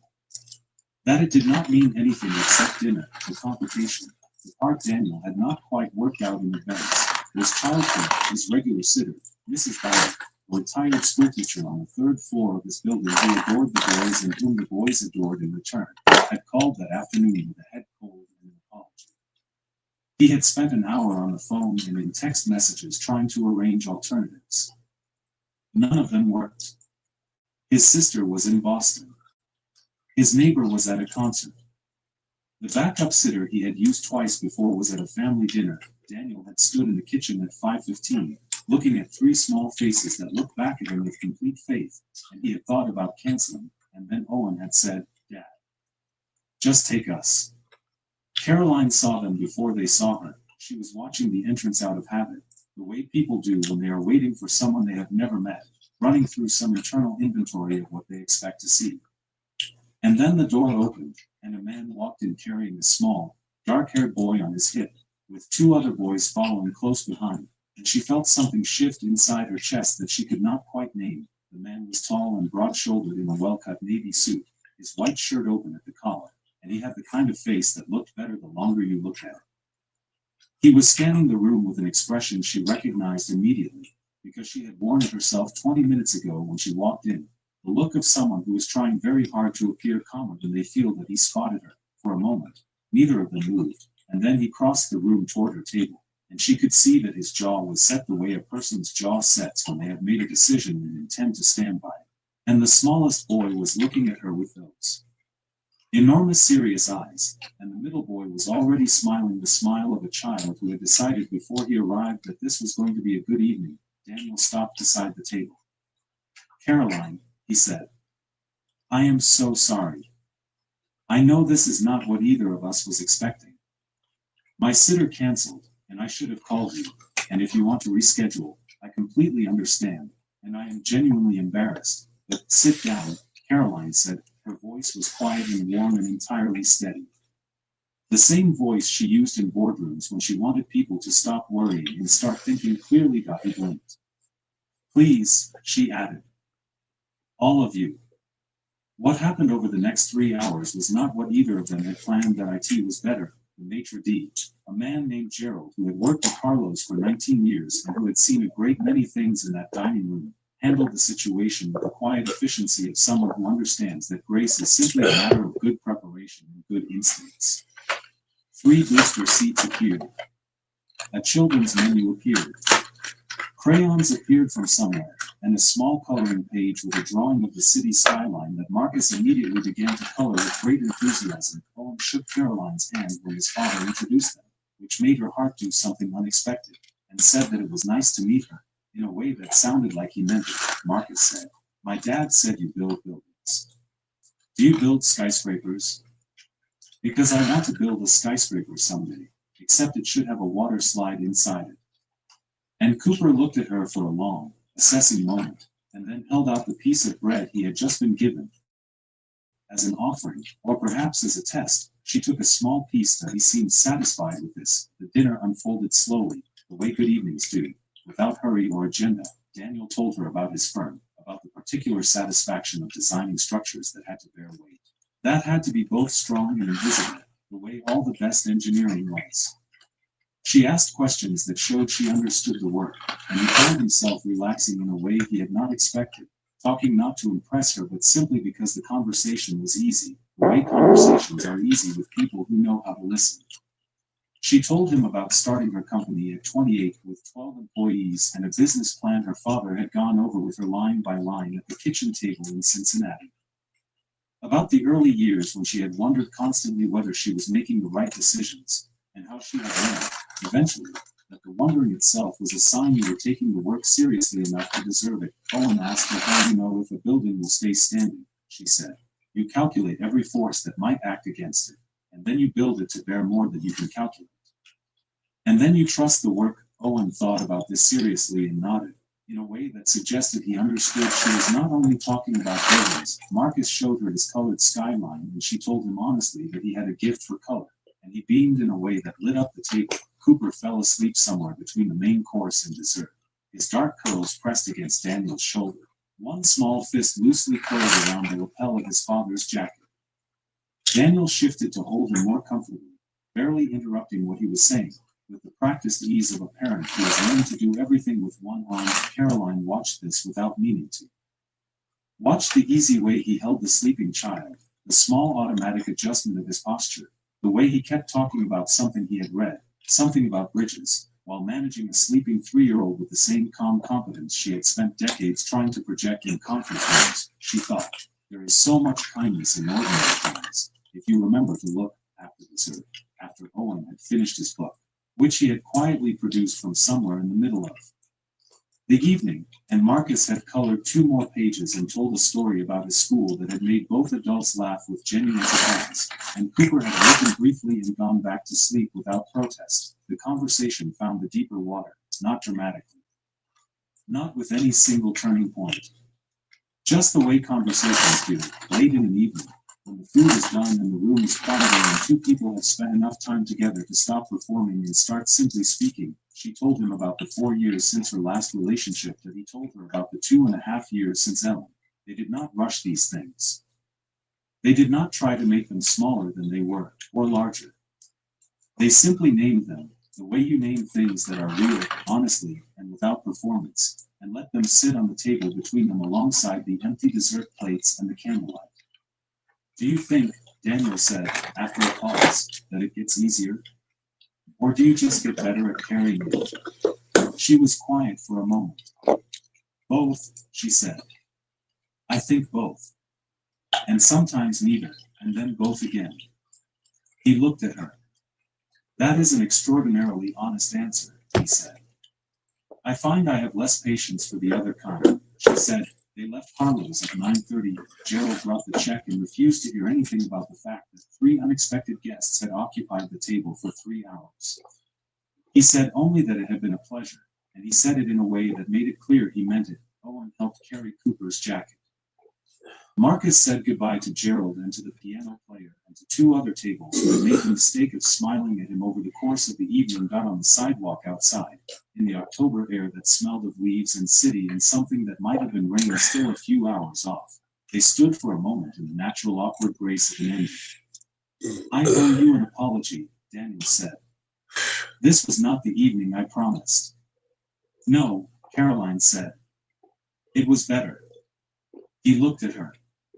She could see the boys behind him, Owen standing with his hands in his pockets, Marcus turning slow circles on the sidewalk, Cooper still asleep against Daniel's shoulder with the absolute bonelessness of a sleeping child. I hope, he said carefully, that we might do it again. Maybe with slightly better logistical planning. I would like that, she said. With or without the boys, he asked. And there was something careful in the way he asked it. Something that was not asking about logistics at all, but about something deeper. About whether she saw what she was looking at. About whether the whole picture was something she was prepared for. She considered this for a moment. She said, if that's all right. I liked them. Something passed across Daniel's face. Relief, perhaps. Or recognition. The expression of a man who had been carrying something carefully for a long time and had just, briefly, been offered a hand. They liked you too, he said. Even Cooper. That bread thing was significant. He does not share bread with just anyone. She laughed. A real laugh, not polished or performed, the kind that comes from somewhere unguarded. I'm honored, she said. She walked home that evening. Even though her apartment was 12 blocks away and the October air had a chill in it, she needed the walking. Needed the rhythm of it, the way it let her thoughts settle into something she could see clearly. She thought about what it meant, to come to a thing late. To arrive at 51 at a table you had not expected, with a man you had not planned for and 3 small boys who had rearranged the evening completely and somehow made it better. She thought about how much of life was like this. How the things you planned for were often just the scaffolding, and the real structure was built from the things you had not seen coming. She thought about her father at the kitchen table in Cincinnati, going over the business plan with her, line by line. His reading glasses low on his nose. The sound of her mother moving in the kitchen behind them. How certain she had been, at 28, that she knew what she was building and why. She had been right and she had been wrong, in all the ways that mattered and none of the ways she expected.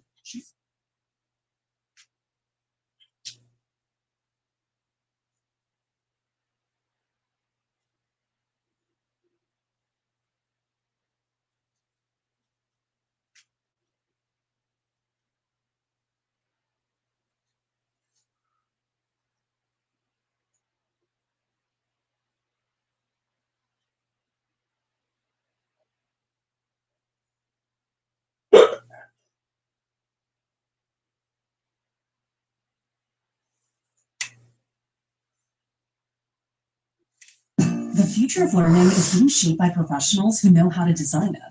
WGU's online Master of Education in Education Technology and Instructional Design helps you lead in K-12 or corporate settings. Learn more at wgu.edu. It's unlimited cash back, Gary. Oh, nanny. With the U.S. Bank Smartly Visa Signature Card, you can. Anytime me and VP and Jason Richardson, so not guarding each other early. Tracy on Jay Johnson. And then Richardson is guarding Jackson, but I think they may switch. They know Pin down is coming up. That's what it is. That's why they started off that way. Fargo, Chicago native, of course. Fargo doing a lot of acting right now. Did you see that movie? Yeah. Shout out to Jeremy on that. Oh, Joe Johnson with the fadeaway. No. Harold with the rebound. Kicks it out. YouTube sensation. See your core. A little step back. There's that shot. That's what I think now. This is a little bit more slow. And this matchup here. Charlie Denny for 4. He pulls up for 3 in the corner. Richardson, he likes that shot. Yeah. Joe Johnson gets it. Silky Smooth. Darnell Jackson, our most underrated player this league. He's going to get free throw out of it. I just think that when you have an advantage like that in the post, the quicker you go, the more advantageous it is for the offensive player. Now, the space is not crowded, the help doesn't come, and now you utilize your height weight advantage to be able to get either a shot or to the free throw line that we saw with Jackson.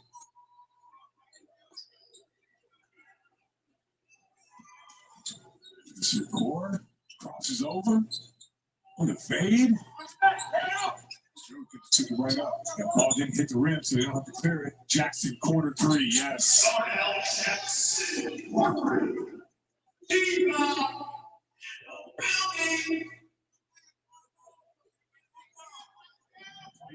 right, here's Core. I think they have to try to get Montrezl Harrell, and he can score the ball.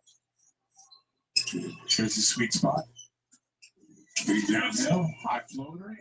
Richardson, 2 guys going for it. Same 2. It's going to be Hamp's ball.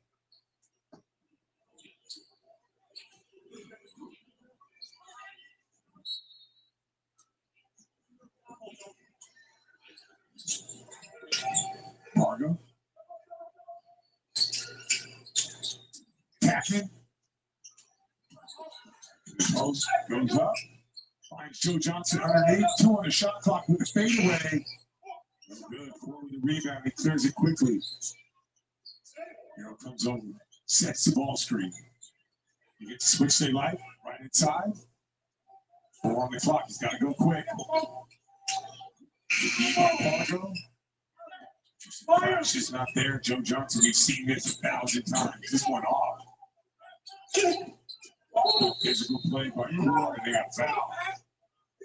It's on his hand right now. Yeah, I don't know if he got him with a gut punch inside and maybe lost. Let's take a look right. Oh, no. Did his hand get tangled up? It looked like he did. Right. It's tough to see him. Yeah, and he just jacked up. So you hurt my hand. I'm not going to jack up like that. He's good.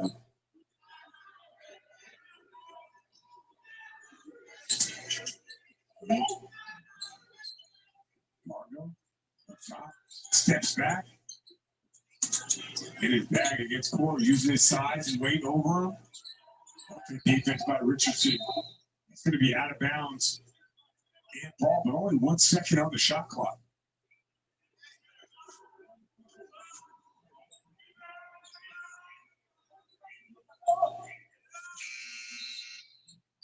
Oh, it's going to count. No, not a violation. Okay.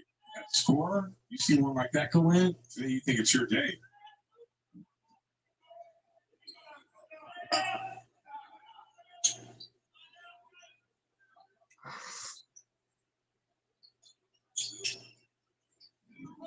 Richardson goes back to the catch. See the Core. Had 3s, but he stuck that one. Yeah, that was some pretty soft day right there. Sear Cole. He can square it up, line up his feet. And also, too, making that last shot probably helped him concentrate a little bit more on that one. Johnson pulls up. I don't think he delivered it back. No, I don't think he did. Guess he didn't call it.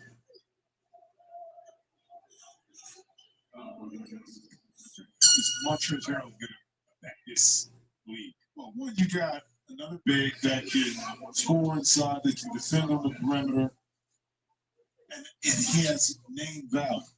You can recognize, understand who Montrezl Harrell is from his time in the league. So that just, I think, further allows more credibility against the league. The more and more star power you have, the more credible the league becomes or continues to grow.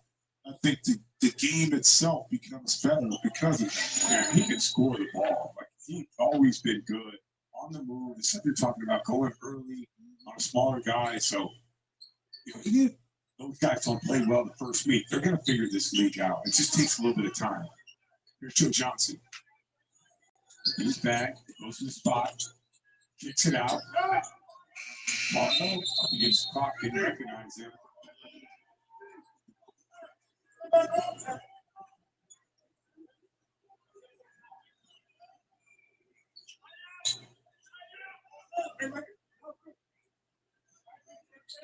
This back screen, he scored, taking his time. That's Joe Johnson on, fade away, in and out, rebound to Jason Richardson. No foul, but he gets it back and scores it.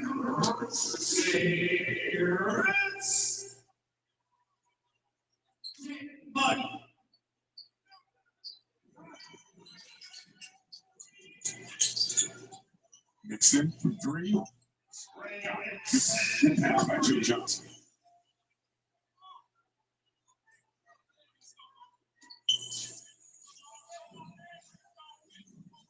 Harrell's rises up. You talk about it, right?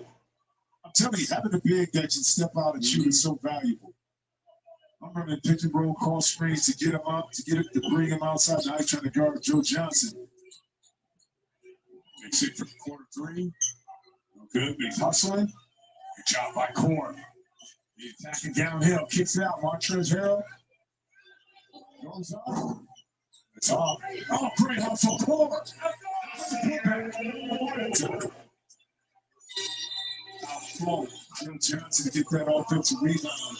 Second chance opportunities to keep the possession alive. Montrezl Harrell, welcome to the league. Big fella able to knock in that jump shot.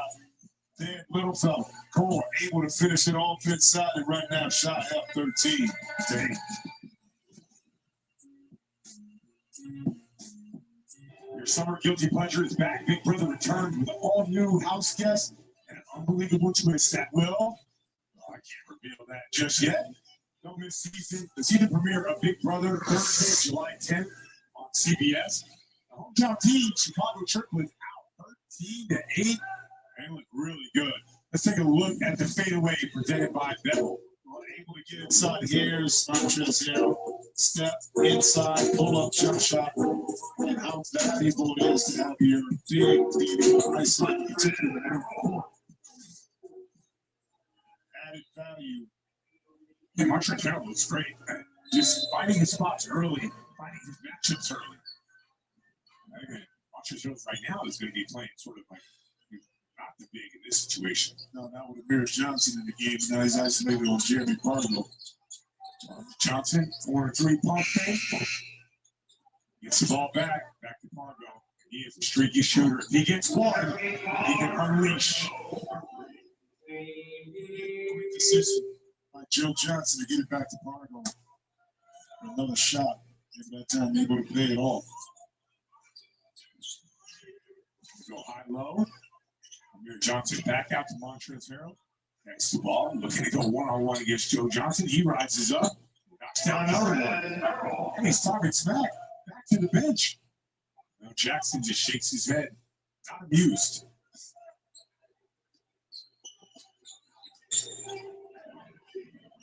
Margo, little gap there, goes over to Joe Johnson. Oh, little step through, so smooth. Excellent footwork here by Joe Johnson. Got it near the bite for him. We're up top. He's hit 2 on 3s last year, but this is mid-range, mostly pull-ups, but looks like he's been working on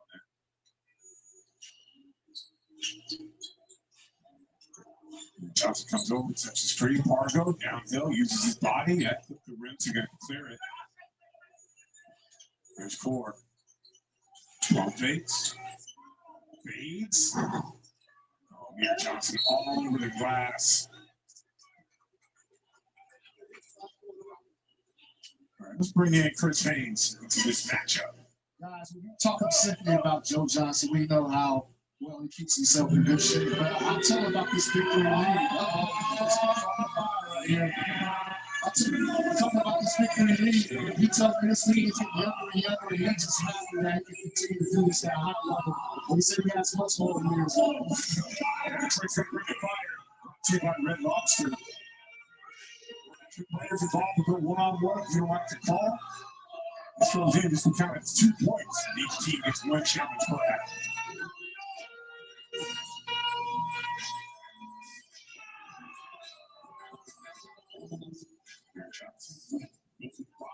Good quick hands by Mace. Bring the front to disadvantage. If you're smart, the big has it. The crowd has a great time to call. Especially if it's against a guard. The advantage goes to the smaller player the further you are away from the basket. I always feel like in one-on-one, a game to one is defensive. If that game was to like 11, might be a little bit different. Joe Johnson is 3. The more you play one-on-one, the more you find out the defense is weak. That's why the defense seems to do a really good job in that. Right here's Harold again inside. Taking his time, using his body, he's ready to fire. Because if you get a big guard who's a little bit short, you can get by me. Somebody small, he's able to utilize his size. No problem right now, Justin, to the big three, kind of like we saw Joe Johnson when he first came into the league. Joe Johnson playing out 2 feet for jump up.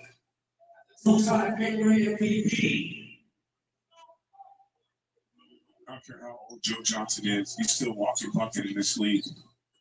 Pargo hits the steal, rises up, corner 3. That's off. For Amir Johnson. Back to Harold. Sidestep 3. Back iron. Nice shot. Didn't drop. There's Joe taking his time. Taking it to the back down. Fade away. Step out. Johnson gets it, clears it. Harold. Over to Allen. Looking inside. Amir Johnson using his sides over Pargo. And jump ball. And that was tough because usually tell Big don't bring it down, but where he had to catch the ball, then we got it right here. He had no choice. The ball's up above his head. He can take it up and use it to his advantage, but become below his waistline, which benefited Pargo. No jump ball in the big three, so it'll just be possession. He's got to make a note of this because it went to Tri-State.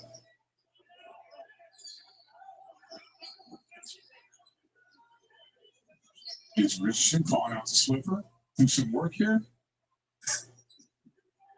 When he did that, he's like, I clean this up. So you can tell he has kids. I clean this up right here. You already know what it is.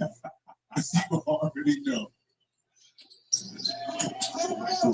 Tough shot. Amir Johnson on the front.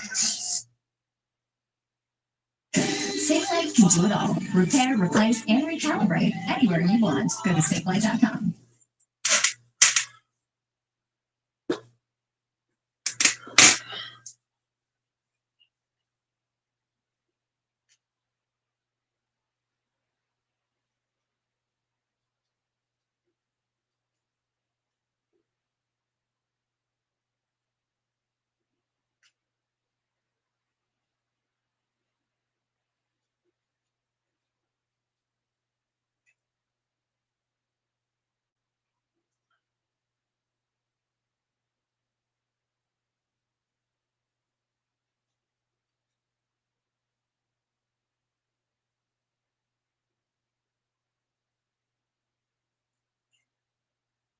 A black single dad took a job no one wanted, driving for a tough billionaire, and found his best days.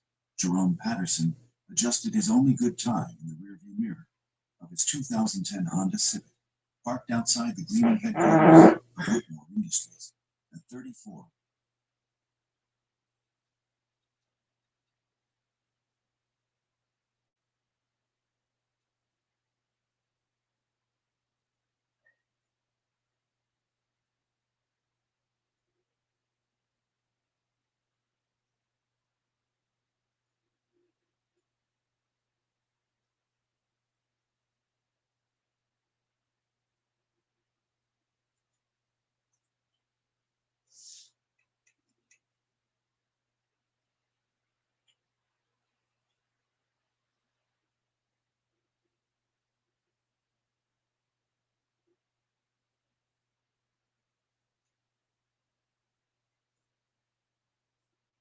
Boss, you ready? I'm ready.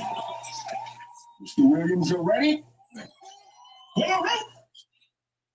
Cat, you ain't fooling nobody. You take that hat off, the perm coming with it.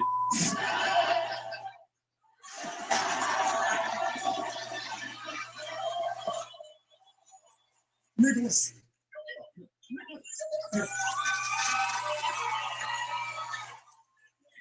I'm gonna make his ass, y'all. Let him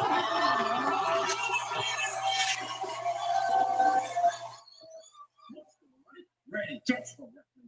Ready. Boy, you don't get your goddamn on these jeans from scratch, bands and bear pets looking at up out here. No, make it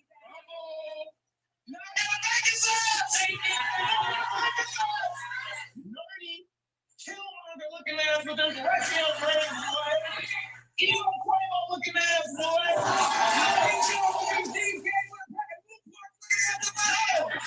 The little swag ass, boy. You look like one of Andre 2000's backup dancers, boy, with them tight ass jeans, boy. No, you don't get your sick little started kid beard dabbing ass over here. Looking ass, boy. No, I'm really gonna make it if you don't take them brains. I ain't never been able to write no more seasons. Turn that head ass, boy.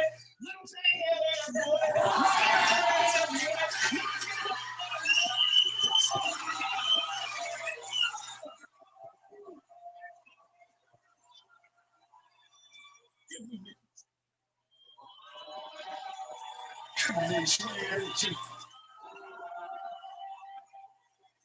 Come on down here. Smoke. Wanna roll? Boy, if you don't get your goddamn Timon and Puma eyes, show it now. Look at that somebody here. Boy, you goddamn copper jewelry, boy. If you don't get your goddamn Black Beetle, I'm gonna spray your ass. If you don't get your, I designed the logo on my shoulder to look like the Gucci emblem, so I can go to the Gucci store and match my together.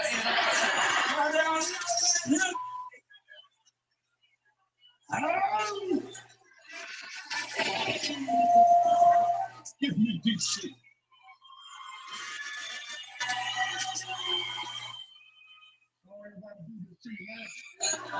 Come on out here, Mike.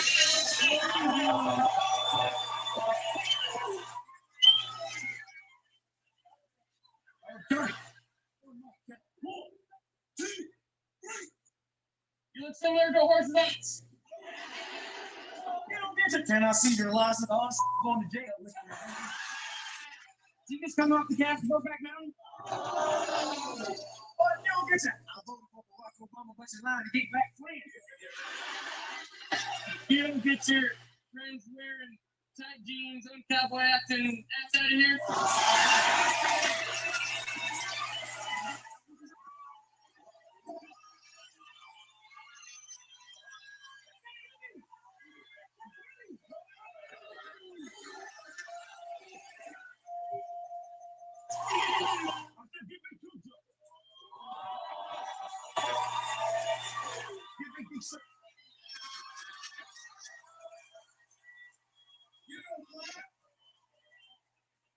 Be sick, you're right. I'm ready. You're right. You get on the road.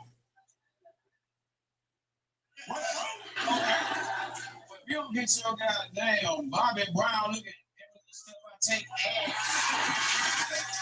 Yeah. Boy, if you don't get your goddamn hoop, need the potato salad. If you don't get your Jim Cat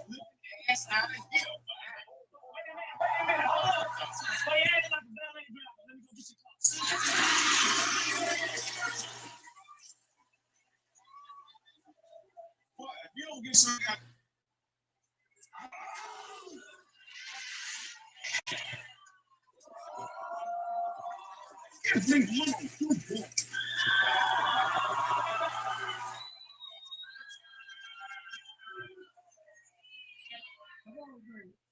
Come on. Give me Nicholas. Yeah. What up, man? Okay. Ready, Bill. All right. Man, if you don't get your civil rights Facebook Nickelodeon body ass up out of here. If you don't get your drama hand heaven, thank you for being a friend. You do a TV show? When you don't get your dipping so gay, Coleman looking ass up out of here. Watson looking ass up out of here. Bobby J looking ass up out of here. Kevin Hart looking ass up out of here. Tony Stevens looking ass up out of here.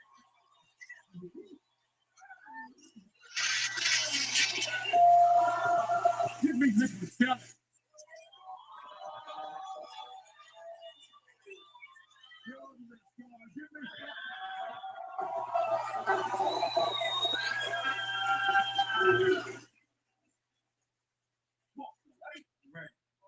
Hey, beautiful, you ready? Yeah.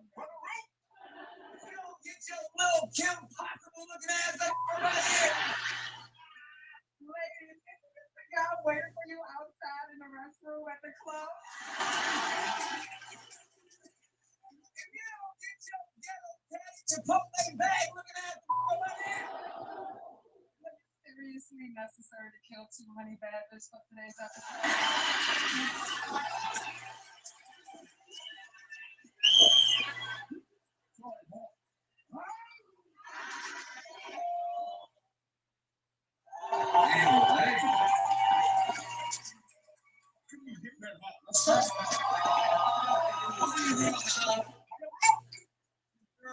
Get your sexy ass.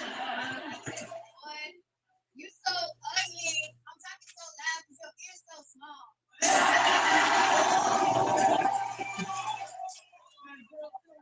I'm standing at the Marriott.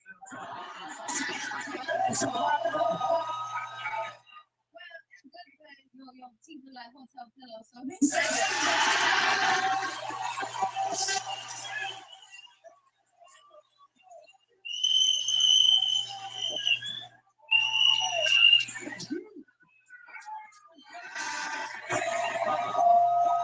Hey, give me Nicholas Cannon. Give me Ronald.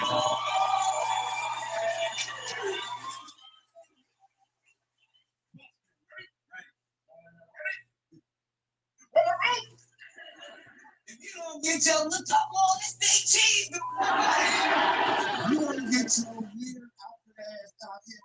It looks like you sit knees first. I'm gonna count it.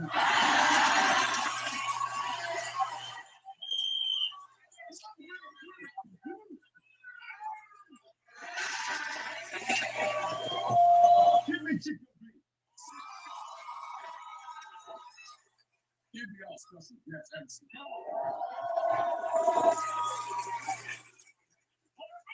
I know why they call you Anderson Paak, because God packed them teeth in your mouth. Y'all give it up for Tory Purple Lanes. You dress like you just got off from being homeless. If you don't get your gas station sweatpants, whatever, that's so big, you look like when you go to tie your shoe, you do a full flip.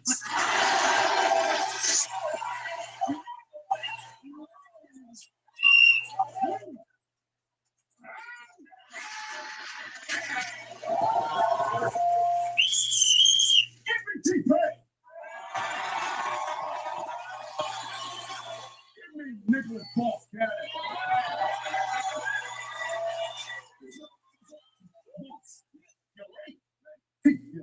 Ready? Man, if you don't get your fashion over sweats, camouflage, coat, here. If you don't get your major pain on boots,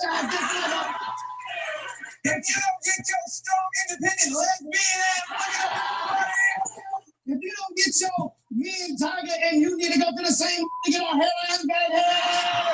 Everybody look good.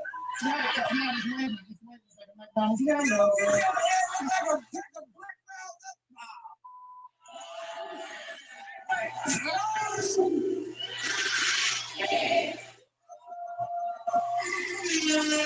me your swag. Get it, swag. Give me laid back.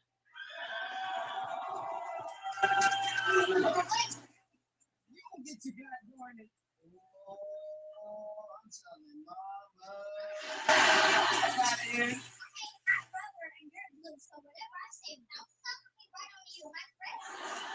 Who you want? Thank you. The name on Layla is because you do the Layla.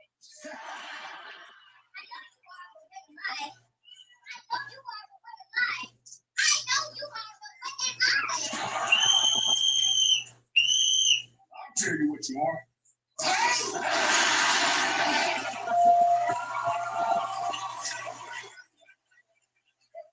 This ought to be fun. Give me Jason Lee. Give me Brad Wilson.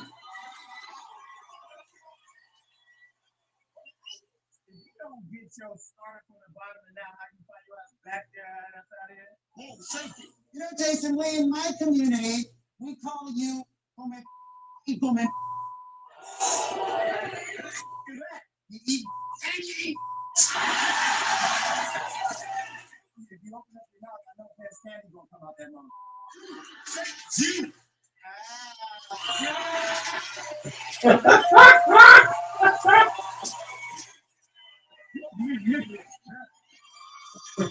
That was too easy.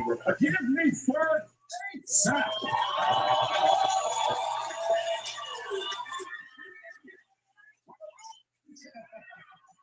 If you don't get your baby Biz Market built looking ass up out here, you don't say on a pump on the leg having ass. If you don't get your uncle at the camera, you either weird no more gun looking ass up out here. You don't get your soul below. And it's over.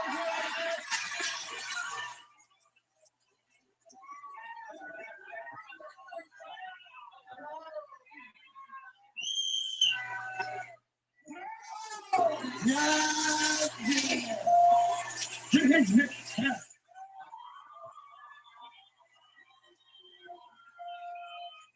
me shady.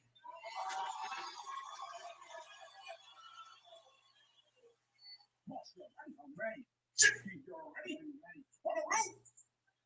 If you don't get your stepping, fetching, separate, second ass out of there, come out here. If you don't get that, just work on the top, but get the legs out there. If you don't get your suburban leg, come on, if you don't get your Dorothy, I'm gonna go my way.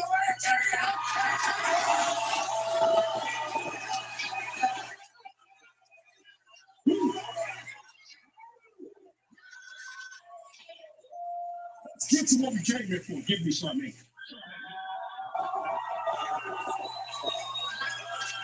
Give me this one.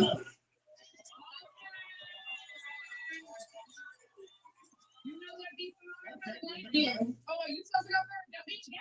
Okay. I feel like you smile and all, but I ain't gonna lie to you, sis. You ain't found a boyfriend yet because you're shaped like a convenience store hot dog. I know she not talking about shape. This big bitch up here looking like a linebacker with a lace front up. Well, her name is B Simone, but she really just the B version of me. 10 wings, $10. At Zaxby's, the math is math. Zaxby's 10 for 10.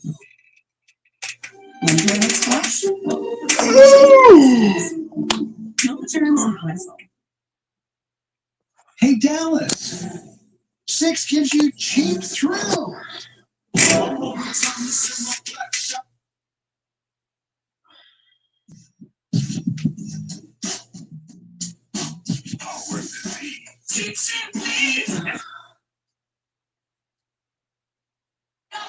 She got fire on her shoes. It really should be on her vagina because we know you burn.